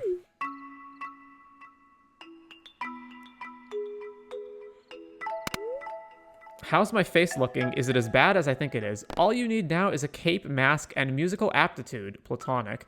You're just being self-conscious. They healed well and don't look bad at all, Platonic. Lots of folks find scars attractive, you know, myself included, Flirty.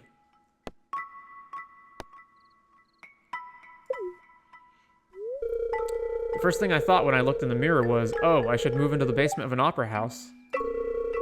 Thanks for easing my nerves. Laughing always does the trick. Your reassurance means a lot, and if you hadn't been around, I don't know how that would have gone. I felt more at ease with you here. Anyway, let me get you where you need to be. We can catch up on a few things. Tell me what life's been like for you. How's Akayo doing? You're an incredible person, entirely unmatched. I hope you know that by now.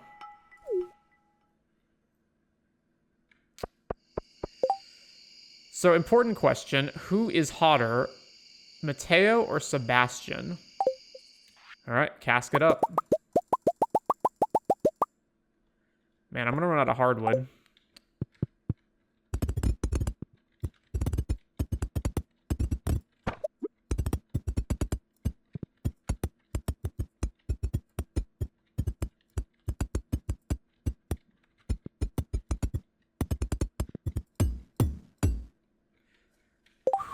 Wow, we still need more.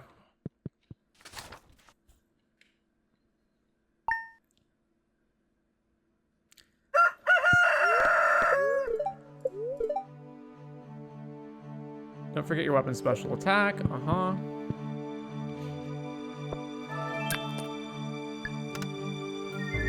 Extra luck for today.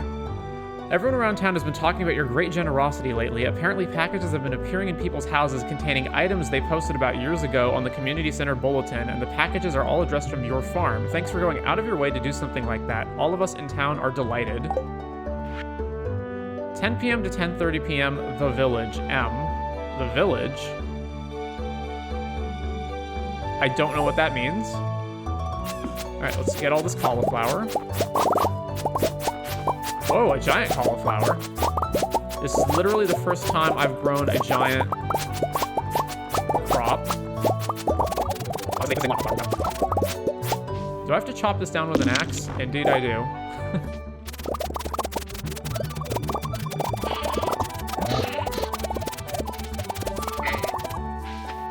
Wow, that was something. Casking it up.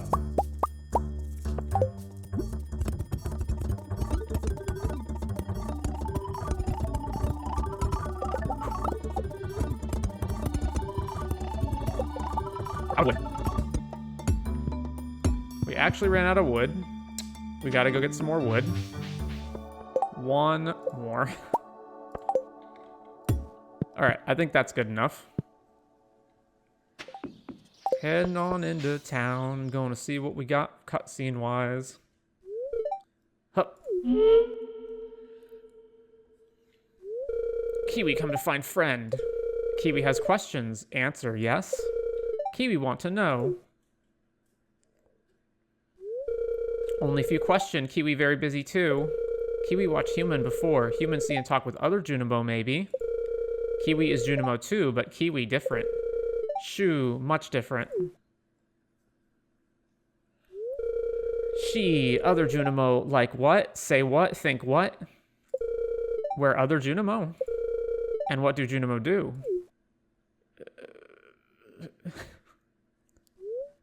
What do I tell Kiwi? The Junimo and I are helping each other. The Junimo seem to like a lot of stuff, but they hide from everyone. Junimo are fixing things around town.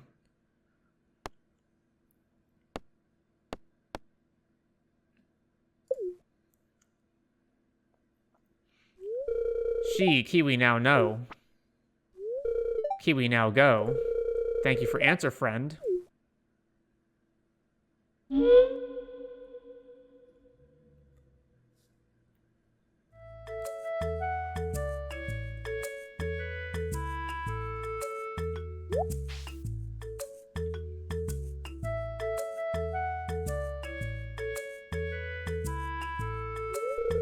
Good day. The young master would like to have a word. He'd also like to relay that he totally... Sonny.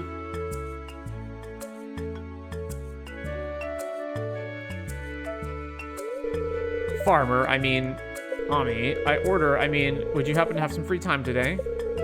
To, play? Don't take this the wrong way, it's because the other kids asked me to play with them. And I feel like the game we were gonna play would be best with more people. So I figured I should invite you. Play with Louie and friends. Sure, let's go. What? You really will? Sweet. As expected, who'd reject an invitation from me? Why does he want us to join? Let's head back to the others, Sonny. And let the games begin. Because they need more people, sure, but like, really? Really, though?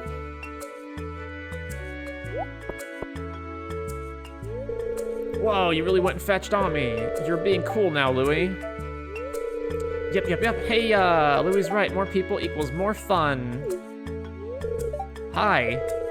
Louie here insisted we have you play with us. Enough chit-chat and let's start the game. You'll all lose anyway. Yay, hide-and-seek time. Kehi, you lost the last game, so it's your turn to find us. What? Aw, man. But don't hide too far, okay? Ha, you'll never find me. Louie seems to have friends now. I'm glad to see him having fun with the other kids.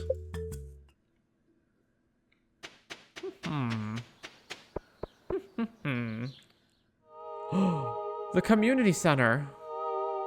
Behold, balloons, jazz jump roping, Marnie getting psychedelic.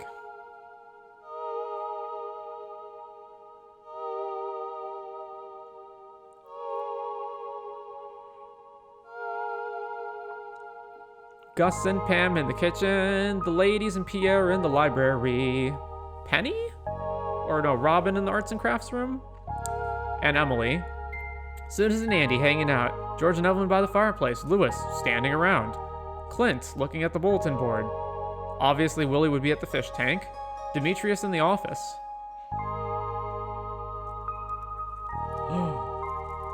Look at how nice this place is now. I'm not sure how you did it, but the community center has never looked better. You've done Pelican Town a great service. Everyone in town is pleased.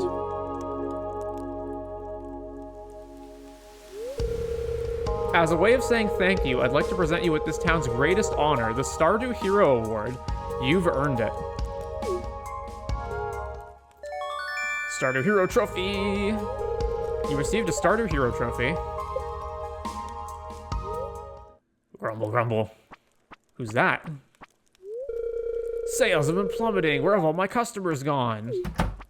Ah, Morris, how does fixing the community center mean that people aren't shopping at the Joja Mart anymore? I don't really see how one logically follows the other. Also, we just completed the place yesterday. All my customers here. This isn't good. How does it feel? Let's be reasonable. Let's settle this the old-fashioned way. Let's be reasonable. It's of no consequence. I'll just run a 75% off sale and all my customers will come crawling back to me begging for forgiveness. You'll see. No, not this time. Gather round, everyone.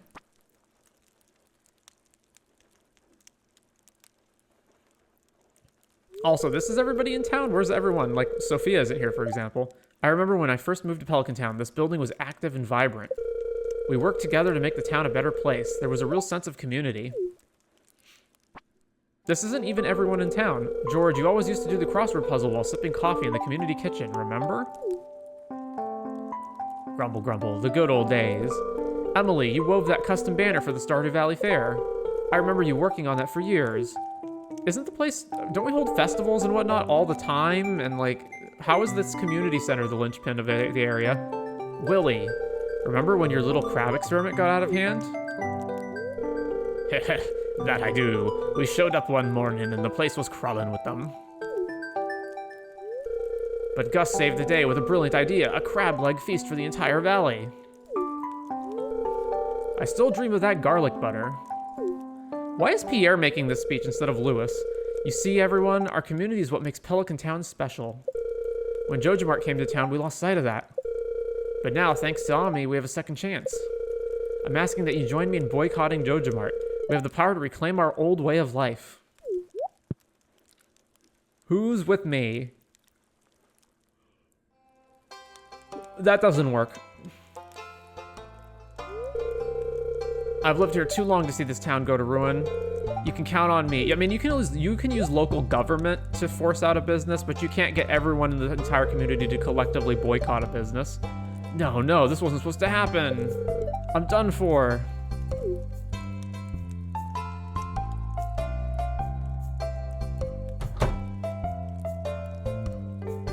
So, yeah, what's gonna happen to everyone who works at the JojaMart? Morris and his JojaMart cronies were never heard from again.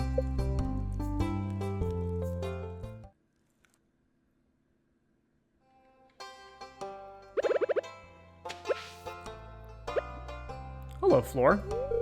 Hello, how's your week going? Have you done anything good lately? Well, I ran the JojaMart out of town and made a bunch of people unemployed. Is that good or bad? Whenever you do something you find pleasant, it releases endorphins, and those are beneficial to your brain's health. Man, what a great community center. Yeah, I see everybody in here enjoying the place. Sure was worth it to make all of those people who worked at the JojaMart unemployed.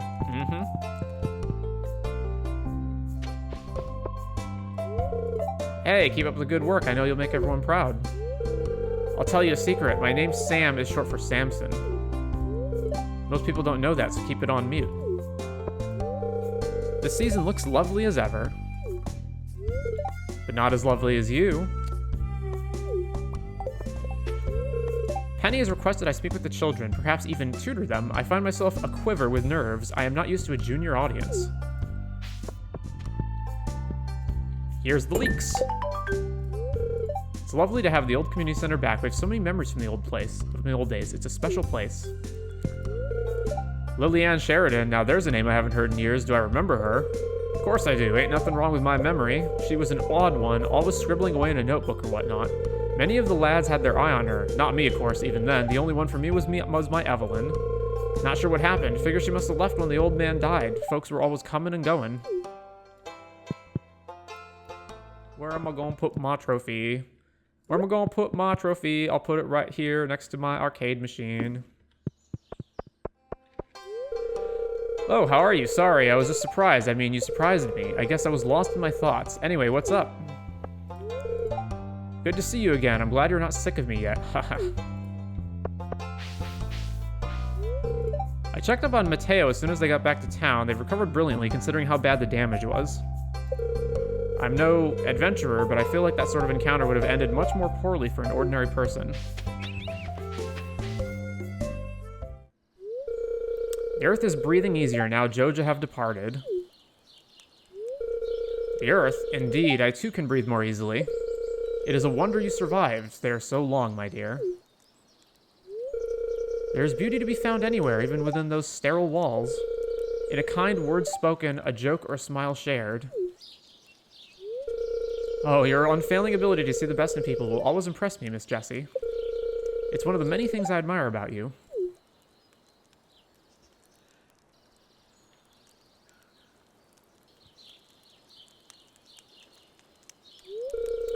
Speaking of admiration. Good evening. You freed the town from the Joja shackles, and now it is time for us, to heal. Sorry, am I interrupting something, even though you lost your job? There is more to life than work, as I hope you've discovered. And better ways to find fulfillment. Family, the earth, and friendship are far better ways to find contentment. Joja Corp is built on greed, the desire always to be bigger, brighter, to be more. It creates people like Morris. But it also creates people like us, doesn't it? Come, join us. For food, companionship, and tales told, they are the hearthstone of community.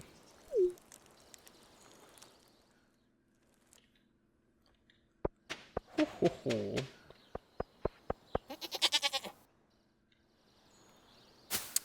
Andy, you say?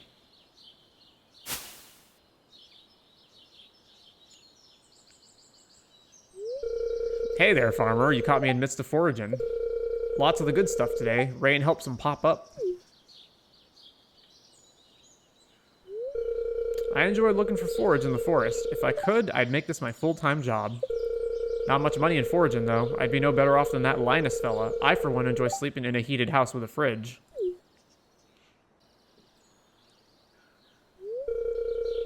Say, you busy? I have some things to talk with you about.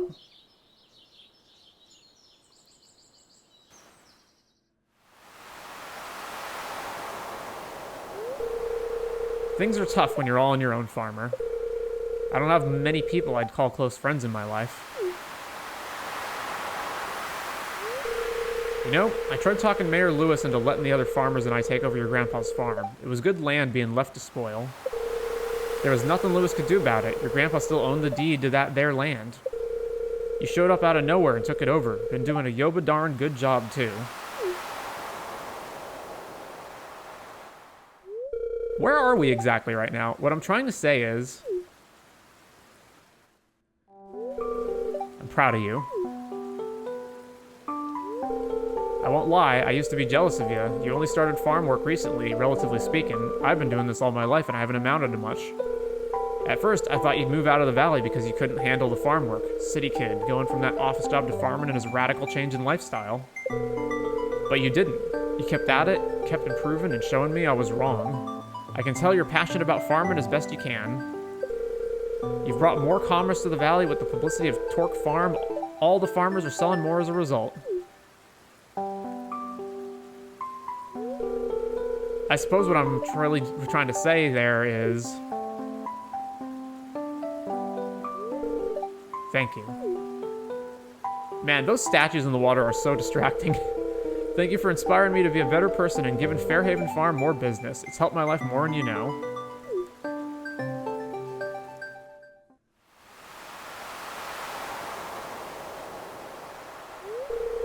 Good view from here. Gotta say, this right here is the Fern Gillian dream, living in Stardew Valley. Thanks for being a good friend and showing me compassion, farmer.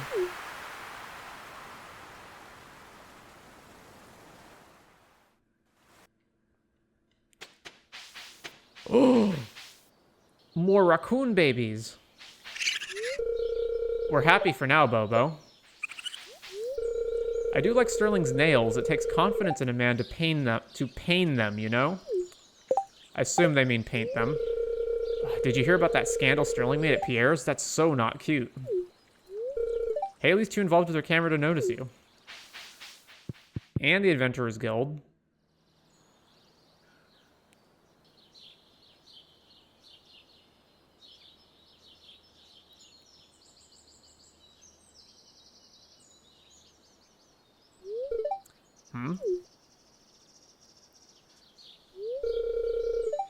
Hey, nice to see you. I just finished my hike. It's gorgeous up here. Would be easy to get used to sites like this. So, what brings you up here? I got guild business to do. I'm heading into the mines. Nothing really. I'm enjoying the nice weather. It's a secret. I got guild business to do. Guild business? I've spoken to Marlon a few times. Not enough to pin anything down, though. He's a man of few words. Being back home just isn't the same for me. The person I was before my tour isn't coming back.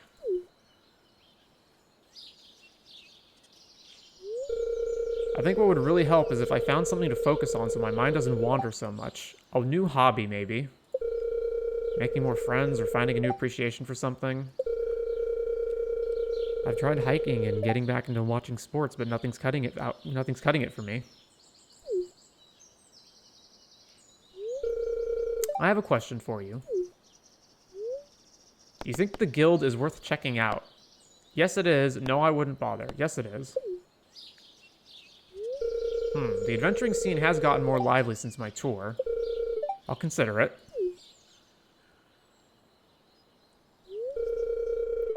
I'm going to ponder by myself. You take care.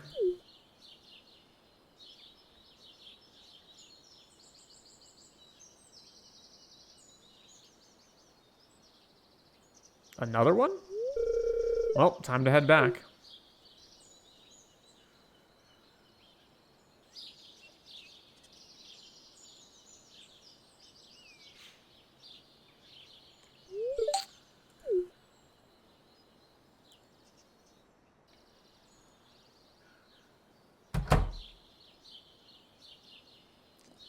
So Kent does get something to do once he's back. Huh. Into the Adventurers Guild.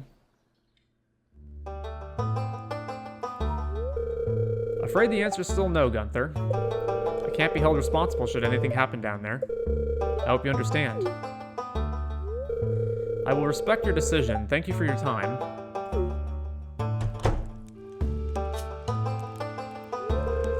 Hello, Miss Ami. I'm seeking to hire an adventurer to escort me in the mines. To continue my research, I require a hands-on approach. I'd go myself, but those caverns are home to hordes of monsters.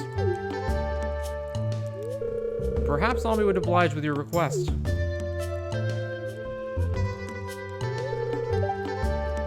Well? Can you escort me in the mines? Sure, but you must do exactly as I say. Thank you. I promise to be careful. They're a seasoned adventurer and will serve well in protecting you, Gunther. I do, however, require you to learn a couple combat stances at a minimum for your own safety. Of course.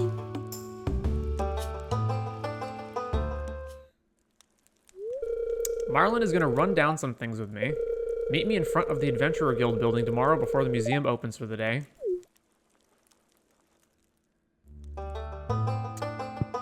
Hello, Marlin. Still selling the same old, same old?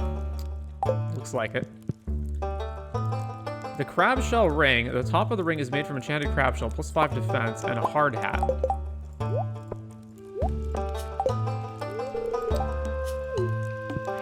How are we doing our monster slaying? Alright. We have a new guild member. His name is Kent. Oh, really? He seems fond of you. Do you know each other? Mapping Cave Systems, the book. You found a copy of Mapping Cave Systems. Before that, it's an old dusty ledger. It doesn't seem like it's been used for a while. Tales of the Crimson Sands by Draco M. Monster Almanac, Volume 4. Photo album. You see many of the old adventurers posing for a picture. Adventurer gear is crafted on this table. Minerals and gems collected from expeditions in the mines. Alright. You get a 50% discount on Marlin's item retrieval service. Sure.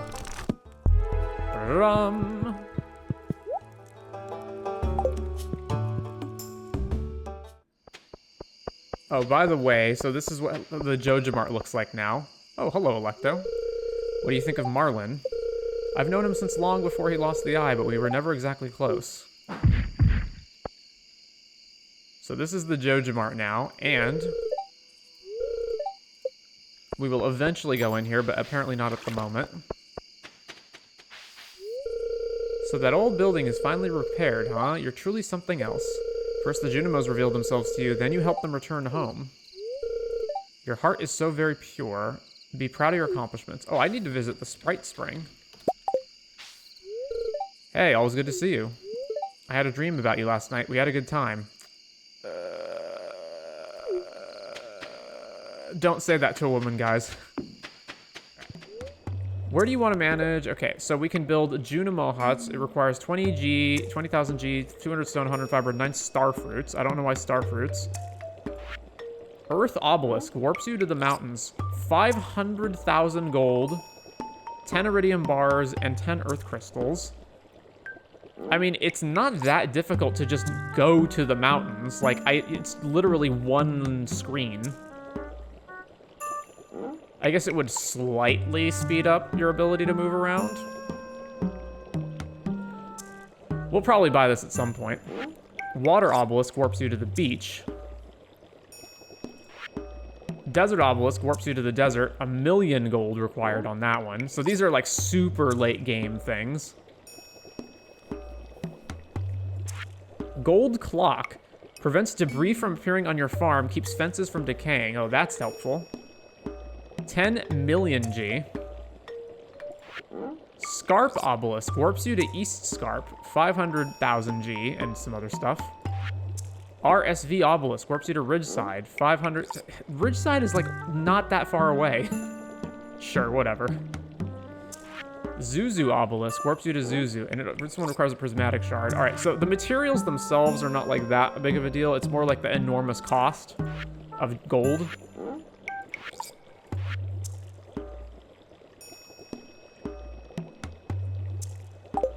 Alright, let's write this all down for future reference. Much cheaper on the gold.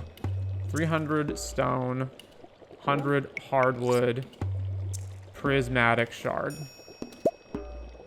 Alright, so these are all long-term goals, so let's hide all of these for the long-term goals. Alright.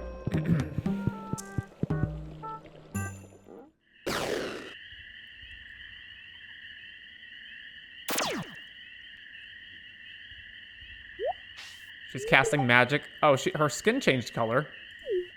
She's not green anymore. You shouldn't sneak up on people, you know? It's very rude.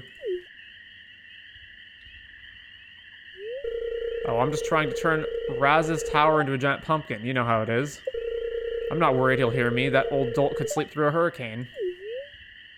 Why are you blue? Weren't you green before? Oh, how perceptive of you. I just can't stand it, that he gets to be fine and I get to be like this. I gave him everything and he threw it all away.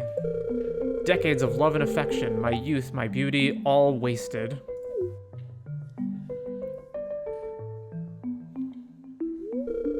This is why I don't drink grappa. The last time I did, well, it's how I ended up like this. I was incredibly drunk and thought I could cast a spell to make me young and beautiful again. Oh, I got back my looks, but now I very much wear my heart on my sleeve. When I feel blue, it's just as much literal as it is figurative.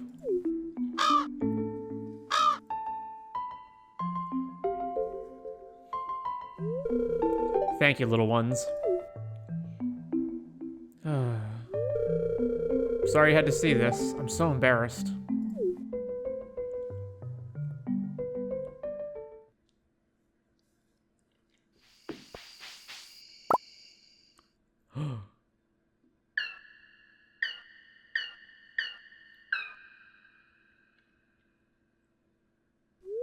I sense a hidden pathway has opened. Indeed, that should be the sprite spring, shouldn't it? Huh, what's this? Ho ho ho, ho ho ho ho ho, the sprite spring.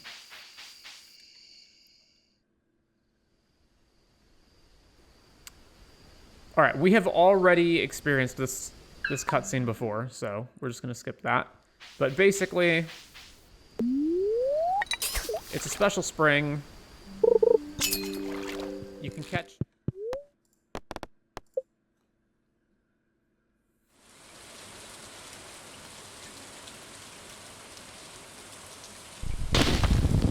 Oh, Morris is behind the Joe Mart also.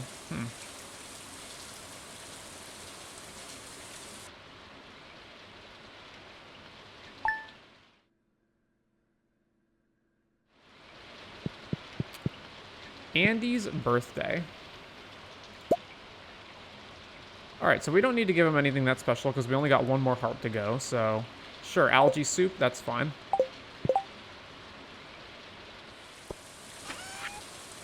Chow, I thought I could send a copy of one of my favorite dishes over to you. Have fun cooking. Lorenzo Forage Souffle. To whom it may concern, I found an extra copy of the recipe of an exquisite dish I enjoy. I heard you can cook, so I challenge you to bring one of these for me. That is all. Louis Amathine, Forced Halva. Picked up this recipe overseas. Enjoy. Want to say thanks for making me feel welcome. Kent Super Meal. I noticed your energy, darling, I noticed your energy has been quite low. Attached here is a copy of my crunchy bagel recipe. May this give you the energy you need for your journey to the village. Paula. The crunchy bagel. You are invited to a picnic by the sea. Join us at dusk on East Scarp's foreshore to enjoy a taste of Josa and watch the sunset over the Gem Sea. Regards, Rosa. Will be postponed if it's raining. Thank you so much for the leeks. They look fresh and delicious. George will love them. Today I'm going to surprise him with 12 little gift-wrapped treasures thanks to you. Stop by if you want to be there. Noon. Please accept this gift. Oh, there's the coffee machine. There.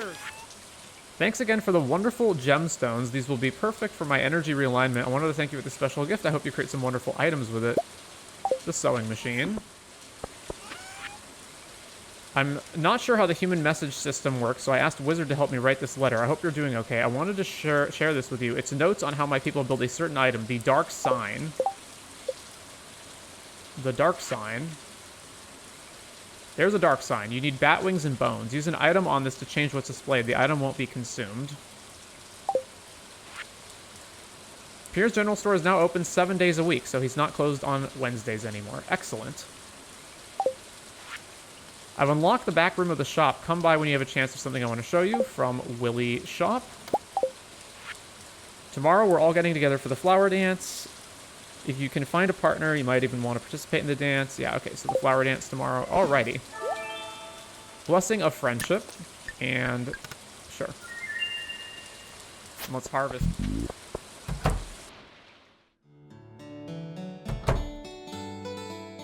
Hey there, farmer.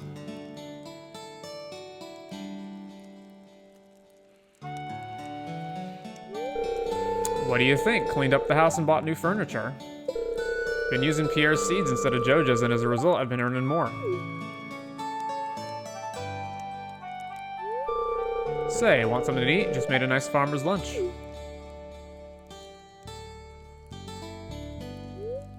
Andy's house is in good shape now. The meal we ate together was prepared with fresh forage outside. Delicious. Well, Andy, how's it going? Since Jojo left town, I've had a change in lifestyle. Oh. Huh. Not getting rid of this here hat, though. It's my favorite. Well, I'll have some soup anyway. When you get to my age, you'll forget when it's your birthday, too. Thanks for reminding me of it, farmer. Andy? A day can never be boring when you follow the whims of your imagination.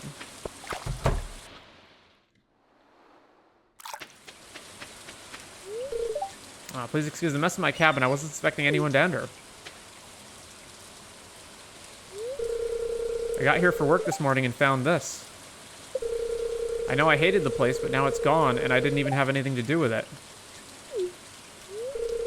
Yoba, what's gonna happen to me now? Do you know what happened? Pierre gave a rousing speech and chased Morris out of town. Pierre punched Morris to the moon. Who cares? Good riddance to bad rubbish. Recession or maybe the war. Definitely that.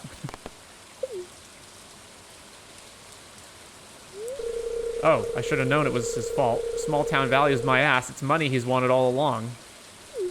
Yeah, that's Pierre. No thought of what that meant to us, the ones caught in the Jojo machine.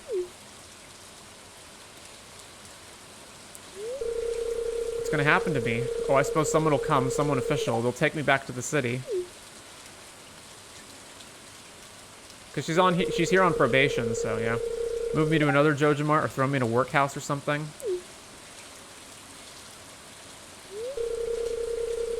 And just when I was starting to get to like it here. Just when it was starting to feel like home.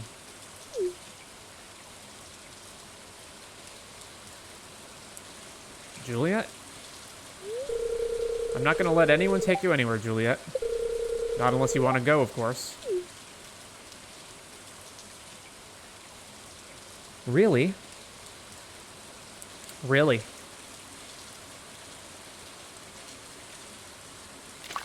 Easier. So we can enter here. And now there's a Junimo. And the abandoned Jojo Mart. The missing bundle. 5 ancient fruits, a void salmon, caviar, a prismatic shard, duck mayonnaise, and wine. And it specifically has to be gray quality wine. So we can get some of this.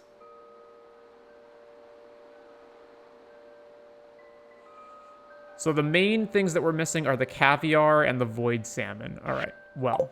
Oh, and actually we don't have to get all of them? No, we have to get 5 out of 6. Well, we've got 4 out of 6 already. I'm pretty sure. Alright, so let's head back and see if we can get all that stuff. Yeah, hi. Sorry for earlier. I wish you hadn't seen me like that. Ugh, how embarrassing. Anywho, thought I'd come to say, well, this is goodbye, I guess. Farewell, au revoir, and all that.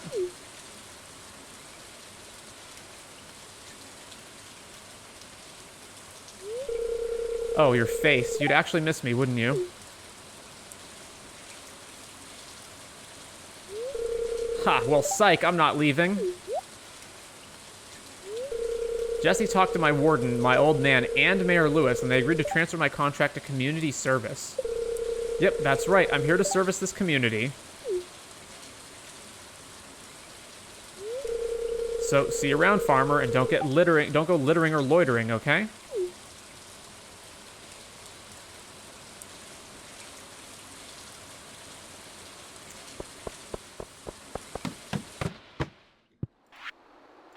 So, and now we're missing these three. So the void salmon, I have no clue how we get that.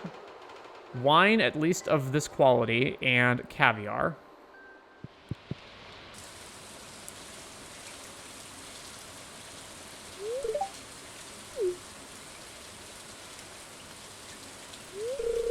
Ah, there you are. I arrived early to ready myself for our expedition. Are you nervous? Well, yes, I am nervous. This is my first time exploring the mines. I'm honored a revered adventurer such as yourself is escorting me. I'll follow your lead, Masami.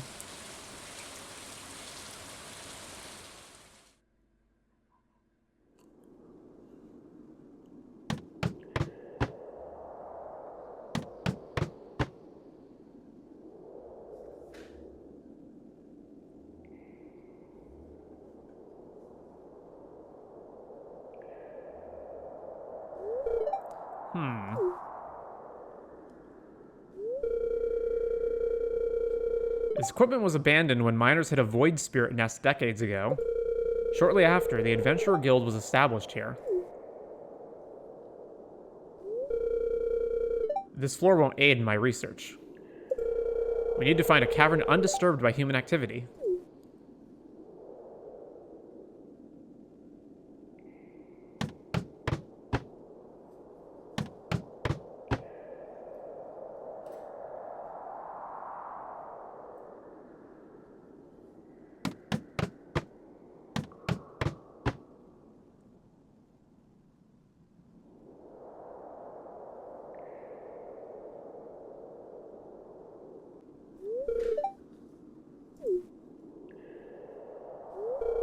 There's a small gap between these cavern walls. Perhaps there's something it leads to?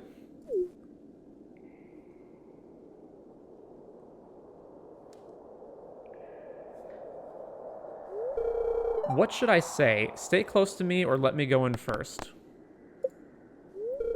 I'll be right behind you.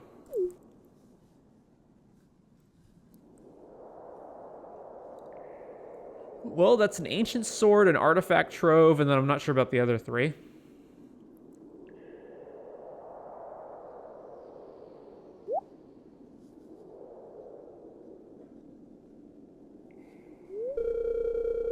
It's dark. Let me turn on my lantern. Ah, treasure trove of untampered artifacts.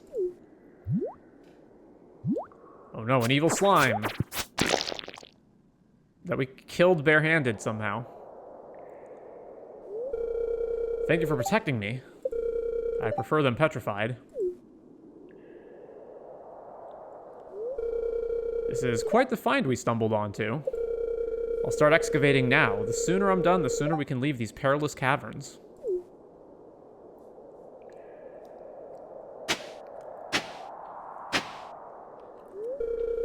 Yes, these dwarvish artifacts will greatly help my research. You'll receive prompt payment in the mail, bonus included, for your courageous actions.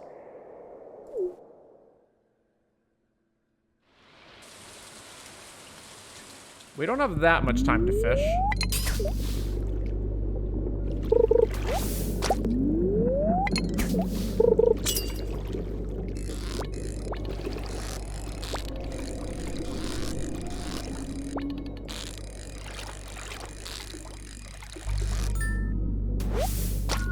There's a void salmon, and it's actually...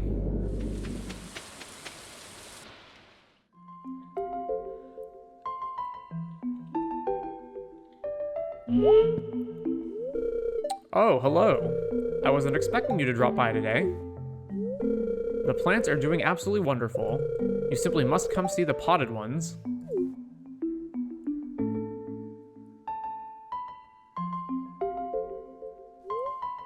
Zen seems troubled. What will you say? Is something on your mind? Oh, I'm really that much of an open book? If you'll recall from our chat at the lighthouse, there was a little more I wanted to tell you. Do you mind if I elaborate? If it isn't a bother, of course. Thank you. Having a friend to talk to... Goodness, it makes the world feel less heavy.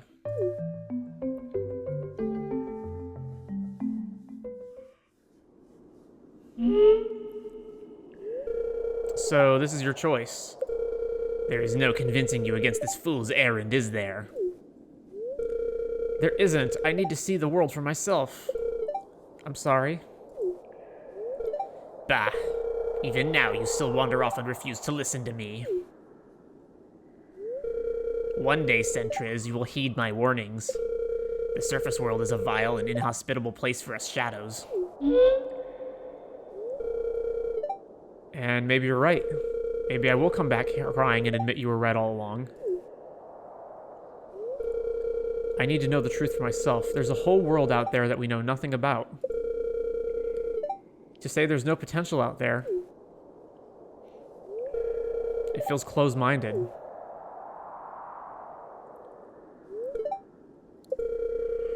Just visit home, will you? Let me know you're safe. I've lost enough in my life. I can't handle that again, Sentrez. I will. I'll come back with all kinds of information and stories about the surface world. I know how much you love plants, so I'll be sure to put in some extra research there.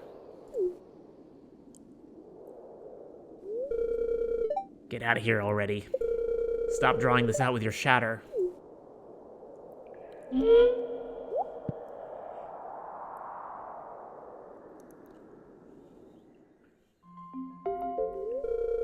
So I was thinking, if we show Skrell the potential of the surface world, perhaps he'll finally understand my perspective.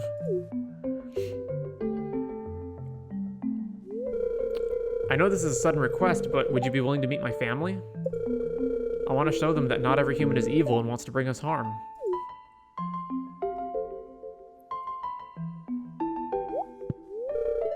Oh, thank you so very much. This means the absolute world to me. Meet me after dark on the Scarp beach in a few days' time, alright? Oh, and I promise I won't let scary old Skrell hurt ya. Well then, let's get back to gardening, shall we?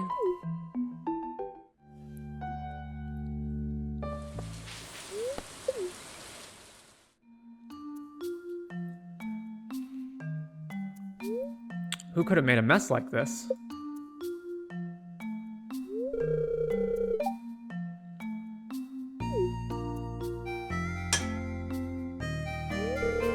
Maybe he needs some help. Help Torts clean up the trash.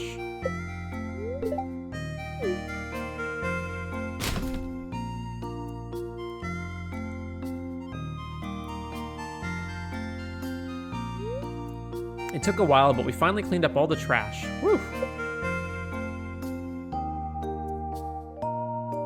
Is Torts a turtle or a tortoise? He's a tortoise, right? Like, Tort seems a lot happier now. I'm glad. Well, okay then.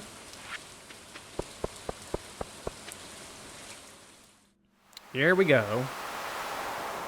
Oh, Lexi. I just wish I knew you were alive and well.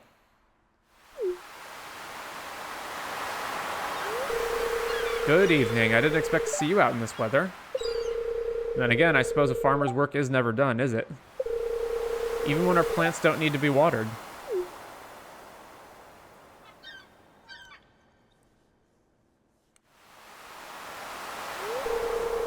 Me? Oh, it's foolish, I know, but when it rains, well, I keep hoping Lexi might come home. Are we just not going to tell her that we've met Lexi and know exactly where Lexi lives?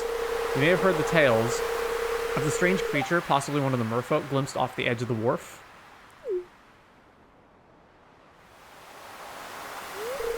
Lexi is shy. The villagers aren't fond of monsters. I believe that were Lexi to return, they would choose a day like today, when the rain keeps the villagers indoors.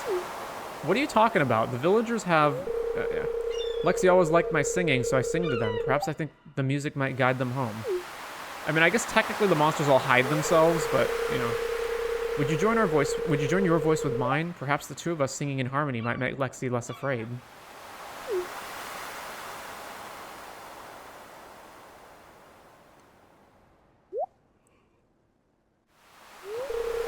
Oh, you have hidden talents.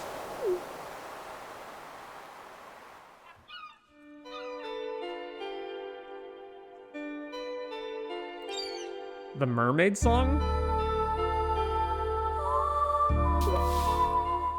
Oh, there they are. That was fast. Lexi. Did they make the walking animation noise and not swimming noises? Also, that's it? Really? I'm not sure how to feel. It's wonderful to have the community center restored, but without Joja Mart, well, I suppose I can make ends meet and I'll have more time in the garden. Maybe I'll start a small business. People are into natural remedies, aren't they? I don't think I ever saw her once actually working at the Joja Mart. Not going to talk about the Lexi that we just saw? Okay, then. Mateo's at the beach doing a violin thing. The community center's looking fantastic, and that was all your handiwork. Incredible. You've done an amazing job. It's great to see it being used again. Also, what is going on here? I've been reading a book about the ocean. It accounts for most of the area of the world, and yet we hardly know anything about it. Oh, isn't it exciting? A renowned professor has offered to teach the children. Maybe I'll learn something myself. This town's safe, but I was worried. I always walk the children home anyway. I'd say that's actually a good thing in this world full of monsters and evil witches and stuff. Yeah, that checks out. I'm so glad Professor Jasper's going to be teaching us. I've got so many questions for him. I'm writing to ask the governor to help the people in Gotoro. It's our fault that Sora and his family are homeless. We're the ones that invaded their land. My dad is going to fight big, bad monsters. I hope Mr. Professor tells us all about the goblins. I hear they eat slugs and worms on toast for breakfast.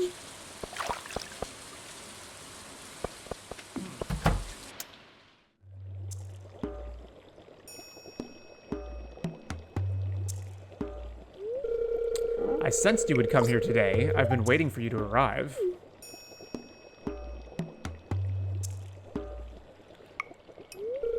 You discovered something deep in the forest. Klaus and Angelica told me you found the Sprite Spring. You have even more of a gift than I realized.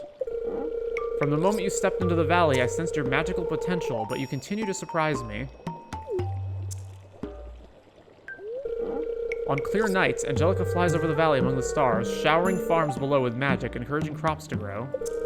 Klaus prefers the forest, drifting amongst the trees and leaving trails of magic in his wake where saplings and forage flourish. Those two enjoy sharing their powers. They are good friends.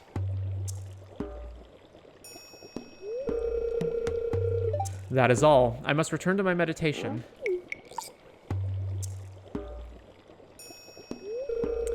If you return to Sprite Spring, inform Klaus and Angelica. I'm grateful for the ancient seeds they left me.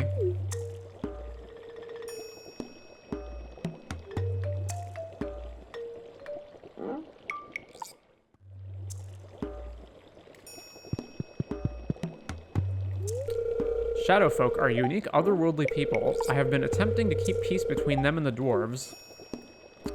Well, I say we turn in for the night.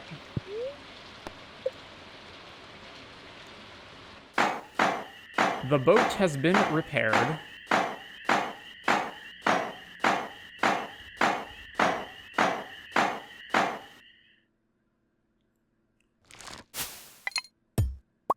Yeah, give us that money. That money, 378K for all that. It's that stuff that we just turned in. Queen of Sauce rerun. Alright, we don't need that. Hey, seems like I've got a bit more free time on my hands now. Anyway, now that I'm no longer bound to the corporate a-holes, I was wondering, well...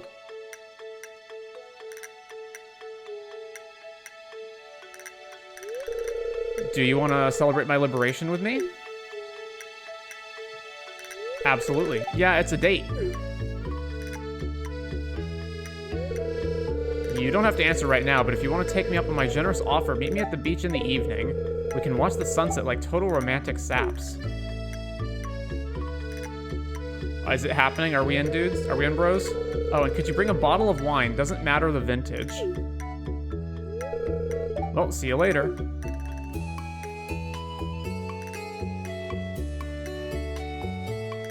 Oh, we're completely in, guys. We're so in. Rainbow Butterfly has a... no, it's Blessing of Friendship. Enclosed is payment for your services. Thank you for aiding in my research and protecting me. 20,000 G to Gunther. From Gunther. From what I can tell, you've been taking really good care of your pet. I'm really happy about that, but there are many sweet animals. Yeah, okay, so you can adopt more pets from Marnie if you want. Found something in the midst of organizing my house. Drop on by and I'll show you. I think you'll enjoy it. Andy. Thanks for helping me restore my parents' room. I couldn't have done it without you, especially with the heavy stuff. I know it's strange. I packed everything up and moved it all back. I suppose it was a change of heart. Enclosed is a bottle of my finest aged Blue Moon wine. Thanks, silly. Put that straight into the shipping bin. The old boat is seaworthy once again, thanks to you. Stop by the back room whenever you want to ride. My shop is now open at 8 a.m. every day, so you can get an early start. You look great today, I mean it. On Twitch, Blasphemous and Rain World are next. Although this is going to take quite a while. Alright, Pelican Town.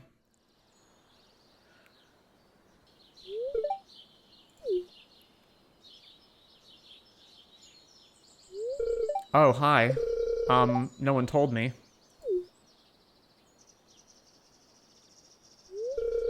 I suppose I'll go home now.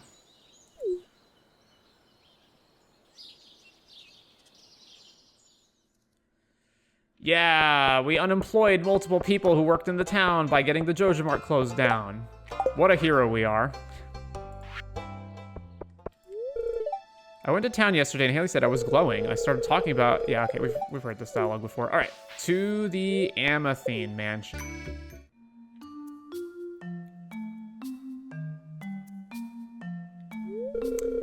Convenient timing. I need a favor. I wanted to let myself rest today, so I plan to meet people around the village. It's shameful to admit that I've been staying here for a few years, but I've yet to properly meet the residents of Ridgeside. I've always shut people off because I prioritized impressing my family above everything else. I planned to ask Irene to accompany me, but I forgot she went with grandmother on her visit to Zuzu City, and also that she's gone at this point in the story. And so, would you be willing to accompany me today? I'd like to meet other children as well, you know, other than my boastful cousin, Louis. Please don't relay that to him. Ahem. I mean, you may be my only friend in this valley besides Irene, and I'm thankful for that. By the way, chat, how old do you think Arya is? It's also because of befriending you that I realized how much I'm missing in my life right now. Factors I can actually control. And so, I feel like I deserve this break. 18? Might you accompany me?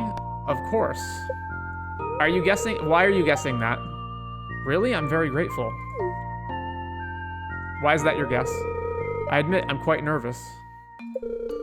But I'm also excited. Shall we?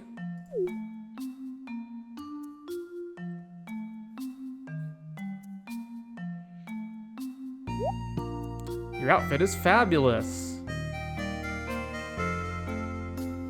And now we go for a tour of the town. Isabel and Corin, lovely to finally meet you. Oh, hello, cute Amathine girl. Hi. Good day. Oh, hi.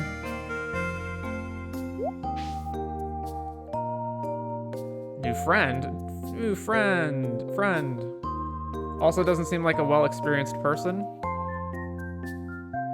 We faced the town. Well, she's short, and Louis, who's her cousin, is also a kid, so I just assumed she was super young. But apparently she's in high school. Hello, dearies. So we took a tour of the town and met everyone. All this time, there were such wonderful and interesting people living here. I never would have known. I'm very much grateful that you're my friend. You're like an older sibling I never had. Don't you have like a million cousins? You may have been quite nosy before, but I appreciate your presence. I actually learned to look away from the books and give myself a break. And for that, thank you. And I also appreciate your company today. Isn't Zane basically an older brother? Well, I know you have some work to get back to. And so I'll wait for Irene or Sunny's return till I go around the village again. I'm quite interested to visit Miss Shanice. I feel like I could learn so much from her. Wait, that's why her name sounded familiar. She was once Zane's teacher. She's amazing. Oh, my apologies for prolonging our farewell.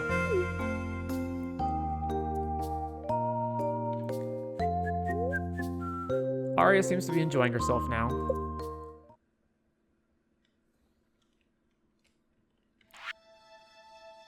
Alright, where else can we go in Ridgeside? The Ridge? I guess we can still meet up with Juliet after the flower dance. Memories. I still haven't figured out how to access that fog gate on the left. Ciao. Don't mind me, I was just reminiscing about the old days. My siblings and I used to have picnics around here. Now, it's a regular date spot for me and the wife. Why did I sound like such an old man just now?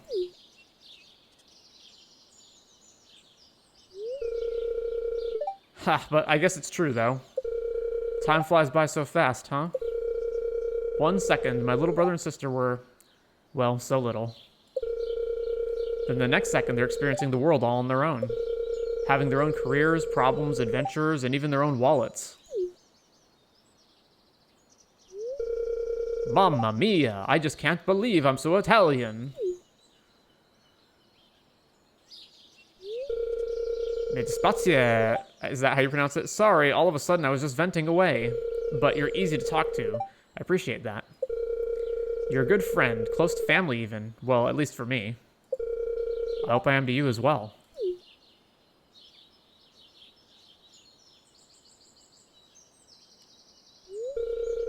Say, would you mind if I talk more about the stuff in my mind with you? Lately, I've just realized something that's making me overthink too much.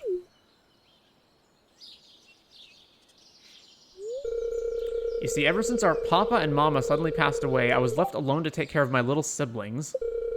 I worked a lot. I handled the shop for a while until Anton could take over so I could get more money by working at the big city. It felt like I became both the new mama and the new papa for my siblings, and I took so much pride in that. Mamma mia! I'm proud to say I was able to get one of my siblings through college. I looked after them almost all my life. And now, lately, I've realized they're all grown up. And I feel like a chapter of my life's ending. But I don't think I'm ready. I just can't believe they can handle themselves all on their own. Mamma mia, again. Why do I feel like I'm just not ready to let them go? Has any Italian person ever actually said that in an unironic way? When Anton had this whole incident, the first thing I told him to do was come home. And when Kiara said she wanted to go somewhere far for some project or something, I feel like I'll blurt out no on the spot. I just want to keep them close. Why'd they have to grow up so fast? There's this massive bittersweet feeling in my gut. I really don't understand myself. There was even one time when the topic of having children came up while my wife and I talked. It's funny how the first thing that came to mind was that I don't have time to worry about a baby, when I'm already worrying for my 2 childish siblings. Mamma mia, I really have to let them go, huh? We do say mamma mia, but nowhere near that much, though. Whatever happens, though, I'm proud of what my siblings have accomplished on their own. I feel like I can slowly move on. Okay, so how do you pronounce me, D-I-S-P-I-A-C-E? Haha, I think the only thing missing here is a cold drink in our hands. I apologize for all the heavy drama. But I feel a lot better after getting all that out. And honestly, I feel like I even get to reflect. And maybe after I figure this out, maybe I can look forward to a new chapter in my life. Who knows, right, my friend?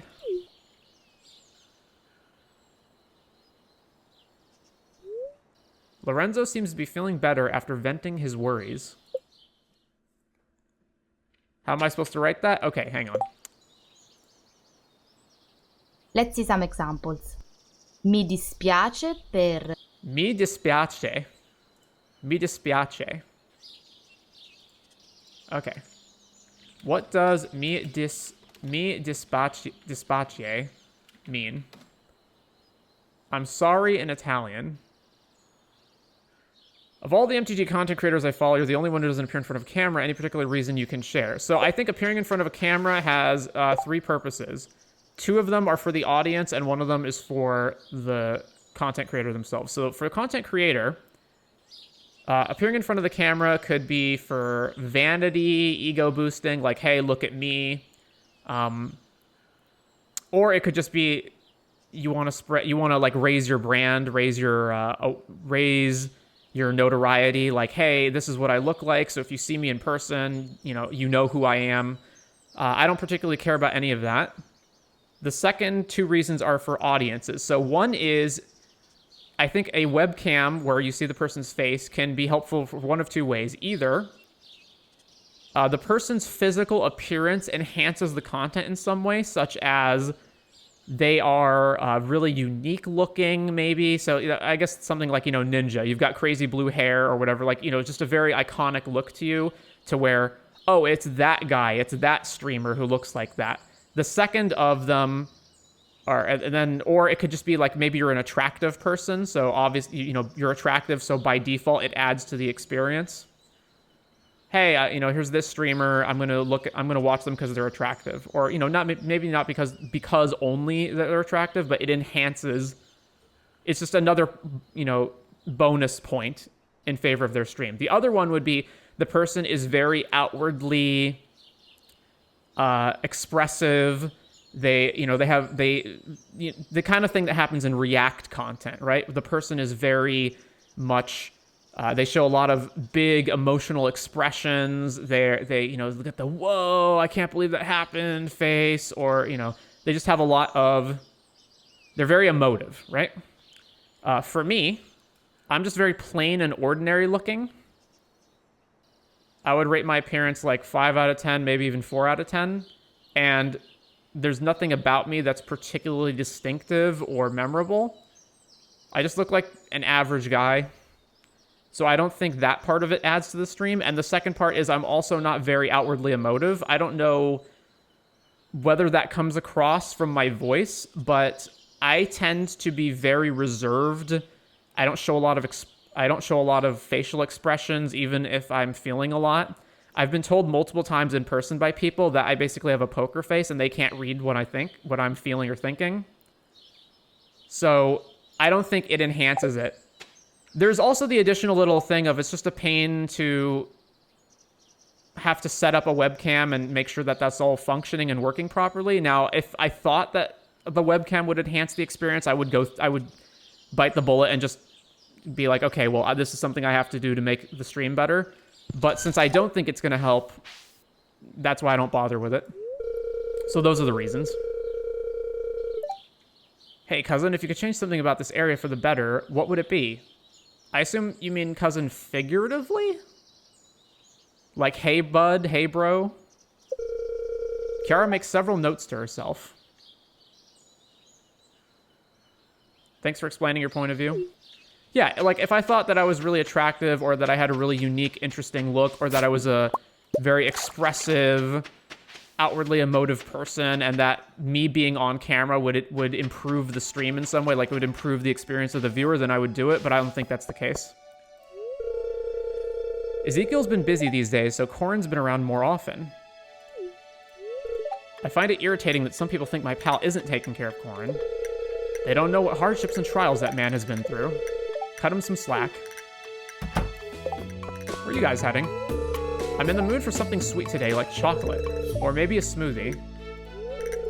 Curse PMS. All right, not touching that one. I can't do a whole lot, so I'm not sure why you want to hang out with me so much. But hey, I'm thankful for your company. My brother and I fixed up Daddy's stuff yesterday. He says he won't come back for a while, but it's okay because we're all safe and he's working hard. Oh, Irene is here. What? Do you believe in destiny? I believe people meet for a reason. It's fate. Oh, she's romanceable? Really? Despite the fact that she has a huge crush on Zane when you meet her? Huh. Alright, community upgrade. Well, that's new. What's that? You want to build Pam a house? That's a great idea. I'll just need 950 wood and 500,000 gold.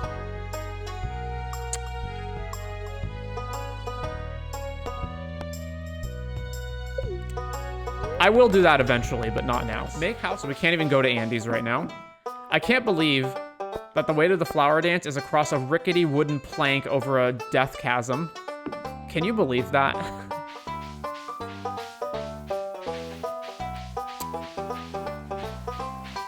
All right, so we've already done the flower dance in year 1, and I did it on the previous playthrough before looping back to this point. Why is Jules not here?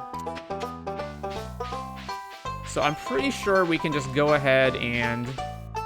You know what? Can I dance with Aideen? How many points do I have with Aideen? Yeah, we can dance with Aideen.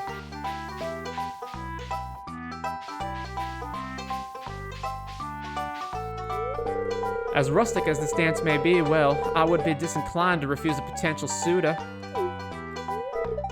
Ask Aideen to be your dance partner.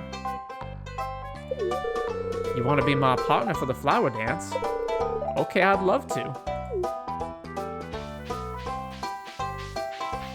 I would normally talk to everyone. We already did it on a previous playthrough. It'll be in the VOD. You can go back and watch it if you want. Good afternoon. The weather for today's festivities couldn't be more perfect. Come talk to me when you're ready to start the ceremony. I'm ready to start the ceremony.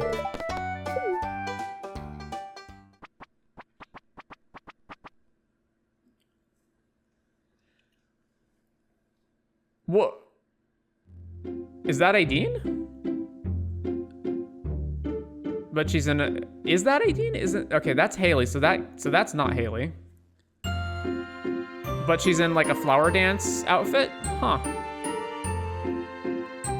I was hoping we'd get her big, poofy, Southern belle dress.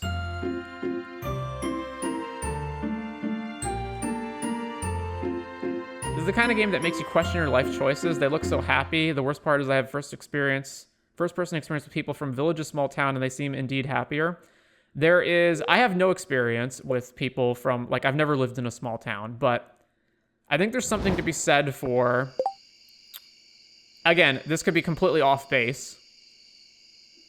Okay, so I guess two things. First of all, the idea that small towns, like, everything's great and better than in cities, and it's like, no, there's still parents that abuse their kids and people overdosing on drugs and a lot of economic hardship, in particular in small towns where like industrialization is worse, especially in towns where they rely on a specific industry and then, you know, like the factory closes down and then there's no jobs anymore. But with that being said, I think there's something to be said for if you live in a small town, and it obviously depends on the population size, but there's something to be said for you kind of know everyone and you're in a smaller community and therefore there's more like communal ties, people having... They know each other, they help each other, as opposed to you're in a giant city and there's a million people and and everybody is a stranger and you don't even know who your neighbors are, right? I don't know if you can elaborate more on that, Count of Monte Cristo, but that's how I've always looked at it. There's also something to be said for a job where you work with your hands building something physical versus doing things that are entirely digital.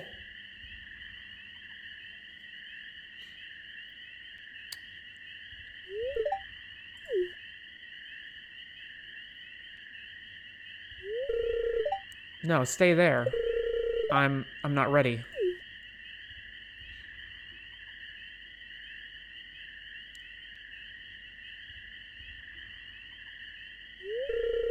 I want to tell you about someone I knew a long time ago. She was everything to me. It made me so happy to be loved, to be precious to someone. I gave her my whole heart in return. I was happy.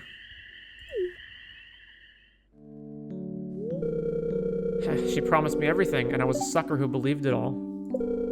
And you know what was the best promise she made? She asked me to marry her.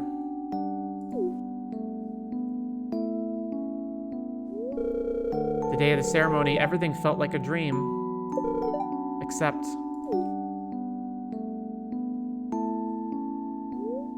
she never showed up.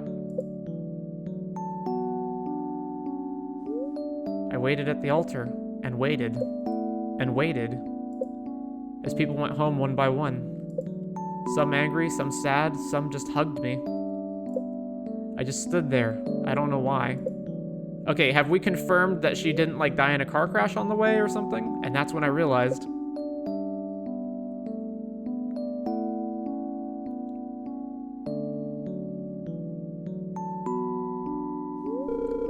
She was my everything. That's where I went wrong. I made someone my everything. I shut myself off from other people so that no one could ever hurt me like that again. But now, you just wouldn't give up, would you?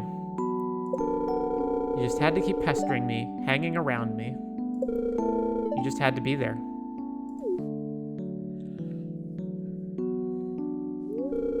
You just had to make me smile, huh? You just had to cheer me up, keep me company. You just had to mean everything to me. I should have known better. I thought things would be different with a friend. But I'm making all the same mistakes as before. Getting too invested in one person, letting myself be vulnerable. Somewhere along the way, your friendship started to matter more than almost anything else in my life, and that scares me. That should scare you, if that's the only thing that matters. Maddie, I'm not like her. I won't let you down. I'd never hurt you like that.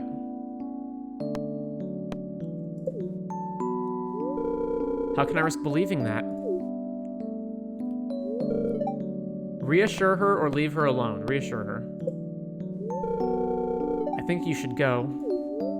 Maddie, you're not alone anymore. You haven't been for a long time. What? Of course I am.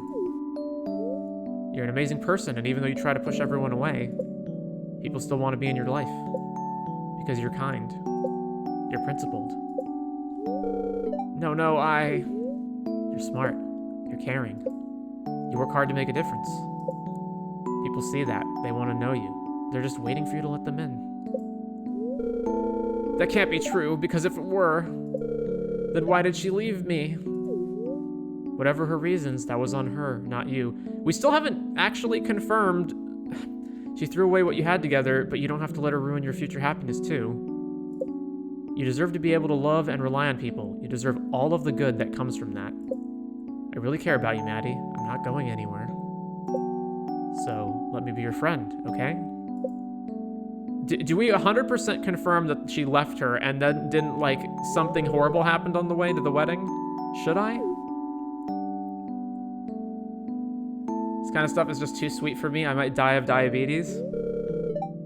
Will you promise? No, I mean,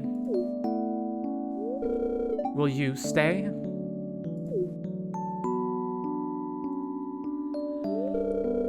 You mean so much to me, and I really do want to put my trust in you. Just be patient with me, okay?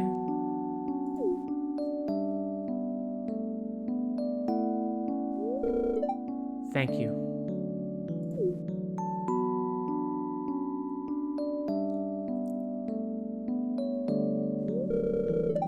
Don't let me down.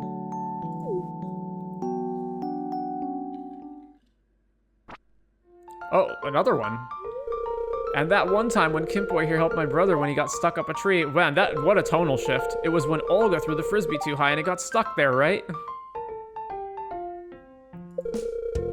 Lewis volunteered to climb the tree after I teased him that he was too chicken to do anything. I'll get to your comments after the cutscenes count. Dios mio, Lenny, your brother was such a klutz before. Lenny, why'd you have to bring back such embarrassing memories? You always get like this when you're drunk. Good thing this big oaf saw you, Mayor Lewis. I remember your sister was just having a blast laughing at you. Ah, I remember that story. My wife and I had just recently moved to the valley, hadn't we, dear? Why, yes. You were all such energetic kids before. Hey, wasn't that big tree near the Pelican Town fountain, Lenny? Yeppers. I think you were there too, right, Bert?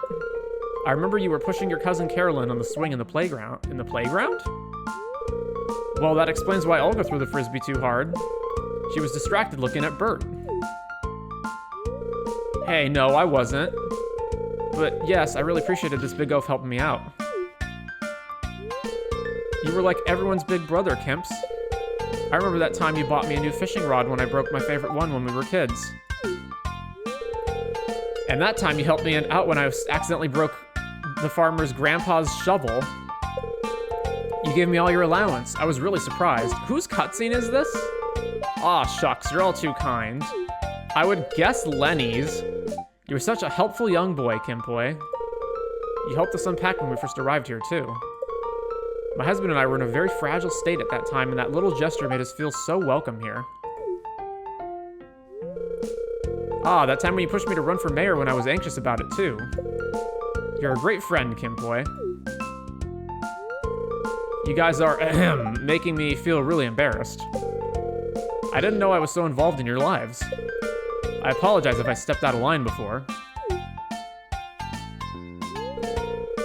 Oh, stop being humble and take our compliments, you dork. We're really happy you're back as well. Why haven't you talked to us that much until now? We thought you were avoiding us or something. Oh, it's Kimpoy's cutscene. Gotcha. Oh, hello. Come here. We were just holding a small celebration with Kimpoy's return. You mean his return like a year ago? It's a bit late, I know, but better now than never, right? Oh, okay. They acknowledge it, at least. Oh, hello. Come take a seat. Are we still not going to get to the fact that they abandoned their 9-year-old daughter their daughter for 9 years? You guys didn't really need to do all this, you know? But I really appreciate it. Of course, amigo. Funnily enough, I recently opened up to the farmer here that I was worried about reconnecting with everyone again. I left for so long on such short notice without sending a single letter. Yeah, it sounds like an asshole to me. I didn't know how to approach you all again after doing something so cruel. They did what? Oh yeah, did you not know? They had a daughter that they just left with their friends for 9 years while they vacationed around the world. You helped us a lot when we were young, Kimps. So don't worry about anything, we have your back. They come back and they're like, oh, it's so nice to see you all again, and nobody brings it up or acknowledges it or anything. You don't know how much our friends have helped the orchard when we were struggling some days, big brother. I was in awe at how much people were willing to help our family because of your kindness. Not to mention how much Lenny here is always pushing Alyssa to put on a concert in the village. Also, Loa and her friend Freddie were assassins. You secretly want to see her shine, didn't you, Lenny? Oh, you know, I'm doing it so the village gets more funds from tourists, right? Dios mio, stop with the lies, Lenny. When have you ever cared about town funds? This village is lucky to have a rising star in your hands. I don't know what to say. Thank you, everyone. Enough talking, more drinking. This round is on me. You serious? Assassins for hire? Well, apparently they were good assassins, question mark? Because they were called in to fight terrorists? I forgot my wallet, so pay for the drinks tonight, okay? I promise I'll pay you back later. Why, you... It seems like I don't need to worry about talking to them anymore. Yeah, so they come back and meet with their daughter, and the daughter's like, oh, I can't believe it. I've missed you guys so much. And like, oh, we missed you too. And then nobody's like, hey, what the fuck, guys? Why did you just abandon me for 9 years? So about the small towns, what I was referring to were people from 1K settlements max. Everyone does indeed know each other. The environment feels less stressful, and you can more or less live at your own pace. Yeah, again, like, I can't comment on that personally. That seems what it looks like. That's what it looks like from the outside, but I don't actually know. Like, you know, because I've never lived in a small town like that. But yes, there's something to be said for having an environment that slower paced. It's not a capitalism meat grinder where it's like you're on an assembly line, you're widgets who are just supposed to crank out X number of Y product in Z number of time. Regarding Maddie, so the girl that we met earlier, so what is she blathering on about? Any background on the Maddie girl? She is a scientist who works for Mr. Aguirre, the other scientist in the town. They work at the water facility. I forget what it is. Like, I don't know what they do there. They do science stuff. And when you meet her, she's very cold and distant. And then you melt her tough exterior, revealing the vulnerable young woman underneath. That's her background. 1010 writers. Some of the writing is actually really good. If you didn't see it, there's the... what is her name? Isabel? We saw the cutscene for Isabel on the last stream, and it was really good. Like, genuinely, not even just, oh, well, it's good for this cutesy little pixel game. Like, no, actually really good. Anyway... the moment I spent 20 hours replaying to get here for. Hey, farmer, I wasn't sure you'd come, but I'm really glad you did. And not just because you've brought wine. You did bring wine, right? Here's the wine. Thanks, I knew I could rely on you.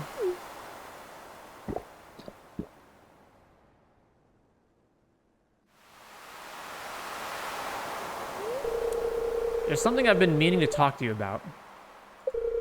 But first, here, a toast to us.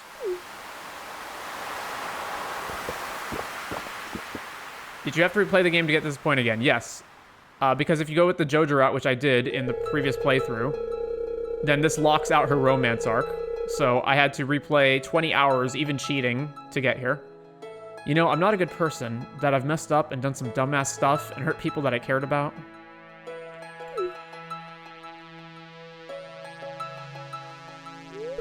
But you've stuck with me anyway, and well, thank you.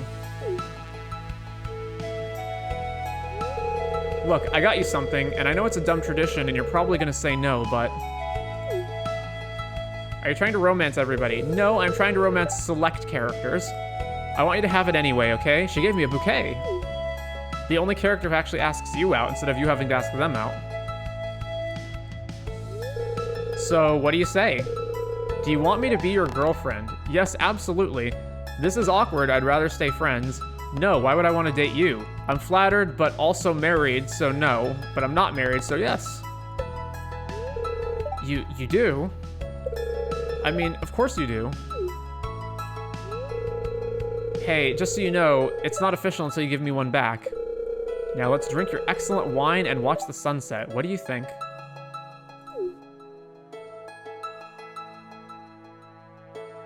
So originally when I got to this scene, I was already married to Leah. So it was super awkward.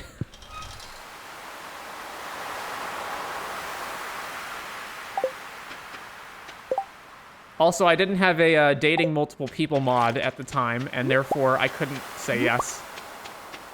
But now we do. That's obviously not right. So the characters that I'm after this playthrough are...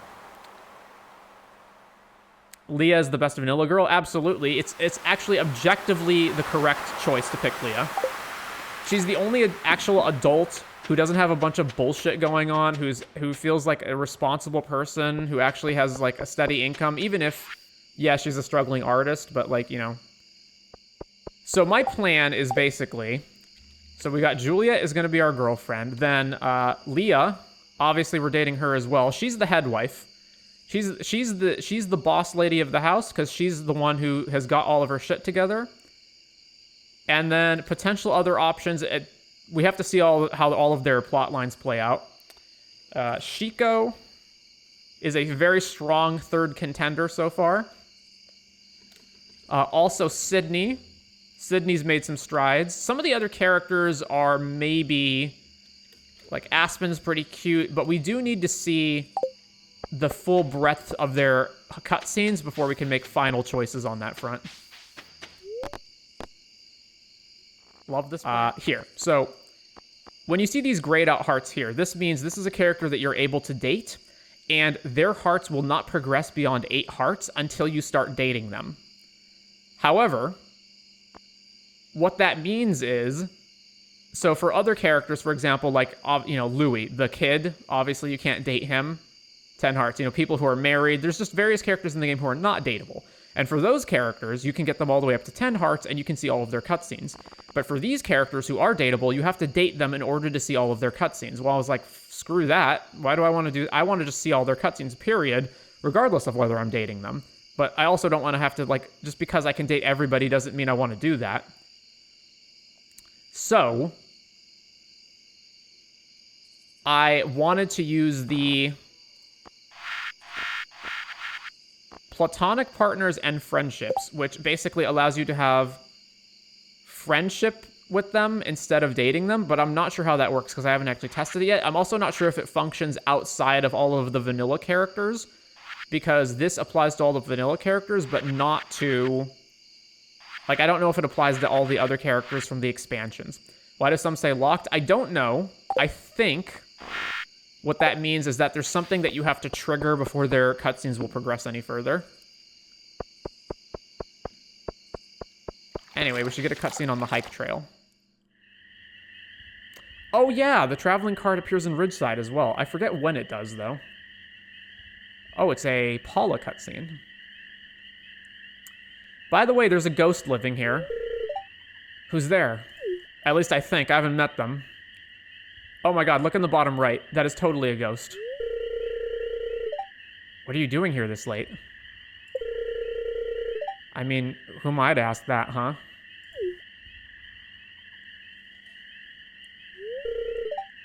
Oh, nothing.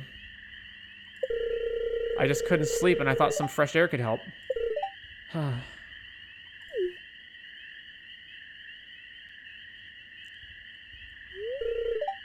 Say, farmer, if you're not going anywhere, I wouldn't mind some company.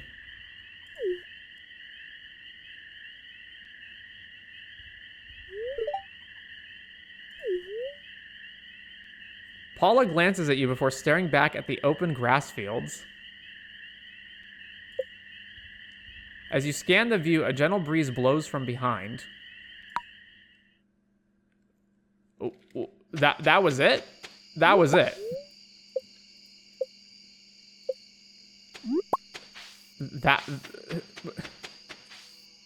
I feel like there should have been more to... What? Oh, okay.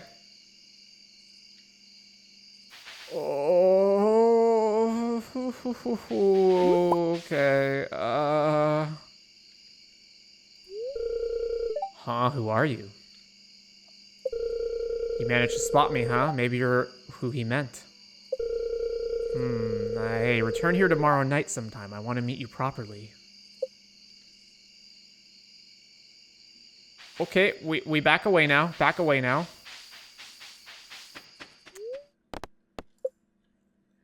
She looks like some hot Latina, indeed. I will allow this.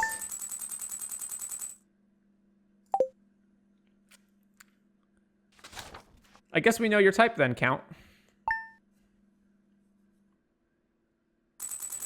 Living off the land heirs. I'd like to talk about the famous Adventurers Guild near Pelican Town. All right, okay.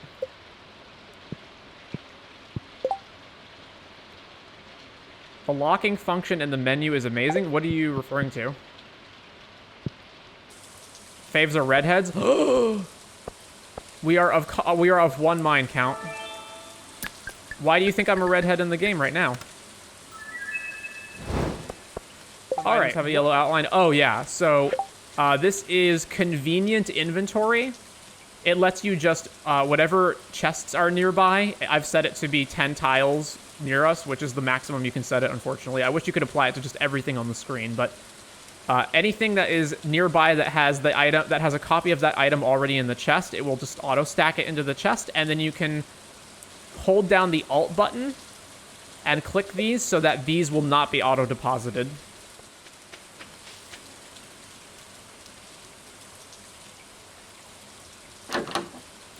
Aideen. It is terrible, absolutely terrible. Baron Munchington has vanished. It was horrendous to stuff it last night, so I left the window open.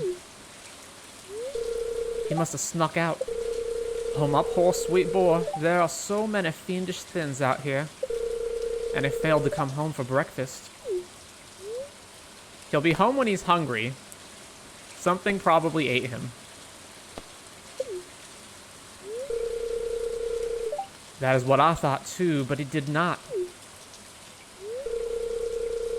Poor foolish Munchington. He must be so scared. What if he's hurt or trapped and cannot come home?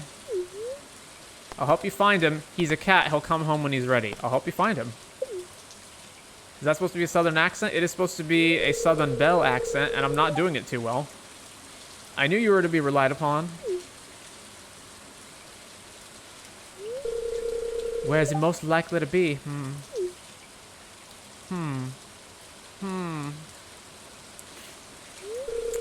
He's an unadventurous soul, taking pleasure in comfort and companionship. The inn? Yes, that is an excellent suggestion for both food and companionship. May I depend upon you to check there? I shall speak with Dr. Jacob. Perhaps he has found his way into the barn. I mean, look at how she's dressed. That's obviously how she speaks, right?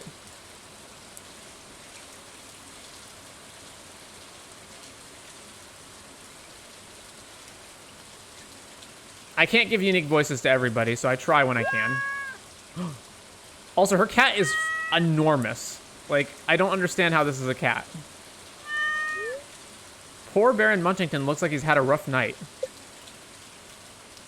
The cat is as big as we are.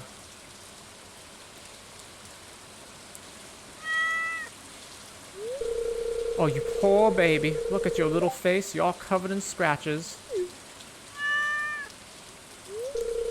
Did you have a run-in with that little stray? My poor Munchie. I mean, look at how big it is. Thank you for bringing him home. It means a lot to me. Also, I don't understand how she's romanceable and yet she keeps thirsting over Mateo. Now, you poor foolish boy. Let's get you checked over by nice Dr. Jacob.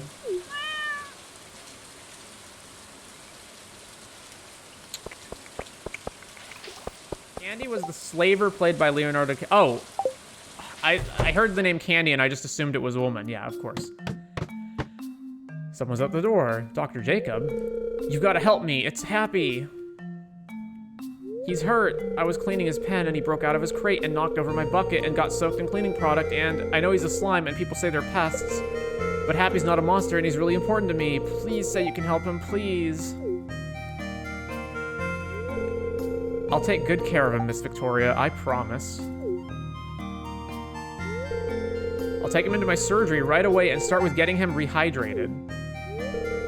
I know you're worried about him, Miss Victoria, but you can trust me. Will you wait with her? By surgery, you mean surgical room, right? Because you're not going to perform surgery on the slime, right? Only a slime, only a slime. Oh, Farmer, I really do hope Dr. Jacob can save him. They clearly didn't design more portraits for her. He's in good hands. Why the fuss? It's only a slime. Why Dr. Jacob? Why not a slime vet?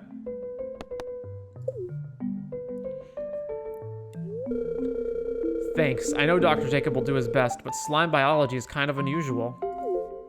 Oh, they do have extra portraits for her. Then, okay. Letting Happy die isn't an option. I've had him since I was a teenager. Oh, so slimes are really long-lived. My brother won him at a carnival and gave him to me. A tiny yellow slime in a plastic bowl. I don't think he expected me to fall in love with it, to fall in love with slimes. They're weird and they're dangerous, but Happy, he's different. Is this a, peanut butter situation? Because that's what it's coming across like. Sometimes I feel like he's actually listening to me, like he actually cares for me and isn't just trying to decide how he can eat me. That was a weird sentence.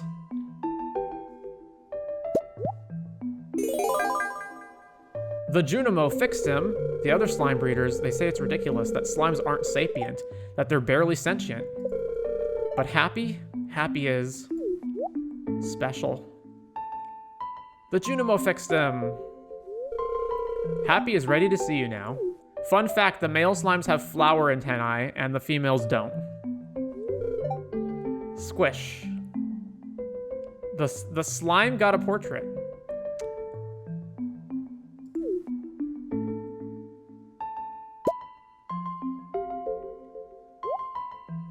All's well that ends well.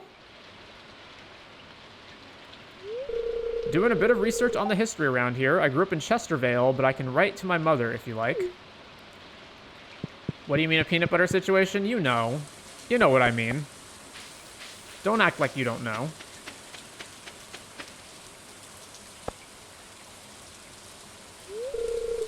Let me know if you need any tips for running the farm. You know, she was like, hey, she said, I'm in love with slimes. How long you've been at it? There's always more to learn. Yeah, you get it. I know what she meant. It was just a really weird, it was a really awkward and suggestive way of saying it. I don't think you're getting it, and I don't think I'm explaining it here on Twitch. I ain't explaining that. Alright, Andy, how you doing?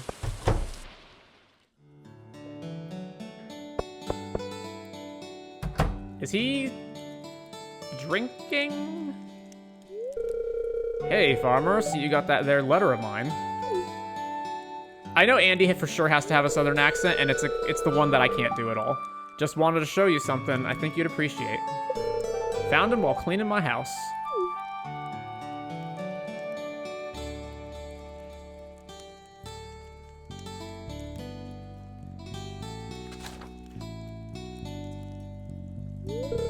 I have an old picture of Aurora Vineyard in its prime.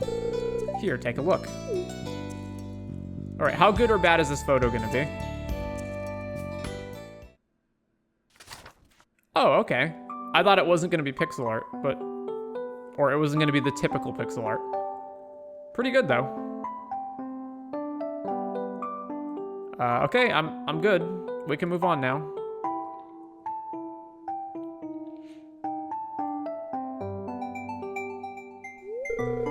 I recall the day Jerry figured out how to craft kegs. That was a heck of a party. Elizabeth was a nice lady too, sometimes invited me for tea and cookies. Oh fuck, now I just found out what it means.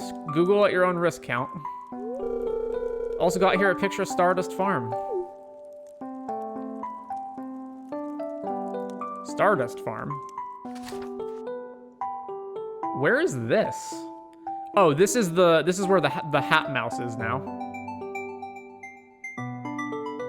I did, and I shouldn't have. Did you learn your lesson at least?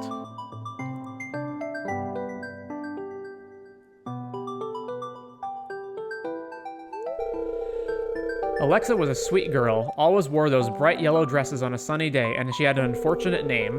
She grew the prettiest flowers in the valley. The honey and maple syrup from Stardust Farm was so sweet it'd send a bear spinning. We commissioned Robin to build those there makeshift wooden bridges. Sure was nice seeing that smile of hers, bright as sunshine. I've come to learn friends come and go. And... you never know when you'll meet a new one.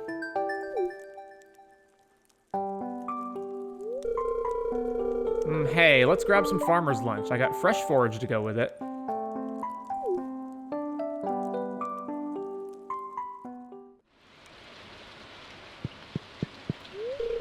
Do Glad you got to see what their farms looked like in their prime, farmer. Keep working hard and have yourself a great day. See, Andy's a cool guy. Like, he's a traditional guy, but he's a cool guy. Want to see someone flirty? I want to find a fling. Did not disappoint. But Gio will scold me again if I deviate from the mission.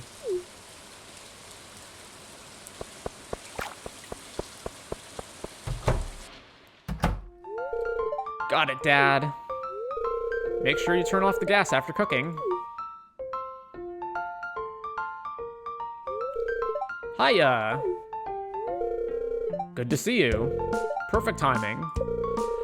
My son here is going to attempt to replicate one of my dishes, and I could use another judge besides me.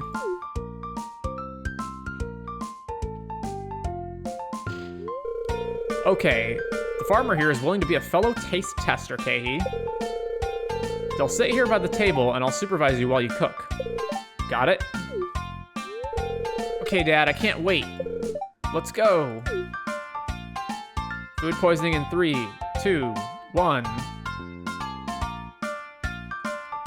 Now, we already did that. Penny food poisoned us. Okay, let me strain these. I mean, he's a chef, so I doubt it. And here... Alright, turn the stove on. And I turn off the stove, and then plate. Ta-da! Here's one super meal a la Kehi. Excuse me, Allah is 2 words. Nice execution, son. Now for the taste test. Shall we?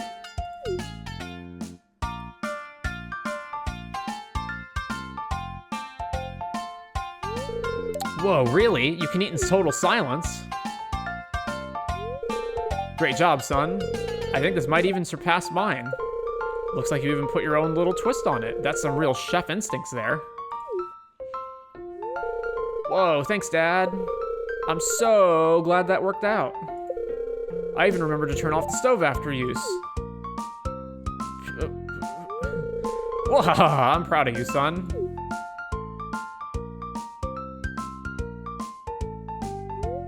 Kehi made such a tasty dish. He's got a bright future ahead of him.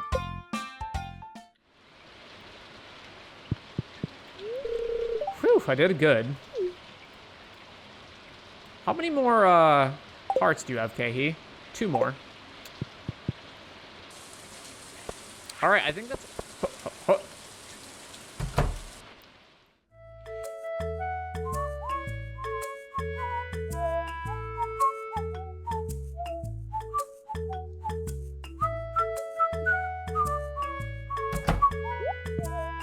What happens if you step in front of cars? Do you take damage?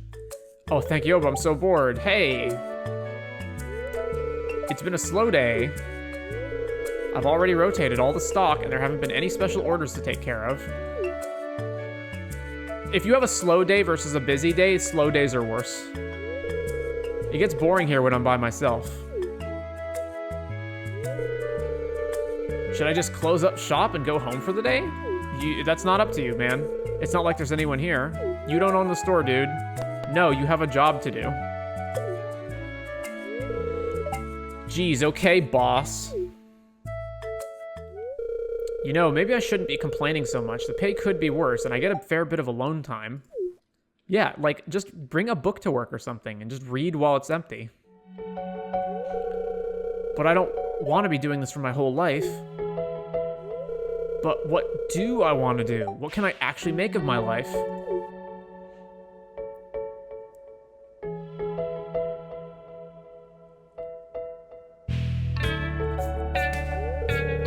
Well, if there's anything you need, let me know.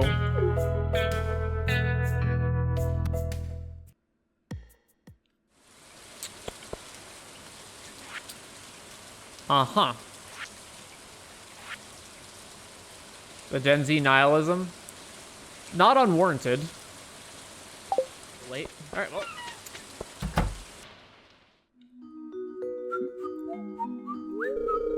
Oh, come in.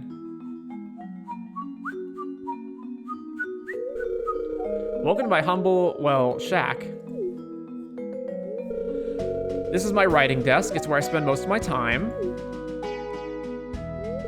For as long as I can remember, I've wanted to be a writer. Have I told you that? That's why I live out here by myself. I figured a lonely life by the sea would help me focus on my literary aspirations.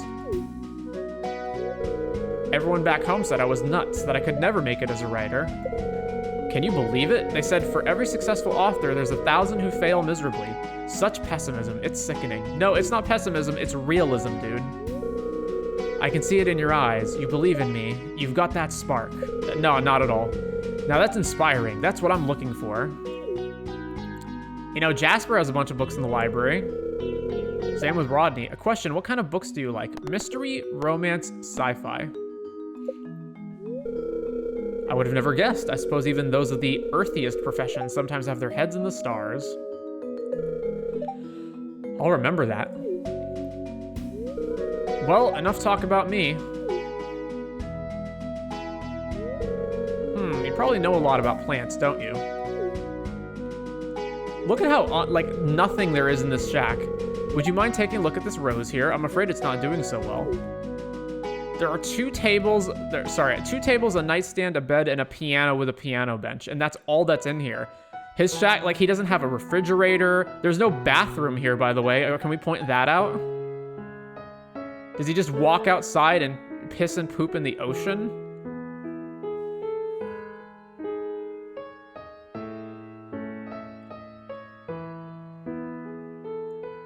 I mean, how did I not notice that until now? He doesn't have a bathroom.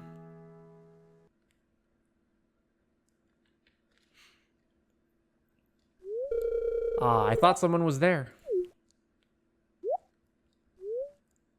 That was wonderful. How long have you been playing?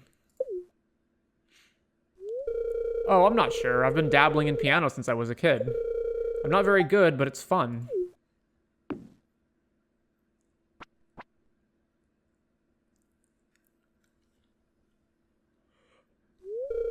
I've been working day and night to try and finish my book. It's been driving me insane.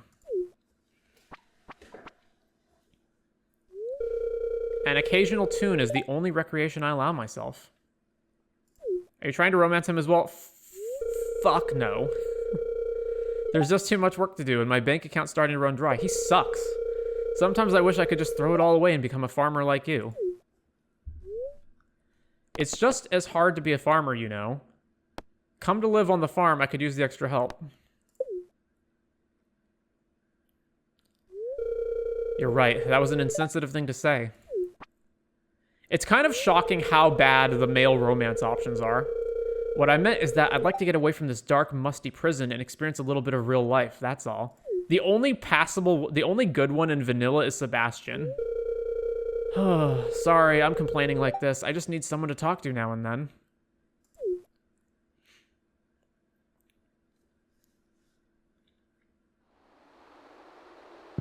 It's nice of you to visit. You've been very helpful. Now, I must think.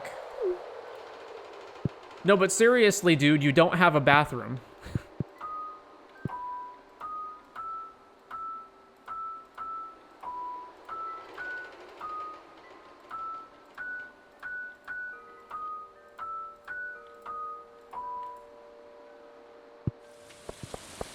Oh, hello, Jesse. Rosemary is for remembrance. The scent always makes me remember those we have loved and those we have lost. Julia is not the first lost soul I have taken under my wing, and it's a pleasure to set them free. When I finally play this, I'm gonna make a list of the ones I want to romance. Okay, it's Leah, and then after that, characters from the expansions.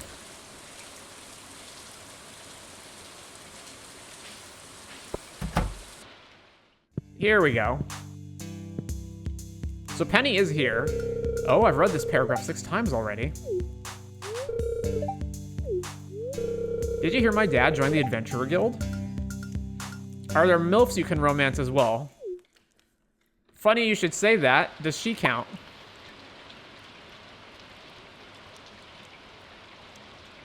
Can't romance Robin. You can romance Olivia. She's single. Definitely a MILF. She even has a son.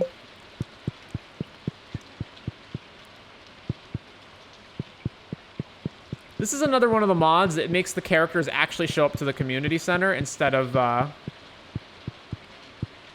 Is Paula romanceable? She's not, right? Yeah, okay, no. I'll make do. I think for MILFs, it's just Olivia. I can't think of any of the other characters that are... let me see. Carolyn is married. Okay, so it's going to be down here. Let's see. Juliet, not a MILF. I don't think so. Does Chico count?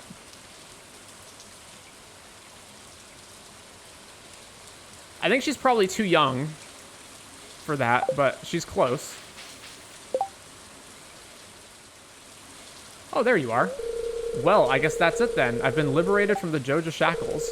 Doesn't mean I'm free, though. Lewis has me signed up for some of that community service BS. She's also strange in that she's the only character who you can somehow get to 10 hearts, but still romance. She's in the transitioning period. Well, I guess I've still got to serve my time. Here is a bouquet, ma'am. Hey, is that Deadly Nightshade? Awesome, you know me too well.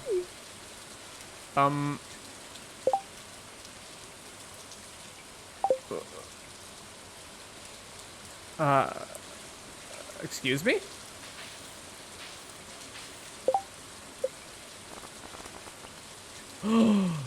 That was a weird response to becoming my girlfriend, but okay. That worked. All right, we're in, boys. We are in. Did that unlock any new cutscenes? No.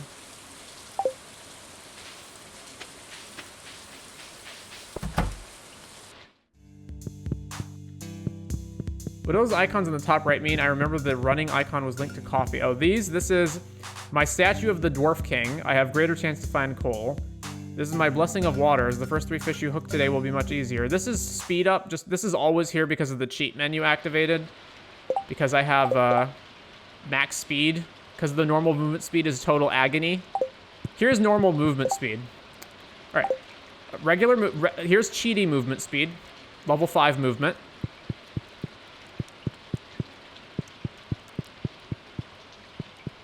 Let's time this, actually. How long does it take to run from here to the right?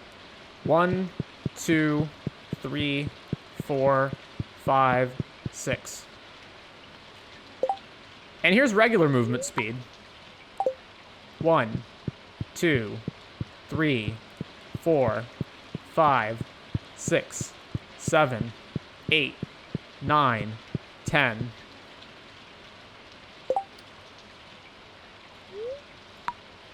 Agony.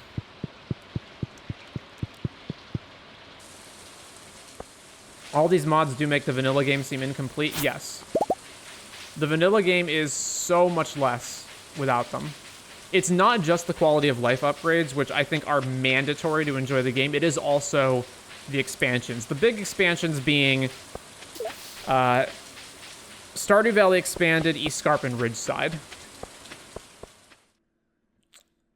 Pierre's birthday, the traveling merchant, has arrived. Infinite stamina for the day. Excellent.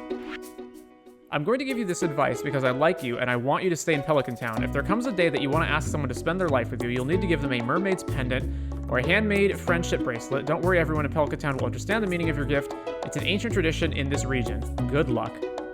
Oh. The friendship bracelet. I completely forgot about that. Give this to someone to ask them to move in with you as your platonic partner. Disables ceremony, kissing, and children. Enables hugging and single. Okay, but I don't want them to move in as a platonic partner. I just want to see their cutscenes. Can I not do that? I don't want them to move in with me, though. Allegedly, the game has been developed by a single guy, so it's understandable. Yes, it is developed by one person. But some of that I can understand, like not having all the extra content in it, but what I cannot forgive is the horrible quality of life before you mod it. Oh, hello, Nora. Thank you so much for restoring the community center, Farmer. It's so nice to see everyone getting together. And alas, a different place to study now. Another thing? What's a prank? Kehi and Trini said they're prank experts. My brother told me not to pull any pranks, though. I'm confused.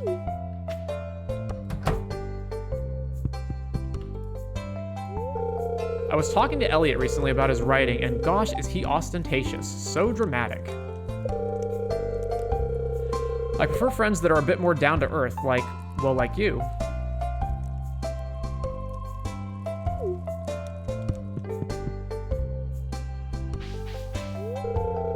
Trini and I were playing house.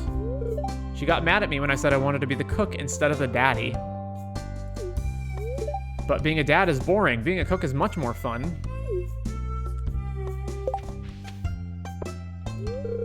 Did you know baby birds, fledglings, can't fly when they first leave the nest? If you see any and there's no predators around, they'll be okay. Don't touch them. Would you ever be interested in learning new languages? I know a couple myself, and I'd be happy to teach you if you'd like. It's been a rough couple of days. I don't know, with my dad leaving and all, it still isn't okay with me. Sorry, what now? I forget who you're related to.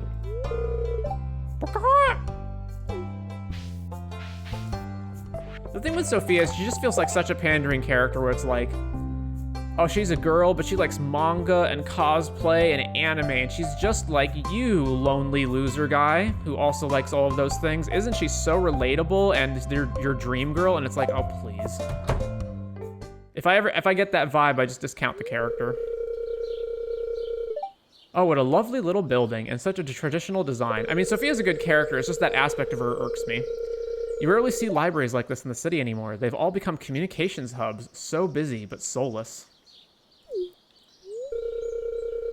Indeed. Would you like to see inside? Never Googled what pandering means. I finally learned a new English word in ages. To enter historical buildings like this in Zuzu, there's usually an entrance fee. Well, not for me, of course. And to think, this is still a functioning establishment. Well, I am quite the learned one, Count, so if you are looking for other vocabulary words, I can spit them out at will. Have you heard of Zeitgeist? How charming. Good day, it's a pleasure to make your acquaintance, First Lady Josephine. The name's Gunther, curator of our humble library and museum. Gunther in vanilla Stardew, it may as well just be a cardboard cutout that talks to you through an intercom. Mayor Lewis has indicated you had some real gems amongst your collection. Indeed, quite literally, milady. Unfortunately, my predecessor left rather suddenly, taking all of them with him. How terrible. I do hope you had insurance. We did not, I'm afraid, but our local farmer and intrepid explorer has been helping restore our collection. Dost thou wishest to mocketh me? I'm pleased to hear that, and I'm sure you've done a fine job.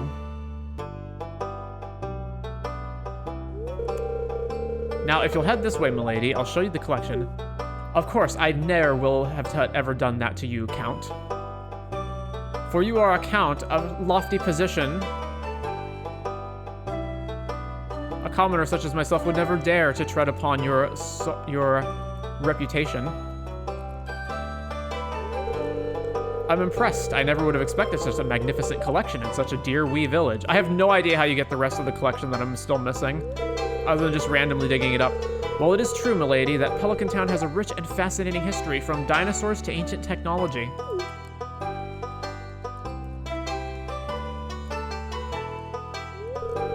There's just something missing. That's what it is. Your walls are rather bare. Are they? Perhaps I could have a word with my good friend Lupini and see if he might donate a few pieces. Aren't there, like... I can see a bunch of paintings and an anchor on the wall, and, like, they don't look that bare to me. They added display cases? Yeah, the Stardew... I think it's Stardew Expanded adds display cases. It looks so much nicer. It doesn't seem... Okay, we still triggered it.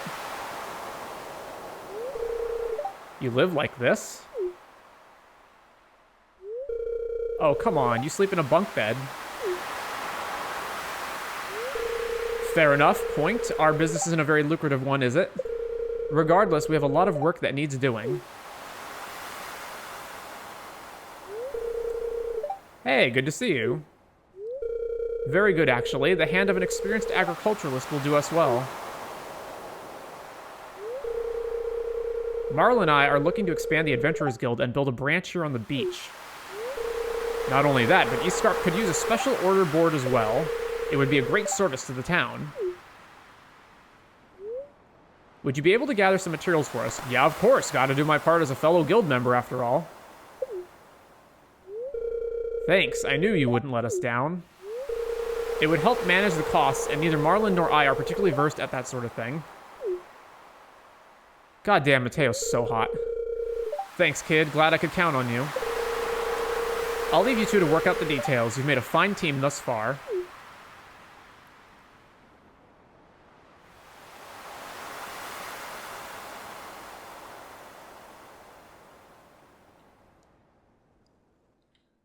I still don't, like, are those horns on his head? Like, what are those? Thanks for helping. It really does mean a lot. Don't worry, though. I'm not turning my back on Krobus. I'm going to focus just as much attention on research. Thing is, there's still plenty of monsters out there who aren't sentient like they are, and it's our job to protect the valley from them. They can't be horns, though, right? Because he says he's a human. You, Gunther, and Marlon have all put faith in me, and I acknowledge that, so I'm going to make good on it. I can't believe this is really happening. Never in my wildest dreams has any of this felt possible before. Oh, another one. Thanks for coming with me to release the gull. Eloise was gutted that she had to go to school instead. I know, you're eager to be home, aren't you?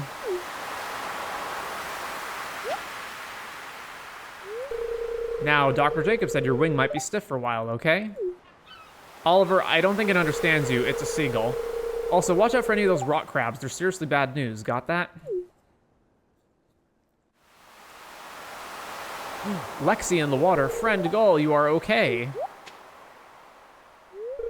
What's that? Gull's friend. They're not a that. They're a friend. Eek, it's a monster. Run. Gull's friend. The Gull's friend? What the heck is swimming around in the pool? Name is Lexi. I am friend to Gull and friend to Farmer. I could be friend to you too, if you want. On the top of the screen, what are those? Hello, Lexi. I've never met someone like you before. I'm pleased to meet you. I'm Oliver, or Ollie, if you like. Oh yes, pleased to meet you too, Ollie, if you like. Just Ollie is fine. Just Ollie. I know, just as no farmer is a farmer. Thank you for helping friend Gull. For a long time, friend Gull was my only friend, but now have a farmer too. And maybe you too, Ollie? Will you be friend to Lexi?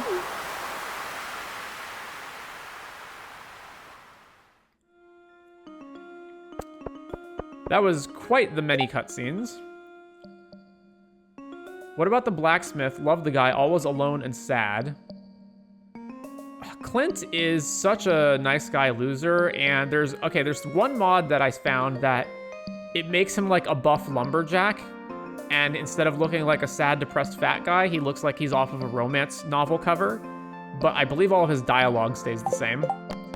Mateo's request: deposit 500 pieces of wood onto the shelf in Robin's workshop, 300 pieces of stone, and 100 pieces of hardwood.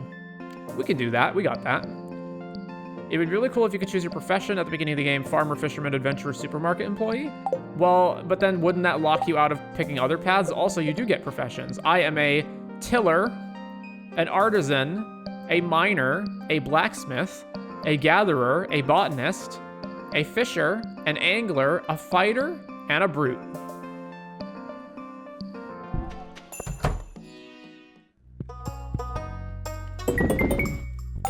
Ba-da-da-da-dum. Marlon and I need some supplies, and they will order the things. Right, Robin materials done. There's nothing else we can do here for now, right? Yeah. What is your favorite video game? ADOM. but I haven't played it in a while, like a really long time. So it's kind of like, well, is it your favorite game if you don't play it anymore? While I was playing it, it was my favorite game. Also, some other strong contenders would be Dark Souls 1 and Ratchet & Clank 2 are some of my other favorite games ever. I also really like Super Mario World, Donkey Kong Country 2.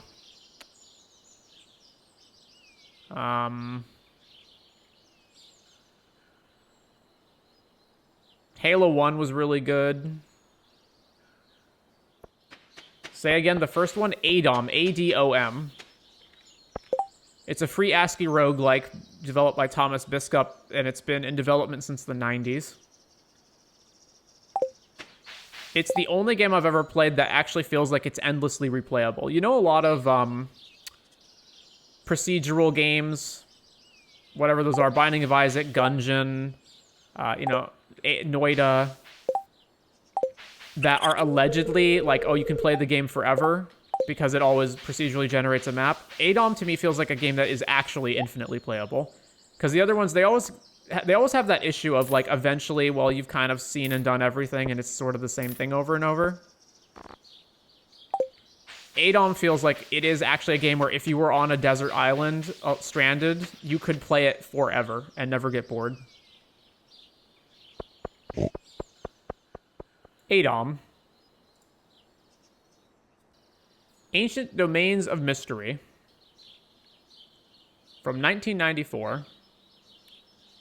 There's also, it's free. There's also a paid version with, like, quote-unquote real graphics, which looks like garbage to me. Not that I'm against paying him, but I am against having crappy graphics as opposed to these graphics. What's it about? You are an adventure. It's very much influenced by D&D, Lord of the Rings, and Dungeons and Dragons, Lord of the Rings, like, are the two big influences, and it is about you are an adventurer who goes up to an insular little area in the mountains called the Draculor Chain, seeking adventure and to save the world from the encroachment of chaos. And the actual game is a procedurally generated game where every area is randomized, not just randomized, it's procedurally generated. Every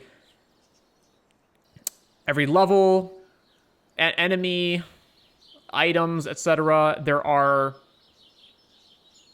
probably like thousands of different items and enemies and status effects and different attributes that you can raise and characters to talk to and NPCs. You can make allies and you can pick, like, I think there's something like 20 different classes and a whole bunch of different races to pick from at the start of the game. You have a whole gigantic tree of randomized elements that you can influence to some degree or another. And it is a no-save game. Not a no-save. It's a permadeath game. If you die, you're dead. That's it. The game is brutally hard as well. I think I was playing the game on and off for 2 years before I actually managed to beat it. There's multiple endings. There's tons of areas to go to. There are certain areas that are fixed and are always the same layout, but most of the stuff is randomized. It's an absolutely incredible game. Is the game structured in runs like Binding of Isaac? If by runs you mean a run that's going to take you days, like literal, actual, real-life days to complete, then no.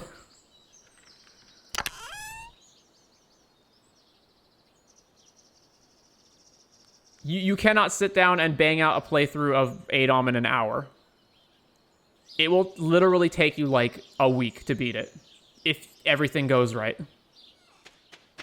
Is there a save system? You can save anywhere, at any time, but if you die, you die. And let me tell you, if you've been playing a run for days and have really built up a character, and you are in danger of dying, and you are also, like, it's very tense, and you are also in danger of dying at any point. Anything can kill you. It's kind of got that Dark Souls feel of, like, if you stop paying attention and just run into areas without thinking, you are gonna get killed. I found this old firecracker safely stored behind Ian's house. He wasn't around, so I took it and left a note. I've always wanted to do a video slash stream of Adon, but I always thought it would be too boring to watch. For the outside, for people outside the game. But just for fun, I'm gonna light it up. This firework is for you. For best friends. Don't worry, it won't light up. It's soaked and old. Whoa. Oh no, I thought this was soaked through. You drag Keiki away from the firecracker and run. I mean, it's a firecracker, guys. Like, is it that big of a deal?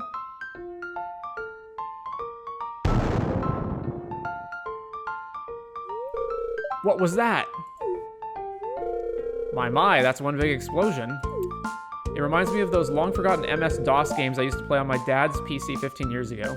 We fired a firecracker. I guess we're shocked. Oh, pretty. Whoa, cool. Wait, isn't that the firework reserved for the next festival? Kehi! Wait, you have a firework reserved for the festival?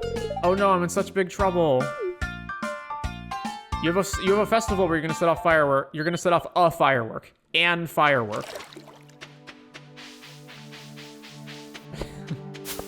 Wait, was that a cat? What happened? What was that just there?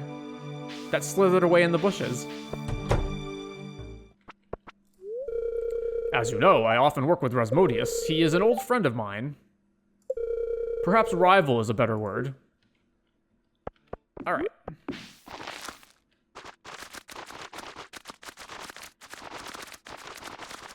So Adom has been free throughout its development, and it's an ASCII game, but then the developer wound up putting it on Steam, and I don't have a problem with that. Like, I think that game is incredible, and I would be perfectly happy to pay him for it, but the thing is, he made the paid version a version with quote-unquote real graphics, so no longer just text, and...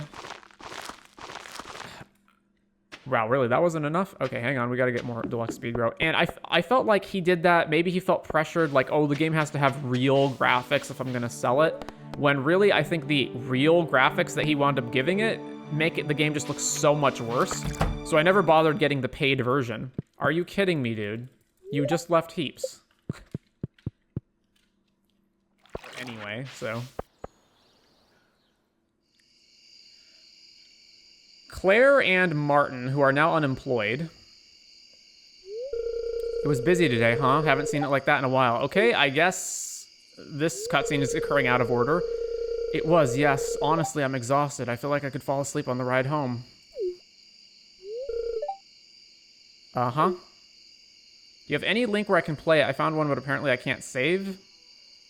I don't know what you mean by that. I don't remember what the link is to it. There's supposed to be... The last time I checked, there was a website that had it. Yes? Nothing. I thought I saw something over there, but I think it was a squirrel. I mean, I would just Google, like, ADOM or Ancient Domains of Mystery and just see what pops up.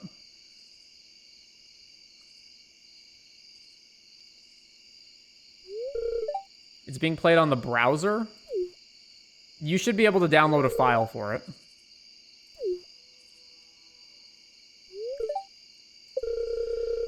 There's something I want to talk to you about. Oh, is something wrong? No, nothing's wrong. You've been good to me since I started at Joja. Really, really good. Oh, it's nothing. I'm just glad I was finally able to make a friend there. Is Clara MILF count? Does she count? It's not like Shane or Morris were likely to open up. Friends, right? Claire, the thing is, I've never had to say this to anyone before, but I kind of like you as more than a friend. Like, a lot more, probably. The age gap between these two is just way too big. I thought about it a lot, and I know I'm younger than you, but we make each other happy, don't we? Dude, this is coming out of nowhere. Do you think... Is there any way that maybe you'd like to be with me, even a little? If not now, then someday? That's a terrible proposal, Martin. Terrible. Say something, Claire, please. So I'm not sure how old Claire is supposed to be, but, you know.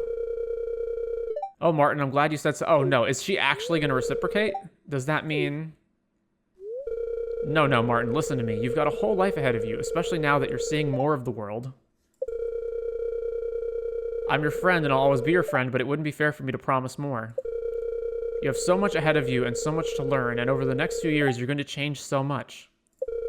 When it comes down to it, we're just too different to be anything but friends.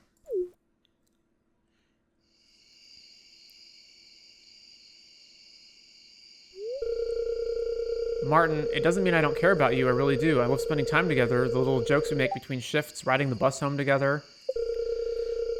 I do. It's just, it's not that kind of feeling for me. It can't be.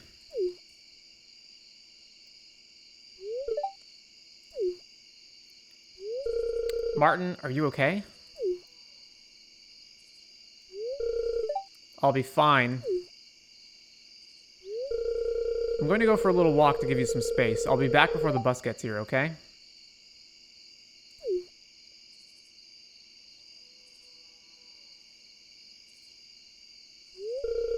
Claire, Yes? Thank you. I do still want to be friends. Good, I was hoping you would. I'll be back soon.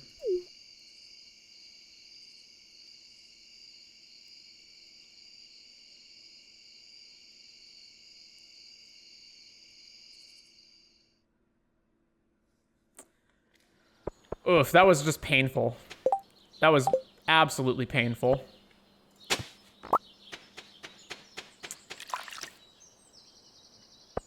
Also, if you ask a girl out and she says no, and then you're like, oh well, we can still be friends, dude, stop lying to yourself. Just stop. You're only making things worse. I don't think even this is enough speed grow. Oh well. Let's just start planning everything. Can you romance her? I don't actually remember. Am I crazy? Am I missing her? Where is she? Claire. Yes, you can.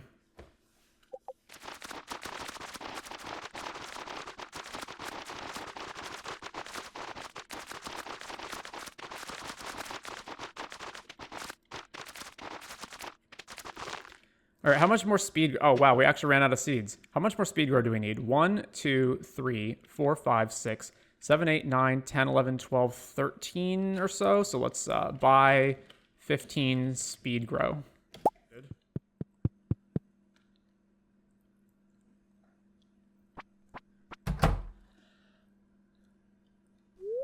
Richard seems so sad.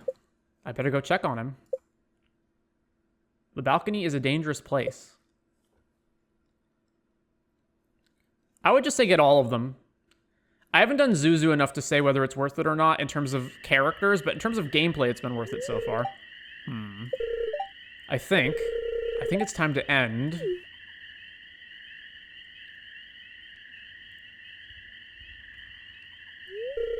What in the blazes are you doing?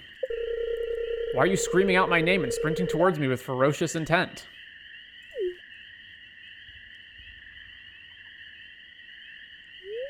What? You thought I was going to jump? Heavens no, I still have so much to live for. What crazy reason made you think I'd jump?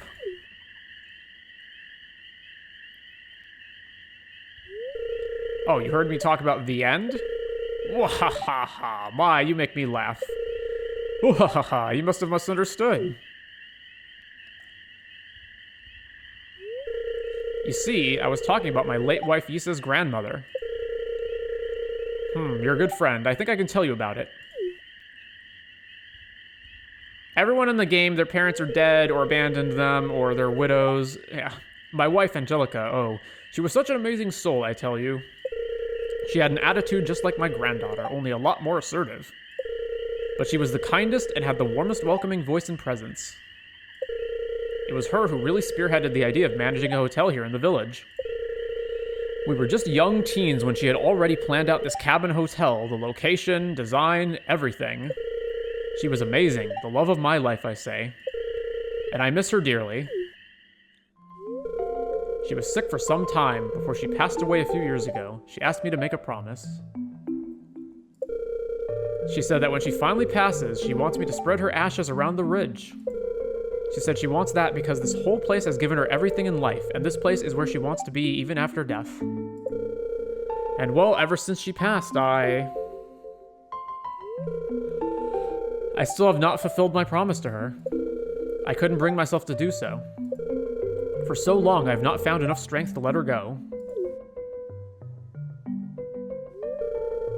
So that is why I was thinking about ending it.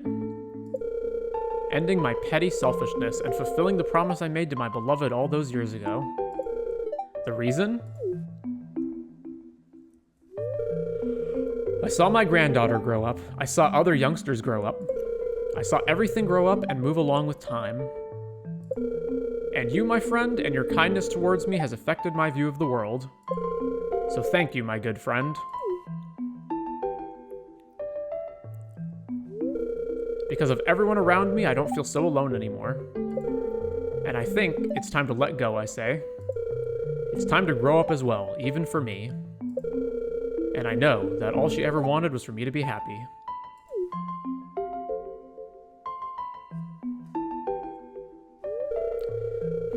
I do think I'll catch up with you inside. Thank you for the talk. I really do appreciate it.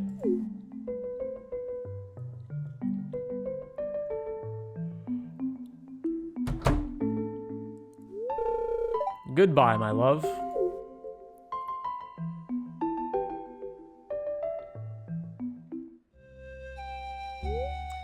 Angelica, that's all I ask of you when I'm gone, Richard. These games feel like a mental rehabilitation facility at times. Promise me that one day, okay? Hey, can you stop talking about that now? Why, are you gonna cry? Haha, but really, please promise me. I will. Now, please stop talking about that, okay? Teehee, okay, now just hug me tight from the back. I am. Everybody has sentimental problems and you go around fixing them? I mean, what else are you supposed to do? Like, obviously. Richard plans to spread his wife's ashes around the ridge away from town. I hope he finds peace.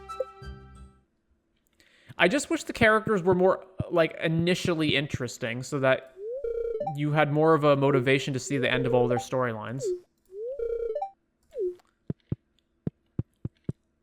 Because Richard also just comes off as another really boring character at first, but that was good.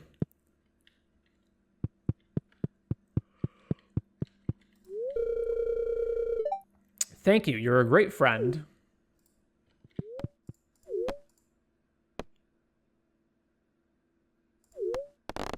Wow, there's a lot of upcoming birthdays, aren't there? Lantana? Oh, that should be interesting. Anytime on the celebrant's birthday. When is Lantana's birthday?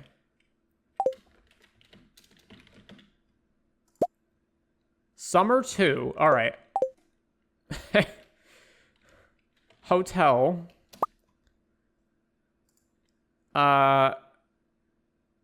So Tuesday of summer.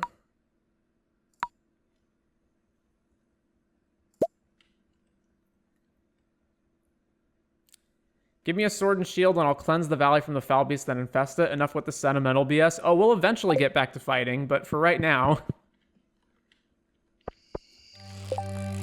I just discovered your 2 other YouTube channels. Oh, you didn't know I had 2 other channels? I have links to them, I think, everywhere that I put links. All of these Stardew gameplay videos are eventually going to go up on... our trinket.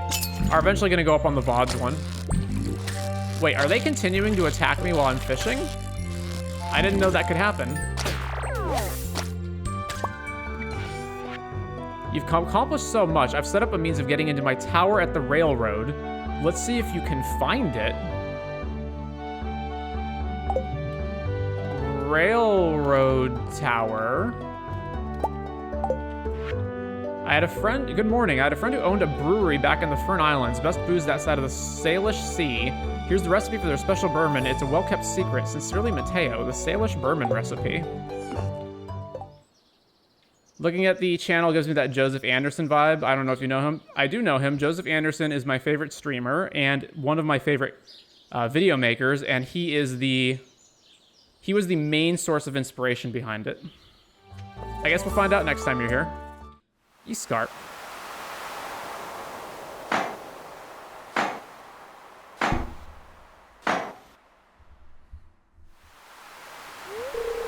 Looks like we're just about finished up here, folks.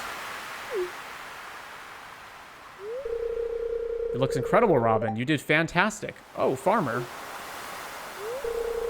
I think this calls for a celebration of sorts. Gunther's inside. We'll drink to it now that the farmer's here.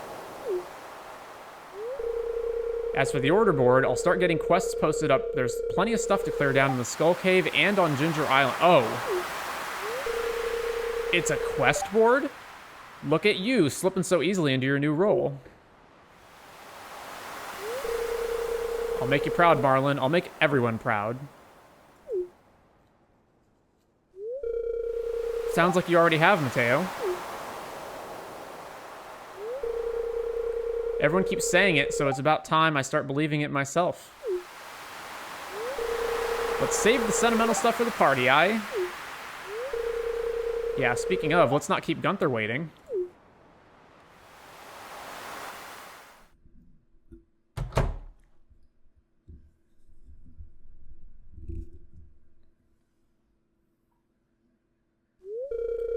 Thanks for coming along for this.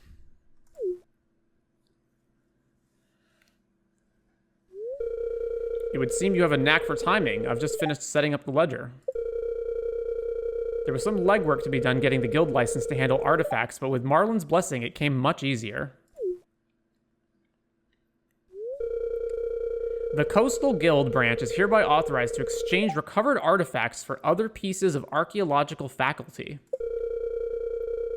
Namely, bones of the animal and monster sort. Of course, we're not here to be disrespectful. Is that a dinosaur in the bottom left? I suppose it's about time then, eh? Isn't it, Guildmaster Mateo? That's gonna take some getting used to. We could call you Dr. Guildmaster Mateo if you'd like. Could stand to embarrass you a little more. You didn't spend all that time with your nose to the grindstone for nothing, did you? You guys are great. Thank you for everything. Don't know what I'd do without you. You'd probably forget to put orders up on the board. No title comes without responsibilities, Mateo. And Farmer, don't forget to check it out once in a while. There's good money to be made.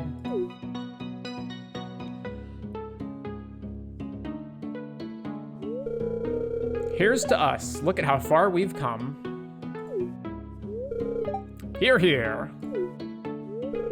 Indeed.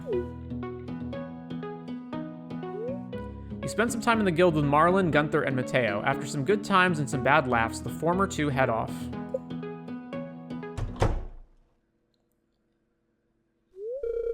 Yeah, he hatched shortly after I set up the new incubator. No idea how he's this big already, though.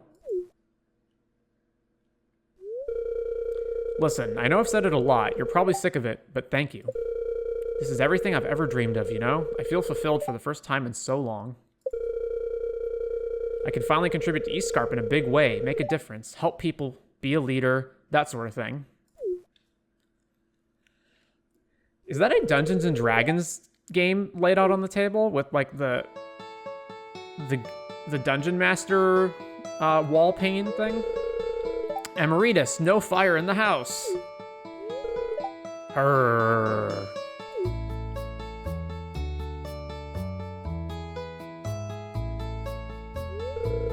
He almost burned down the brand new building.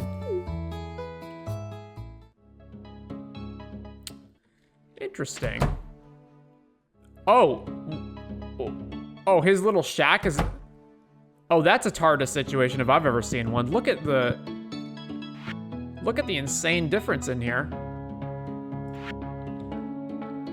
When's the Sea Cave? Scarp Sea Cave ends at 11. All right. Exchange bones for ornamental fan, dwarf skull rung, opal tiger's eye, jasper strange doll, lost books, trilobite. Oh, I don't have any of these.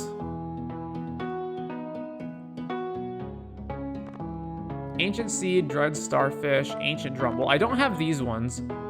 Use the ledger to trade monster bones for artifact and minerals.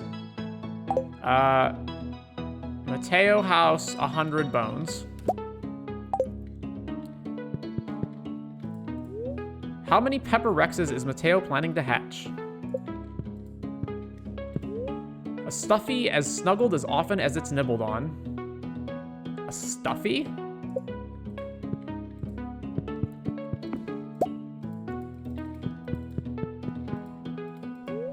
Evidently, Mateo is running a medieval fantasy tabletop game for the local nerds. It's called Dark Chronicle.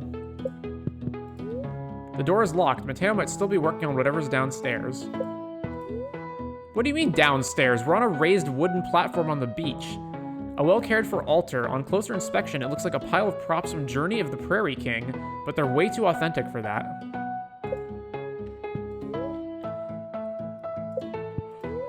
An open letter signed by Lyndon Hawthorne. It was nigh that I discovered most things that you consider evil or wicked are simply lonely. I like that quote. That's a pretty good quote.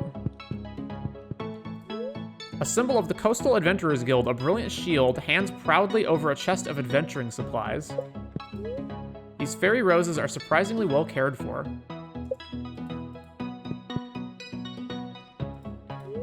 There are numerous supplements for the tabletop game Mateo likes to play. It's a little messy, but Mateo's been putting a lot of time into their research lately. Their degree hangs on the wall. Doctorate of Sociocultural Anthropology awarded from the University of Ember Islands in the name of Rafaela Mateo Luis. Clearly, Mateo has a bone to pick with a certain skeleton. A plush shark. It's a little flat and a bit dirty, but that's alright. To be loved is to be changed. When you turn the radio on, you catch it in the middle of a song. If you had life eternal, this is the moment of letting go.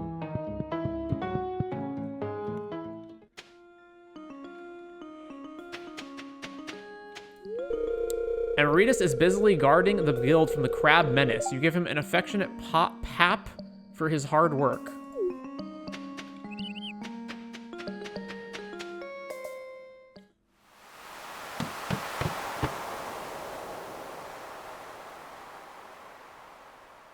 Hello?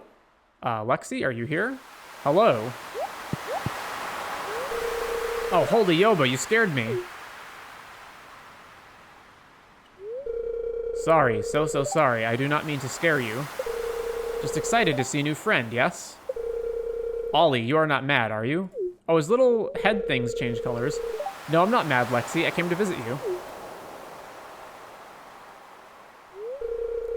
I, brought you something. Rose has been baking cookies, and I thought you might like some. Cookies? Yes, I like cookies very much, thank you. They are still warm. They smell really good. Like happiness.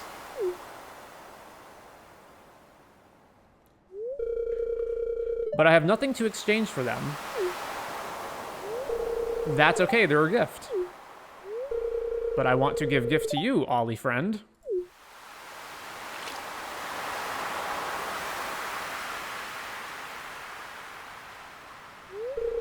Oh, welcome. Look, Ollie came to visit me. He brought me a cookie. Only I have no things to swap it for. Oh hey, can you please explain to Lexi that I don't expect anything in return? He's right, we give gifts because it makes us happy to. Not expected, no, but it's always nice to get something back. No one ever gives anything without some sort of ulterior motive.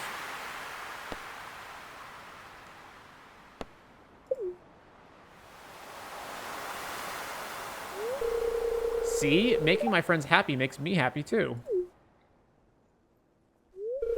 Okay, the cookies make me very happy, but friends, they make me even happier. Thank you, Ollie friend. Please come visit me again. Next time, I maybe have a gift for you, yes? Of course I'll come visit you again, Lexi. You're easily the most interesting person I've met around here. Sorry, but it's true.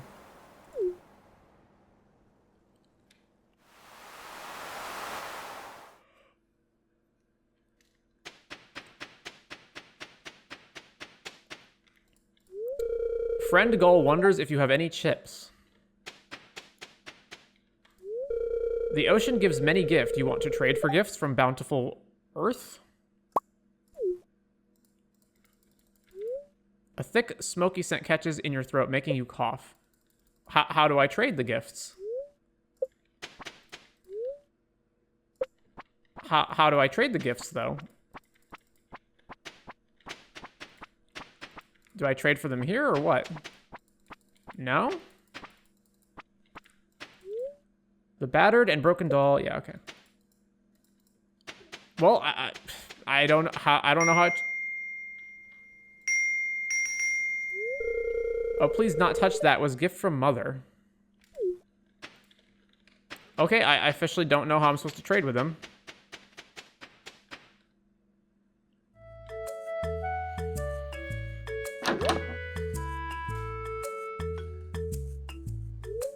Eloise waves an envelope in the air.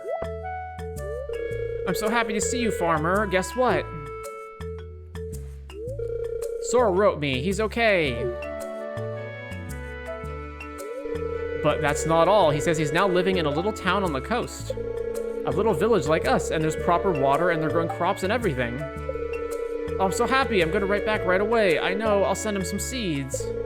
I wonder what he'll grow there. Anyway, I just wanted you to know. Bye.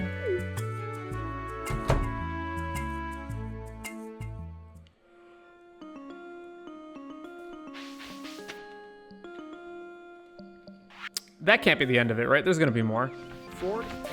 The notice board. I need an adventurer to slay 50 stone golems? I need an adventurer to slay 25 mummies. What the heck are stone golems? I have never even seen this enemy. 9 days to complete versus 2 days to complete the mummy thing. The only place that I know that mummies show up is in the desert caverns. I have no clue where I even find stone golems, so I'm just not going to accept either one of those right now. Oh, hey, Rosa. What are you doing down here, Aideen?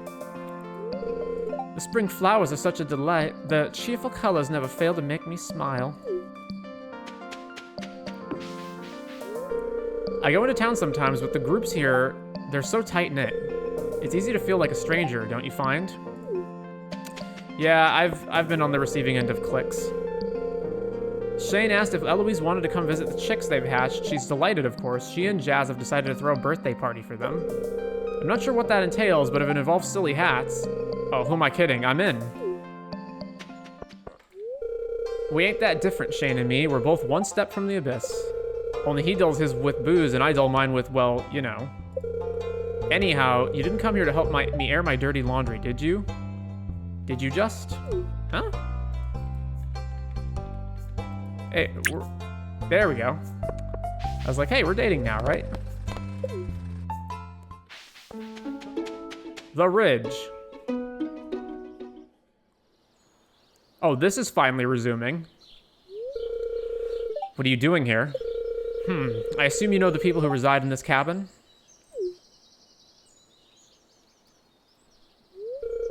Hey, don't worry. I'm just here to ask questions. I don't want any trouble, okay? If you trust that your friends are good people, then there's nothing to worry about. Sounds like a fascist to me. Never to warp. Whoa. What do you want?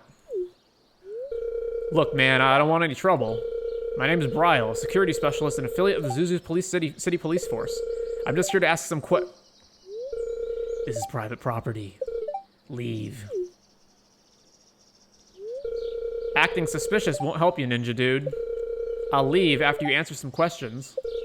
Recently, a couple of high-ranking politicians have been assassinated or have gone missing.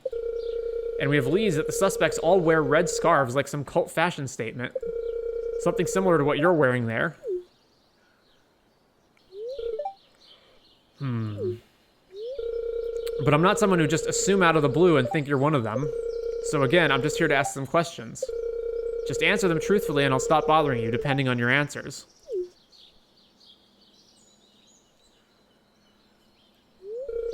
Fine, one question. then leave. A stubborn one, eh? Okay, then, one question. What do you know about those attacks? Just answer that truthfully.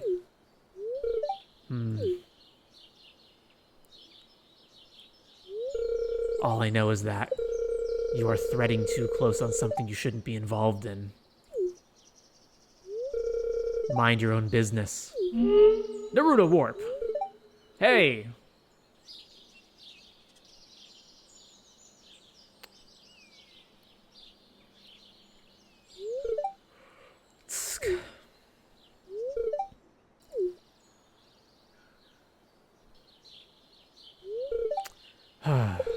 Are you still sure your friend isn't suspicious? I mean, he's suspicious, but I don't think he's an assassin. He's a good guy. I'm not so sure now. Mind your own business. Stay silent. I mean, I don't really know enough about him, so... I'll continue this investigation soon.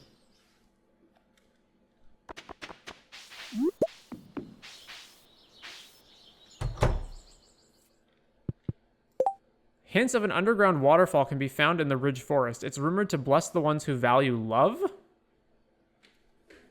Hints of an underground waterfall. Caves out here. Yeah, is it this one? Aha! Mystic Falls of Sacrifice. Among the heaviest of burdens are those carried by those who fight for the greater good. The Blood Bane, 120 to 180 damage club. How much? Our current club's better than that, right? Yeah, we do 140 to 160. So I guess no, we don't have the same max damage, but we have a better floor damage. And then there's the Daggerkin. All right, well. Find the hidden waterfalls surrounded by pink trees and sand.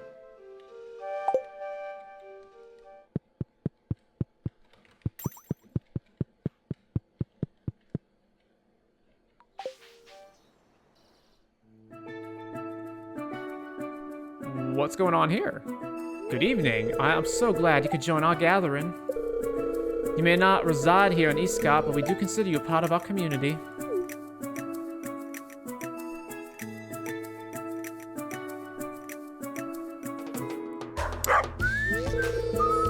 Hello, farmer. We're teaching Gremlin new tricks.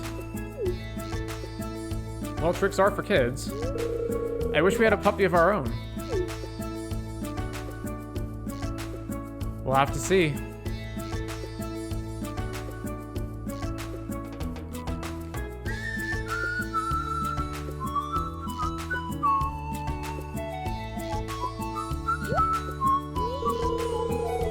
Howdy, it's good to see you. You want to play fetch?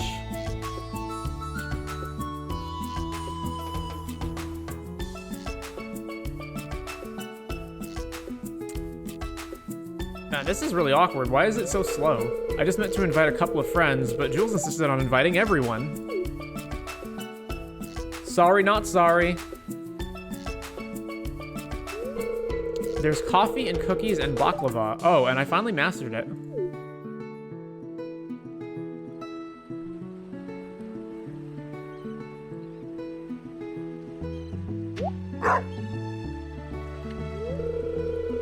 My Nana's spanakopita with a Stardew twist.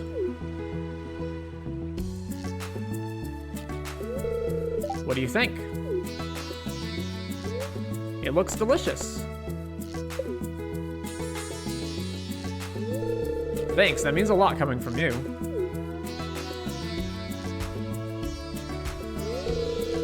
You want the recipe? Okay, sure, here it is.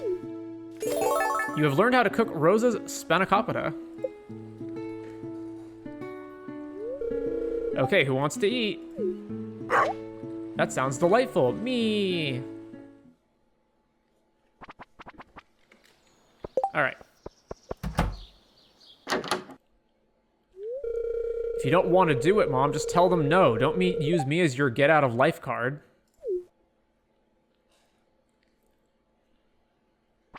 But Oliver...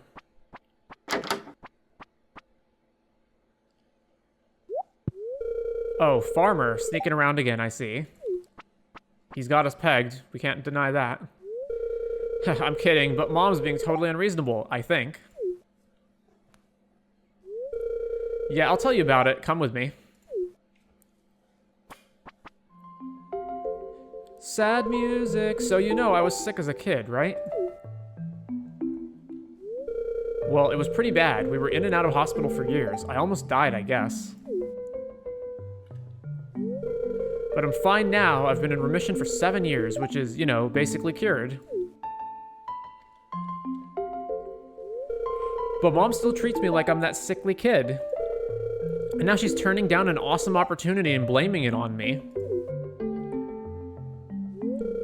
She used to be this big-name opera singer, the Zuzu Songbird. You might have heard of her?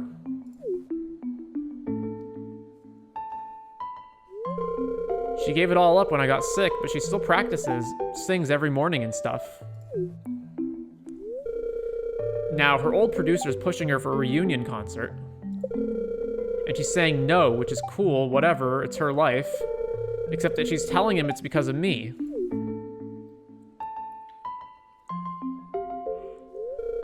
If she really wants to do it, then she should do it. And if she doesn't, then just tell them already. I'm sick of being her excuse. Does she know you feel this way? She's your mother, she loves you, show her some respect. Sounds manipulative, don't let her use you like that. Yes, I've told her enough times, she just doesn't listen. But you're not entirely wrong. I guess I've got to talk to her is all, properly, like we're both grown-ups. And maybe she'll see that I'm not just a sick little boy anymore. Thanks, talking to you has really helped. You're like that TV Dr. Guru guy.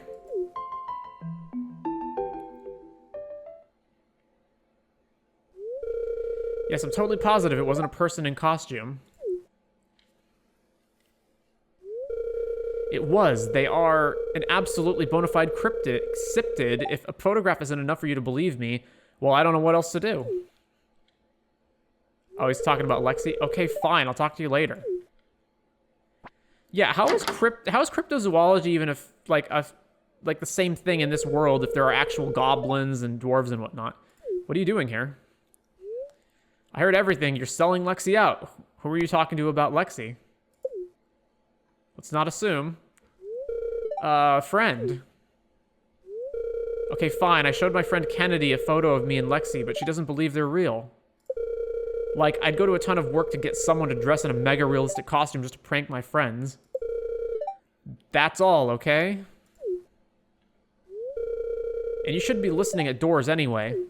Called out, and rightfully so. Wait, that was it? That was the cutscene?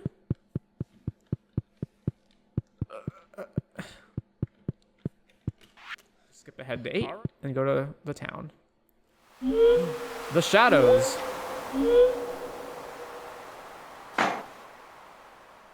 At least we announced ourselves this time.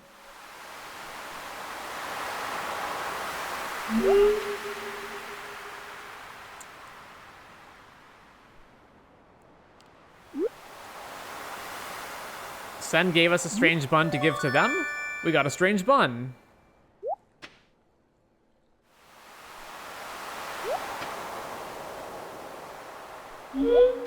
How come the other one doesn't talk ever?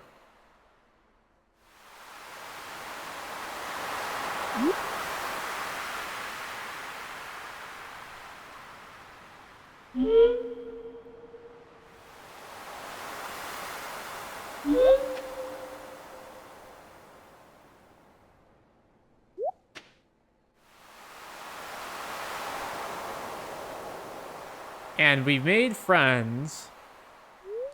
That went better than expected. Oh, that was it. All right. Number 28.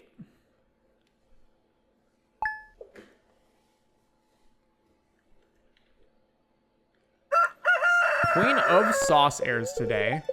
We learned how to make a lucky lunch.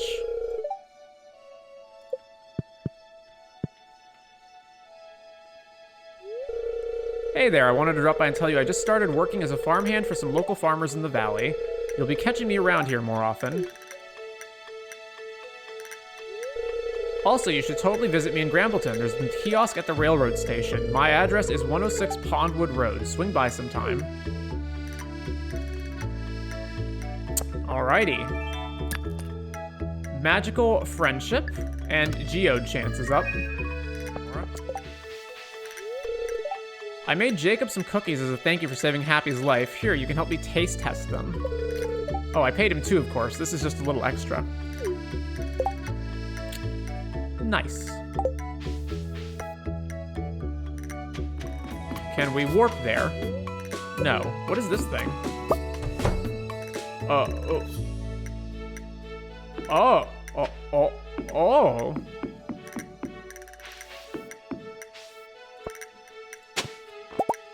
Well, this is new. It isn't safe to wander on the train tracks.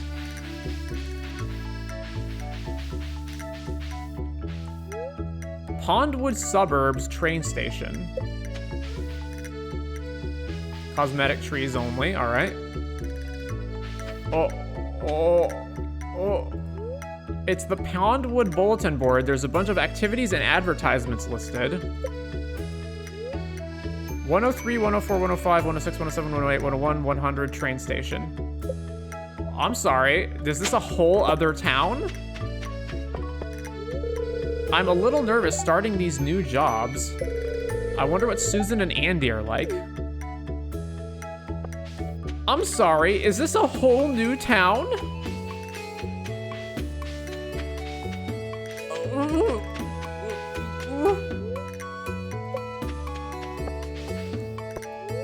The red pickup truck is in pristine condition.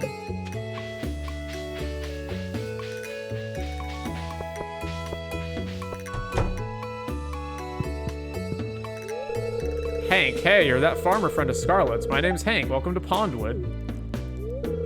So, how's the valley life? I've heard nothing but good things from there. My husband has a contract with Marnie's ranch.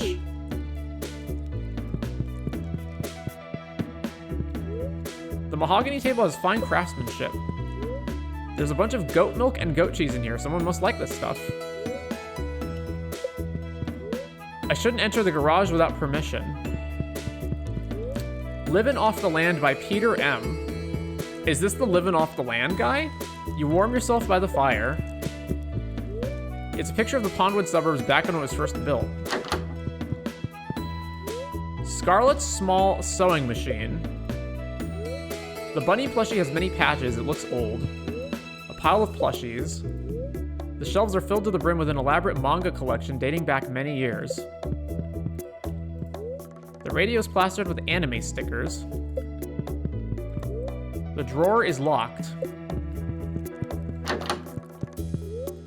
CJ Jolly Roger. This battleship was involved in 24 naval engagements. Ah, you must be my daughter's friend from the valley. It's a pleasure to meet you. I'm Trayvon. Scarlett's my little girl. She never made friends around here, so I'm glad she has you and Sophia in her life. So there's NPCs, but they're so inconsequential that they don't even get portraits. It's a vendor contract with several signatures signing off on it.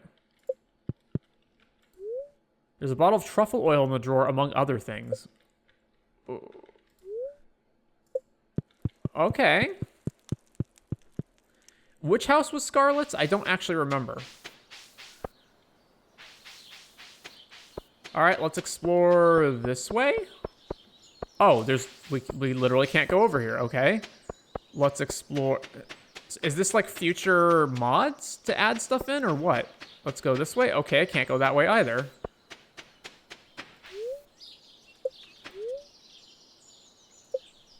I'm sorry. Did I miss something here?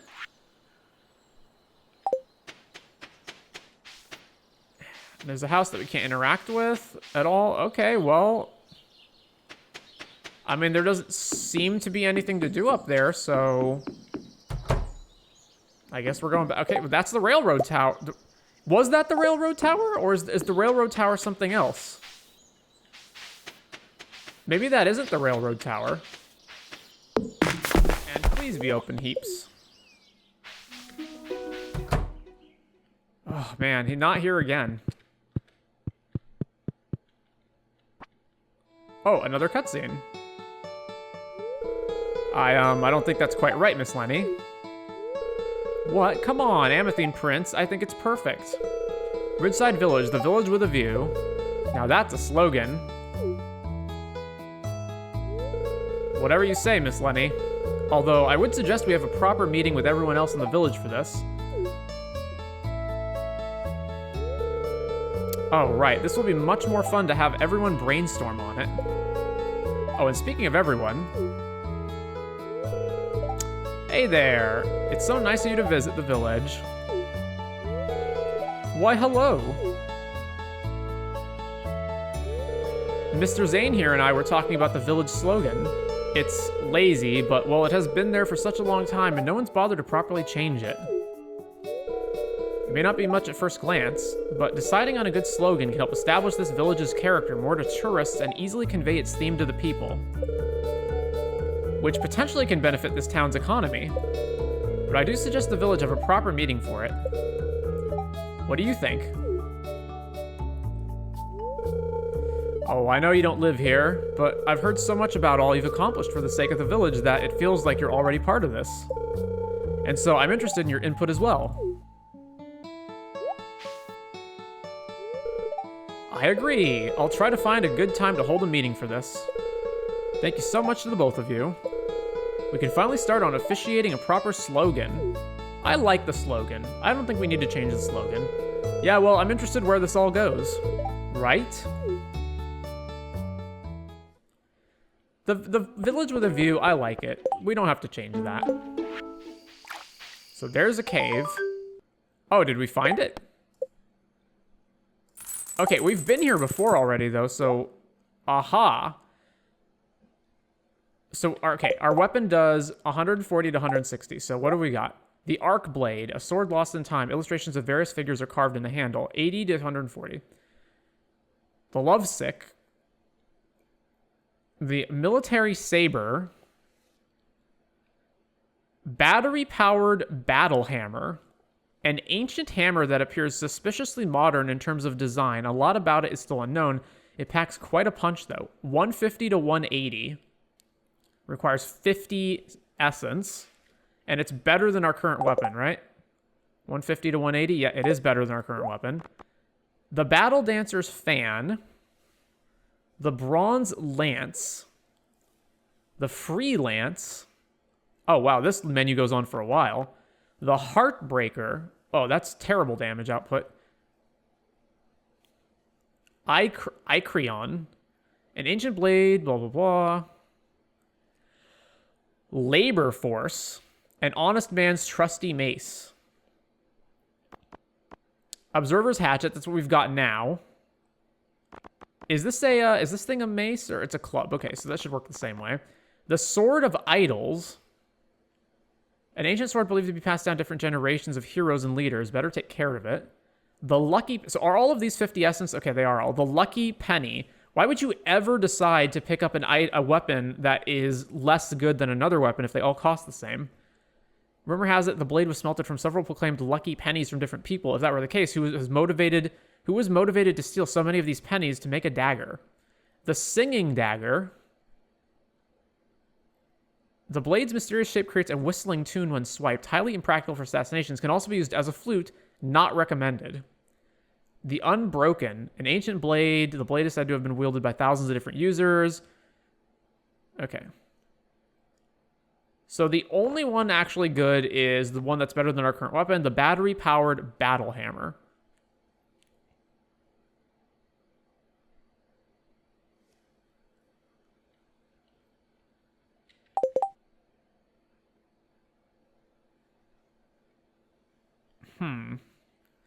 So we need 50 essence, which we're not going to get now. We do have 50 essence in our storage. Mystic Falls of Love. Being able to catch the heart of someone is both a blessing and a curse, but in the presence of these waterfalls, love prefers to be a blessing.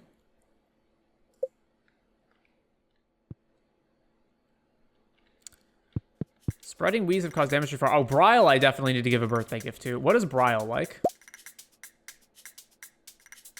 A genuine autograph, duck feather, rabbit's foot, prismatic shard. All right. Hello, Leah. Some people think that there's something going on between me and Elliot, but that's never been the case. We're just good friends, nothing more. So, anyway. Speaking of...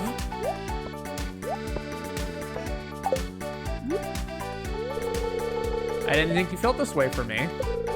I guess we're a couple now.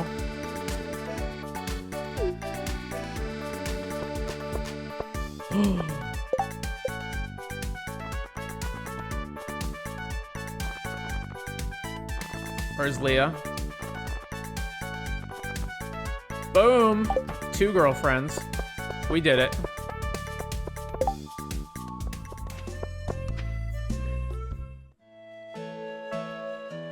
You're a big one.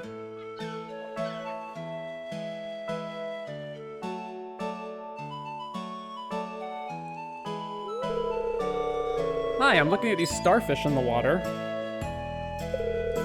Look at this bright orange one.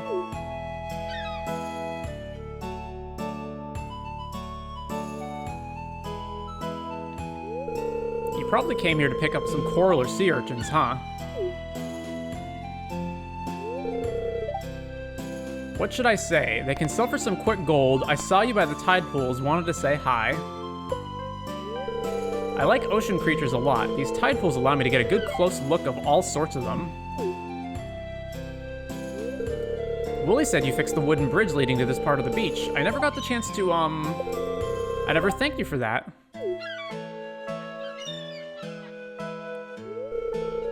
My dad built that wooden bridge years ago so I could visit the tide pools during the summer. It got damaged during a storm, so I couldn't get over here without swimming. With my dad being away, no one bothered to fix the bridge. But you fixed it. No one even asked you to, but you did it anyway.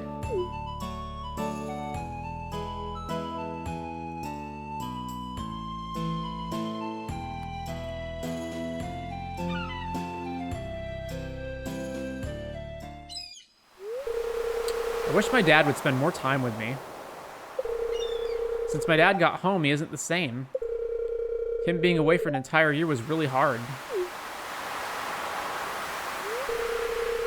I'm so happy he's back, but it isn't the same. I don't feel like looking at the starfish anymore. I'm gonna go. Bye.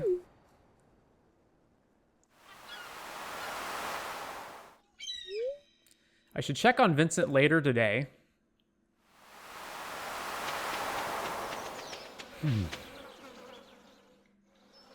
Another Adine cutscene. Oh, I'm so glad to see you. Have you seen Baron Munchington? Oh, sorry, the accent. The naughty vagabond has been wandering off each day and coming back hours later as smug as the cat who ate the cream. And I have no idea where he's been going. He's probably found another home. Maybe he needs some time to himself. I'm sure he's off on secret cat business. Maybe he has a girlfriend. A girlfriend? Are you implying he associates with that scruffy little tabby cat that lives by the beach? Baron Munchington would never. He has a pedigree. His sire won 3 blue ribbons. Still, I do suppose there is a lure to the untamed.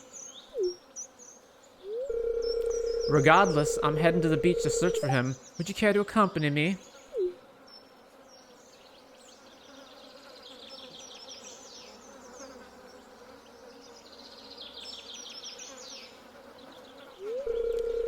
I don't know, Munchie. I think she might be a little too good for me.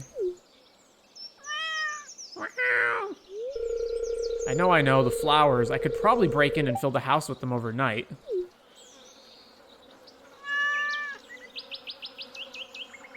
So wait, do these two get together at some point, even if Adine is a romanceable character? You're right, little lady, you're right. A bouquet would definitely do.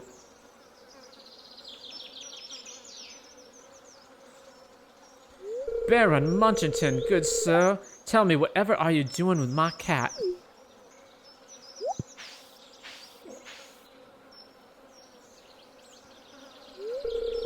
Just some time spent, ma'am, or you're welcome to join if you'd like. Well, perhaps I shall. I hope my Muncher has been behaving himself. I've been teaching him to be a miscreant, actually. My apologies for coming across too harshly, but he is usually such a homebody. It's unusual for him to stray so far from home. Has he been visiting you regularly? He's been excellent company, and he's been by often enough lately. You can probably assume he's here if not with you. He's a very good listener, isn't he? Very attentive. Although I'm not always sure his advice should be trusted, he has been known to steer me in a direction that feels entirely too unpredictable.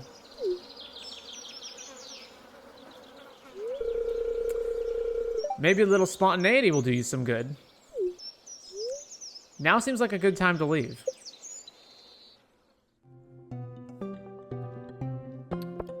Ho ho ho! Krobus and Luna, really? Is that a shadow folk?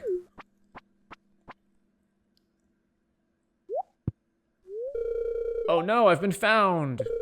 I must run! Why is he out in the daytime, by the way? Hey, wait. I'm like you, I'm a shadow folk as well. Well, once before. Wait, what? But you're human, I can clearly see it. Yes, well, it is a long story. But please believe me, I'm telling the truth.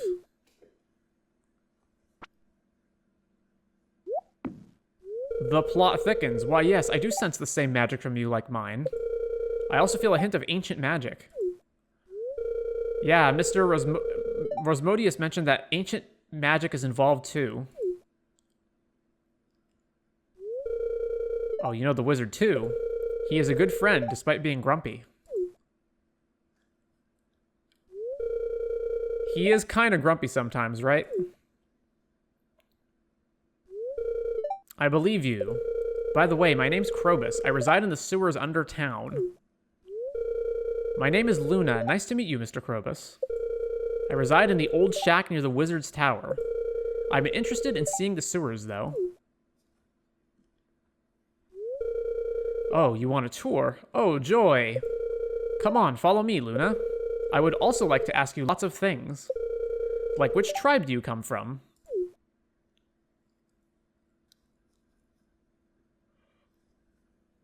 Huh.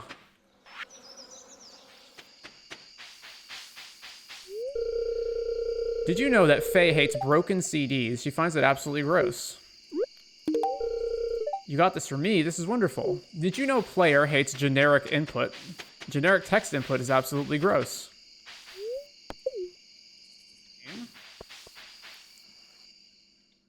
Krobus and Mateo. So, I believe that perhaps part of the reason some of my people have gotten agitated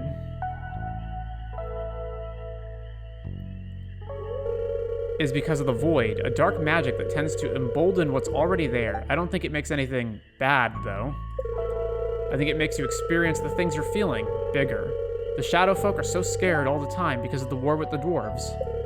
So some of them are driven to violence out of fear. It may have ended, but it doesn't feel over. I don't think that's our fault, that we're afraid still. It's not, Krobus. I promise it's not. It goes both ways. If you have a lot of fear, the void paves the way to aggression. But if you have a lot of empathy, a sort of passion for change, then it makes way for hope. Yes. You and I will keep working on this. We won't make progress overnight, but maybe we can keep working toward a better relationship that's not rooted in, well, generational trauma and needless suffering. Let's call it what it is.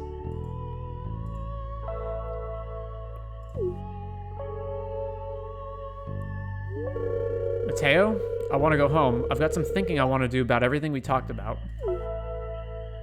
Wait a second. Before you go, there was something I wanted to give you.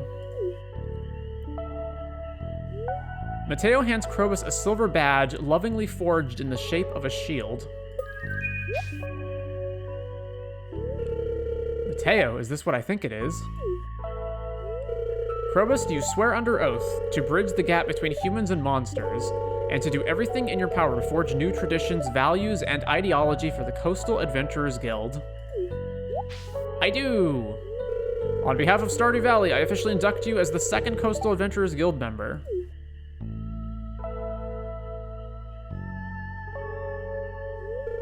Alright, Krobus, do you want me to walk you back home? No, I got it. I'm an adventurer now, after all, but thank you. He took the words right out of my mouth. That is exactly what I was thinking. I wish I'd said it. Mateo, I'm sorry about your injuries. It's alright, Krobus. I'm sorry for misjudging you, but things can only get better from here. Good night, both of you. Good night.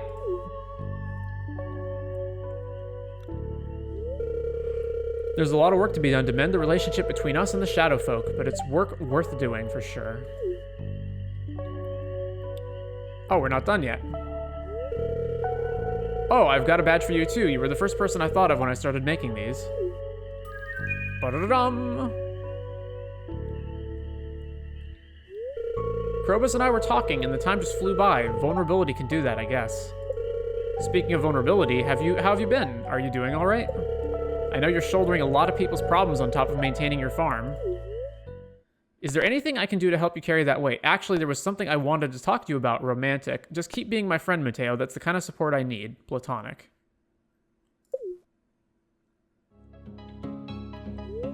Well, I've got your back. If you ever need anything, just call me, all right?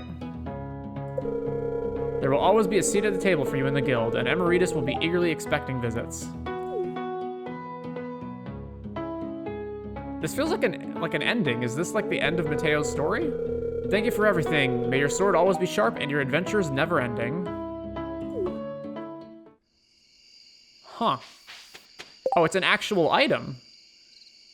It's a ring? The shield-shaped, hand-forged symbol of your guild membership. The number 23 is carved into the back. Plus 5 defense, plus 10% attack, plus 1 magnetism.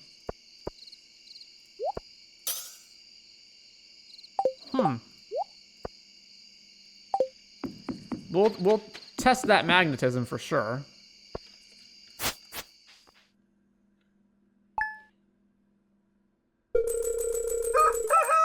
Reserved a birthday for Lantana today. Don't forget to visit the Log Cabin Hotel. And we should get her a gift too, right? Lantana. What is she like? Amethysts, fairy roses, rabbit's foot. Let's do sunflower.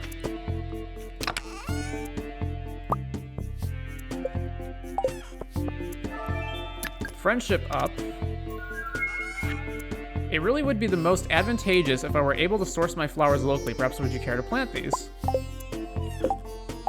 Oh, come on. It gets rid of the ones that you speed grow. That is bullshit.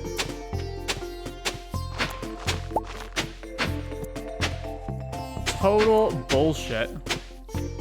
And you lose the speed grow. Absolutely nuts.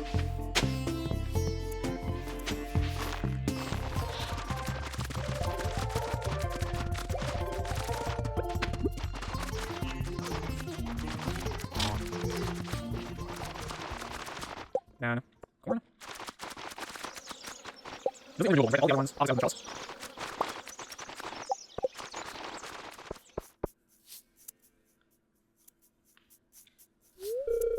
Good morning. It is morning, isn't it?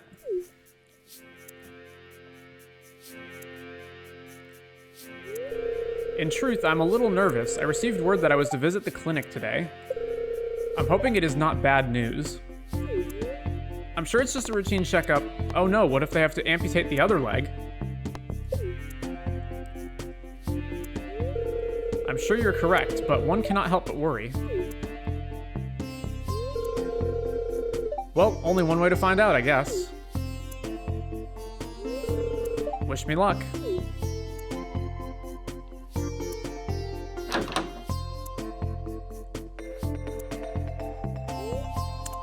Follow him in.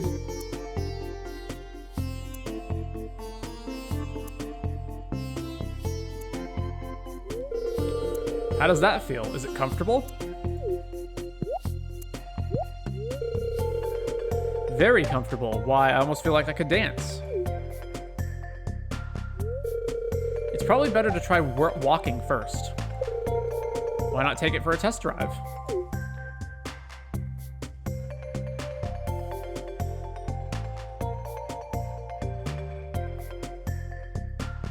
It's wonderful. The flexibility is amazing.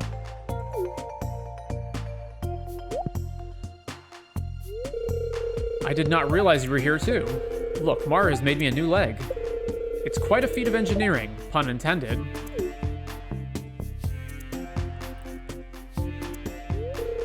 Thank you so very much, Maru.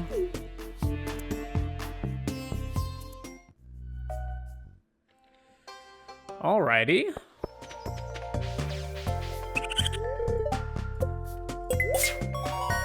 Raccoon, power up. Thanks, Bobo. Take this. 5 mystery boxes. The shop has expanded. Fairy dust for a mystic syrup. Oh. Well then.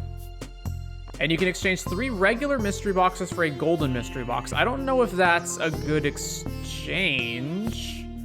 I guess it would depend on how valuable the golden mystery boxes are in comparison to regular ones?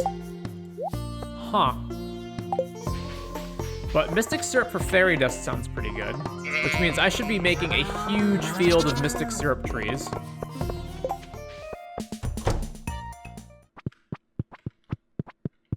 To the event.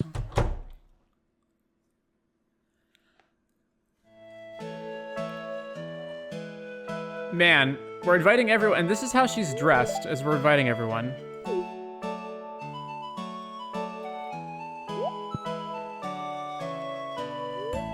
Happy birthday, Lantana.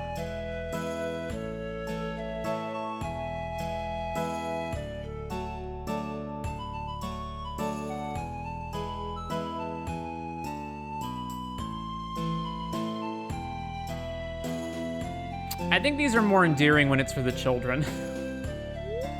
The party was a blast.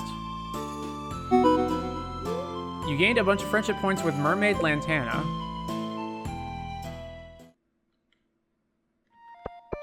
Alright. Another thing is, now that we're up here, we've got 37 essence. The beer helps with nightmares. Sometimes I wake up and can't go back to sleep without a cold one. That don't sound good.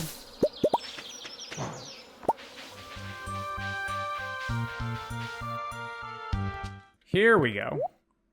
All right, the battery-powered battle hammer. So, is this going to be good?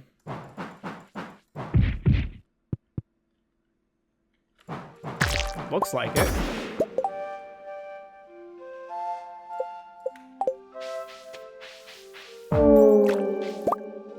I guess let's test this. 226 damage versus 470, because that was a critical.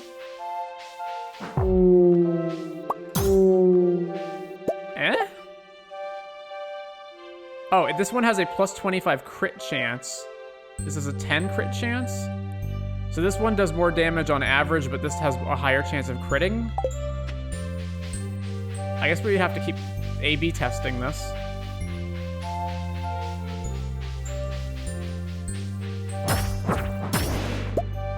So it's like 200 and something when it doesn't crit, but it's 400-ish when it does crit. So 222 versus this one. 252.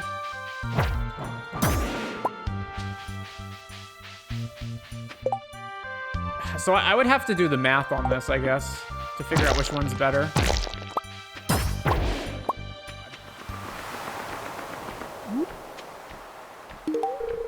Oh, you brought me a birthday present. I appreciate it. Thank you. Then back... No, not to the mines. To the bus stop.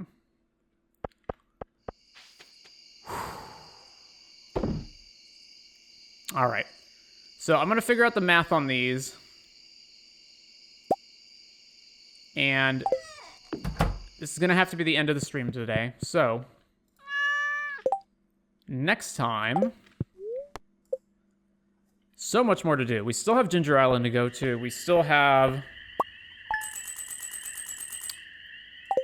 continuous work on our farm.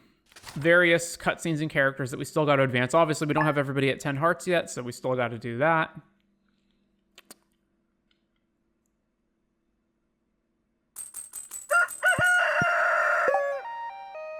Yeah, we got to finish the abandoned Joja Mart. We've got to catch some rainbow trouts. We got to finally meet Goat Herd. I don't know how we do that. There's the Junimo Woods to explore. We got to recatch the Legend Fish of Summer because I had to restart and I haven't caught it yet. So much more next time on Stardew Valley.